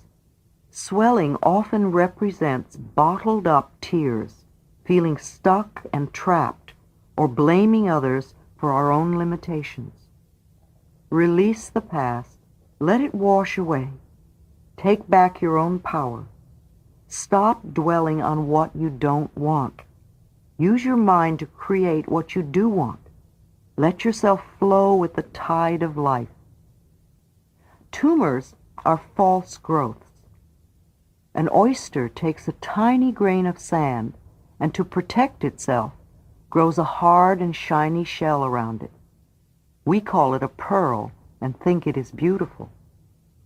We can take an old hurt and nurse it and keep pulling the scab off it, and in time we have a tumor.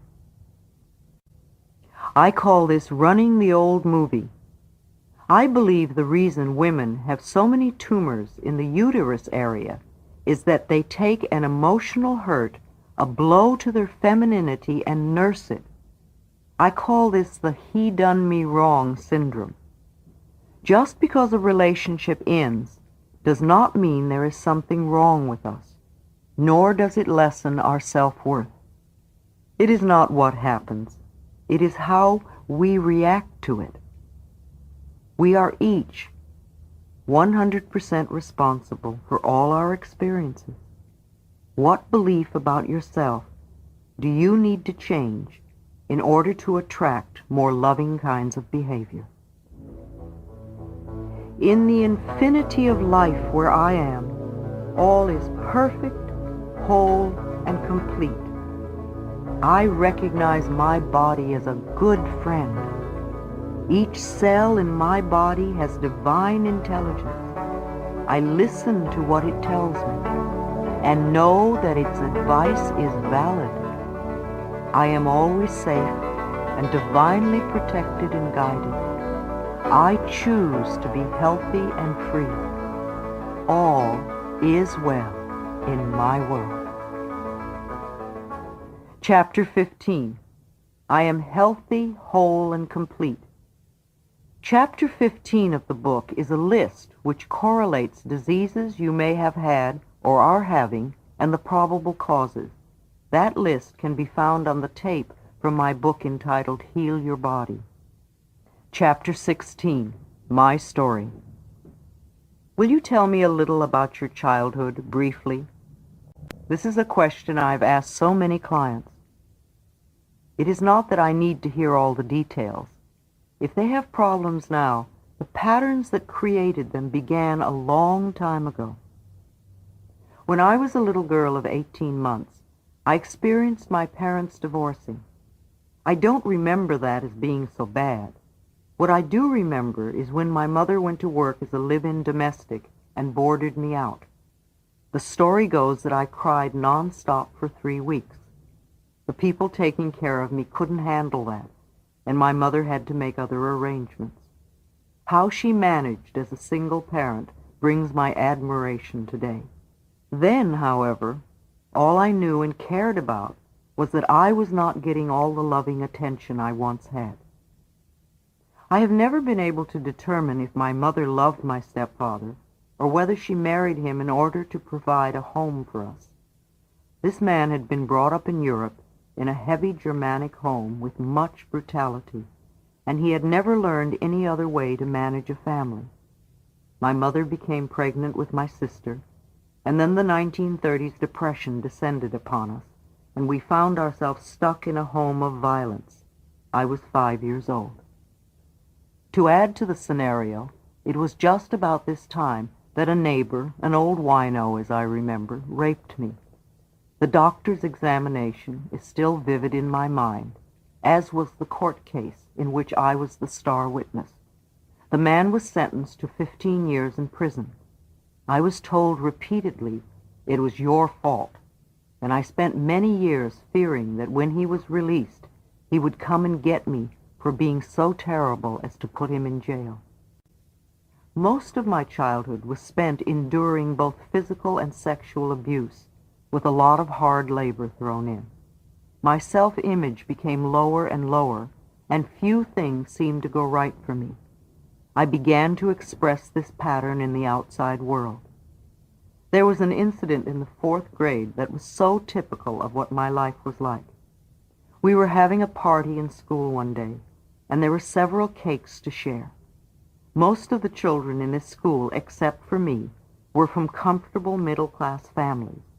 I was poorly dressed, with a funny bowl haircut, high-top black shoes, and I smelled from the raw garlic I had to eat every day to keep the worms away. We never had cake. We couldn't afford it. There was an old neighborhood woman who gave me 10 cents a week, and $1 on my birthday and at Christmas. The 10 cents went into the family budget, and the $1 bought my underwear for the year at the dime store.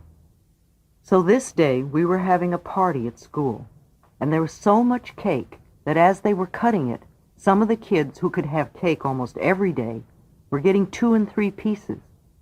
When the teacher finally got around to me, and of course I was last, there was no cake left, not 1 piece. I can see clearly now that it was my already confirmed belief that I was worthless and did not deserve anything that put me at the end of the line with no cake. It was my pattern. They were only being a mirror for my beliefs. When I was 15, I could not take the sexual abuse any longer, and I ran away from home and from school. The job I found as a waitress in a diner seemed so much easier than the heavy yard work I had to do at home. Being starved for love and affection, and having the lowest of self-esteem, I willingly gave my body to whoever was kind to me, and just after my 16th birthday, I gave birth to a baby girl. I felt it was impossible to keep her. However, I was able to find her a good, loving home. I found a childless couple who longed for a baby, and I lived in their home for the last 4 months, and when I went to the hospital, I had the child in their name. Under such circumstances, I never experienced the joys of motherhood, only the loss and the guilt and shame. Then it was only a shameful time to get over with as soon as possible. I only remember her big toes, which were unusual like mine. If we ever do meet, I will know for sure if I see her toes. I left when the child was 5 days old. I immediately went back home and said to my mother, who had continued to be a victim, "Come on, you don't have to take this any longer. I'm getting you out of here." And she came with me, leaving my 10-year-old sister, who had always been Daddy's darling, to stay with her father. After helping my mother get a job as a domestic in a small hotel and settling her into an apartment where she was free and comfortable, I felt my obligations were through.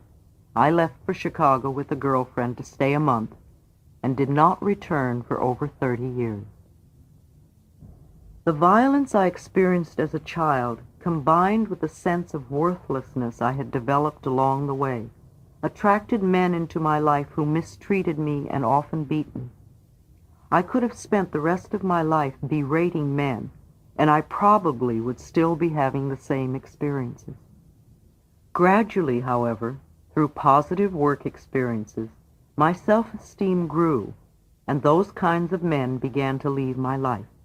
They no longer fit my old pattern of unconsciously believing I deserved abuse. I do not condone their behavior, but if it were not my pattern, they would not have been attracted to me. Now, a man who abuses women does not even know I exist. Our patterns no longer attract. After a few years in Chicago doing rather menial work, I went to New York and was lucky enough to become a high-fashion model. Yet even modeling for the big designers did not help my self-esteem very much. It only gave me more ways to find fault with myself. I refused to recognize my own beauty. I was in the fashion industry for many years. I met and married a wonderful, educated English gentleman. We traveled the world, met royalty, and even dined at the White House.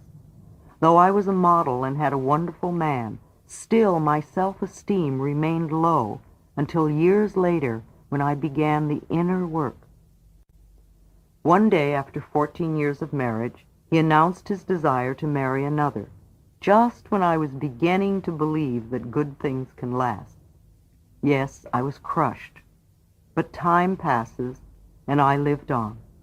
I could feel my life changing, and a numerologist one spring confirmed it by telling me that in the fall a small event would occur that would change my life.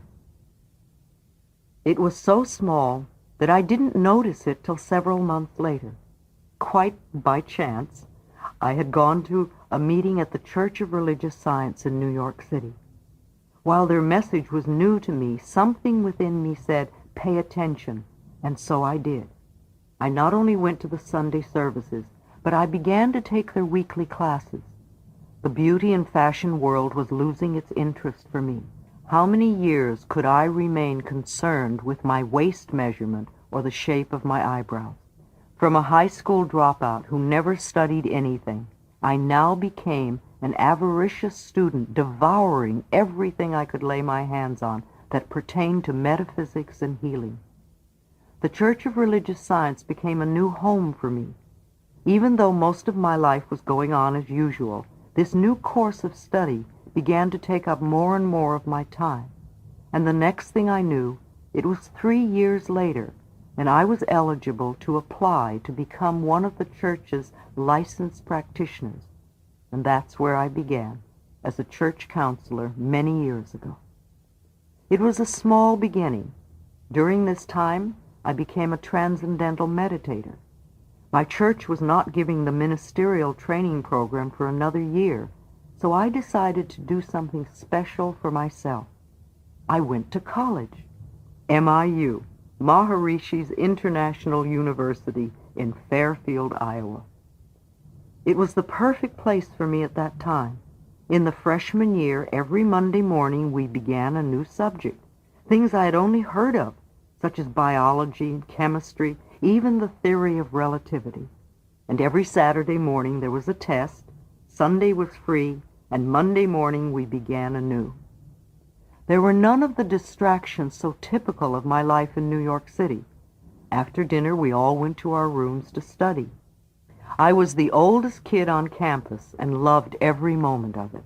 No smoking, drinking, or drugs were allowed, and we meditated 4 times a day.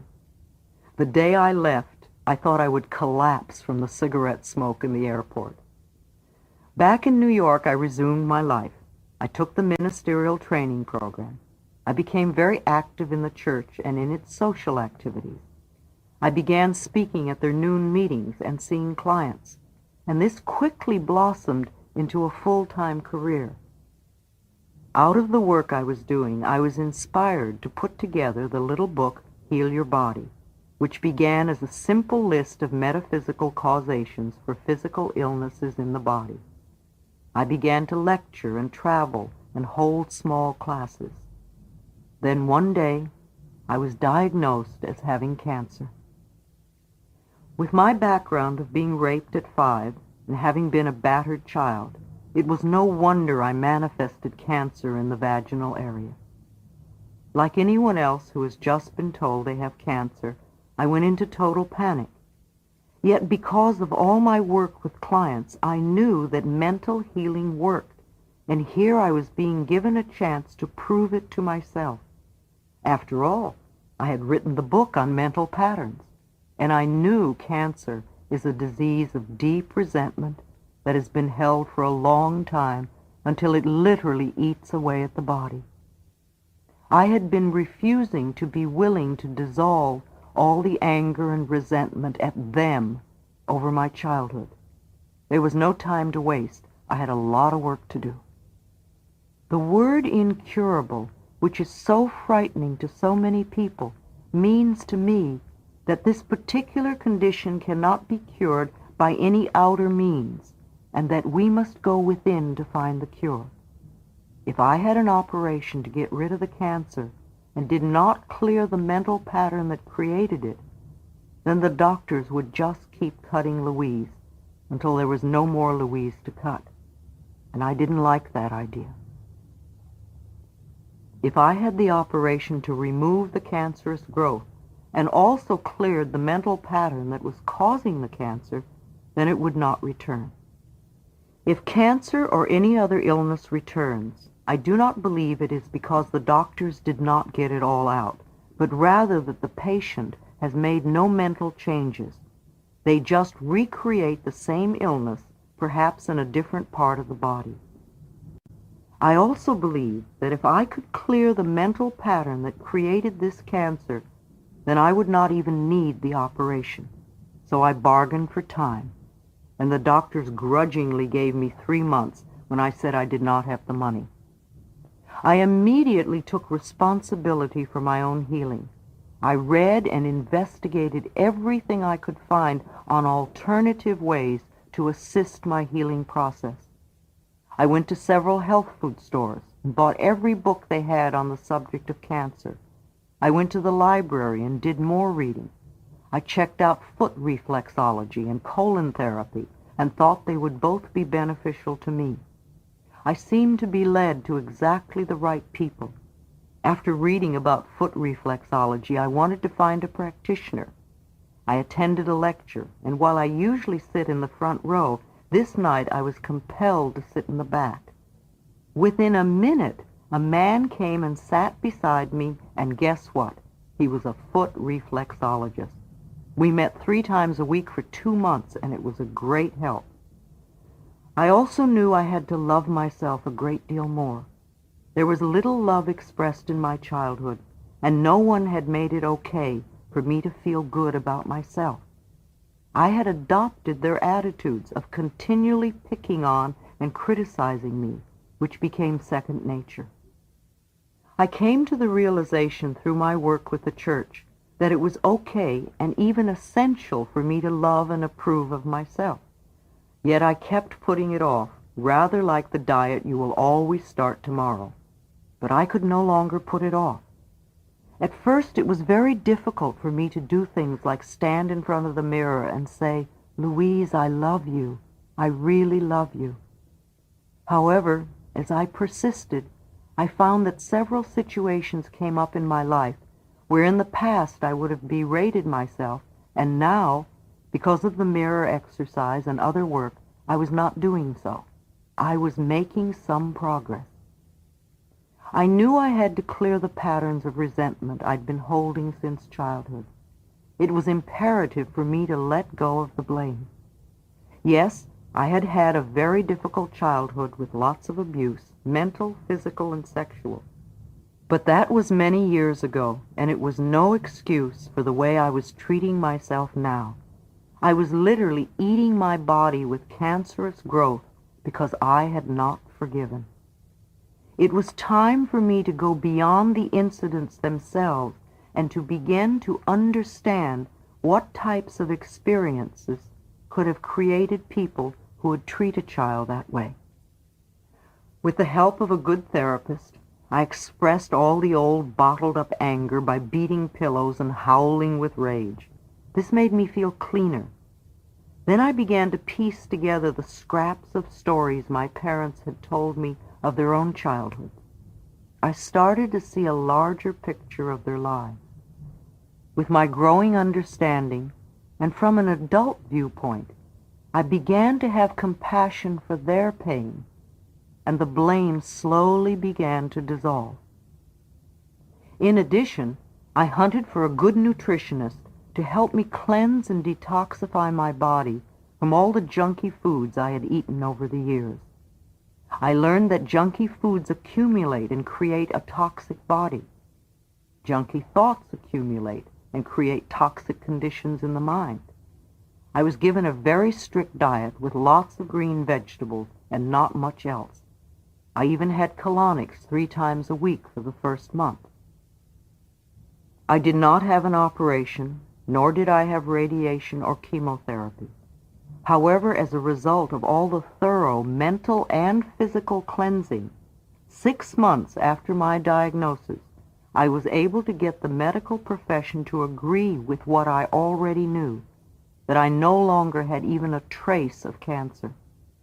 Now, I knew from personal experience that disease can be healed if we are willing to change the way we think and believe and act. Sometimes, what seems to be a big tragedy turns out to become the greatest good in our lives. I learned so much from that experience, and I came to value life in a new way.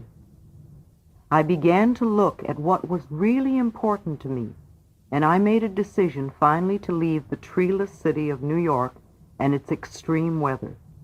Some of my clients insisted they would die if I left them, and I assured them I would be back twice a year to check on their progress, and telephones can reach everywhere. So I closed my business and took a leisurely train trip to California, deciding to use Los Angeles as a starting point. Even though I had been born here many years before, I knew almost no one anymore except for my mother and sister, who both now lived on the outskirts about an hour away. We had never been a close family, nor an open one, but still I was unpleasantly surprised to learn that my mother had been blind for a few years, and no one had bothered to tell me. My sister was too busy-ish to see me, so I let her be and began to set up my new life. My little book, Heal Your Body, opened many doors for me. I began to go to every New Age type of meeting I could find. I would introduce myself, and when appropriate, give out a copy of the little blue book. For the first 6 months, I went to the beach a lot, knowing that when I became busy, there would be less time for such leisurely pursuits. Slowly, the clients appeared. I was asked to speak here and there, and things began to come together as Los Angeles welcomed me. Within a couple of years, I was able to move into a lovely home. My new lifestyle in Los Angeles was a large jump in consciousness from my early upbringing. Things were going smoothly indeed. How swiftly our lives can change completely. One night, I received a phone call from my sister, the first call in 2 years. She told me our mother, now 90, blind and almost deaf, had fallen and broken her back. In one moment, my mother went from being a strong, independent woman to being a helpless child in pain. She broke her back and also broke open the wall of secrecy around my sister. Finally, we were all beginning to communicate. I discovered that my sister also had a severe back problem that impaired her sitting and walking, and which was very painful. She suffered in silence, and though she looked anorexic, her husband did not know she was ill. After spending a month in the hospital, my mother was ready to go home, but in no way could she take care of herself, so she came to live with me. Though trusting in the process of life, I did not know how I could handle it all, so I said to God, "Okay, I will take care of her, but you have to give me help, and you have to provide the money." It was quite an adjustment for both of us. She arrived on a Saturday, and the following Friday I had to go to San Francisco for 4 days. I could not leave her alone, and I had to go. And so I said, "God, you handle this. I have to have the right person to help us before I leave." And on the following Thursday, the perfect woman appeared and moved in to organize my home for me and my mother. It was another confirmation of one of my basic beliefs. Whatever I need to know is revealed to me, and whatever I need comes to me in divine right order. I realized it was lesson time for me once again. Here was an opportunity to clean up a lot of that garbage from childhood. My mother had not been able to protect me when I was a child. However, I could and would take care of her now. Between my mother and sister, a whole new adventure began. To give my sister the help she asked for presented another challenge. I learned that when I had rescued my mother so many years ago, my stepfather had then turned his rage and pain against my sister, and it was her turn to be brutalized. I realized that what started out to be a physical problem was then greatly exaggerated by fear and tension, plus the belief that no one could help her. So here was Louise, not wanting to be a rescuer, and yet wanting to give her sister an opportunity to choose wellness at this point in her life. Slowly the unraveling began. We progressed step by step as I strove to provide an atmosphere of safety while we explored various alternative avenues of healing. My mother responded very well. She exercised as best she could 4 times a day. Her body got stronger and more flexible. I took her to get a hearing aid, and she became more interested in life. In spite of her Christian Science beliefs, I persuaded her to have a cataract removed from one eye. What a joy for her when she began to see again, and for us to see the world through her eyes. She was so pleased to read again.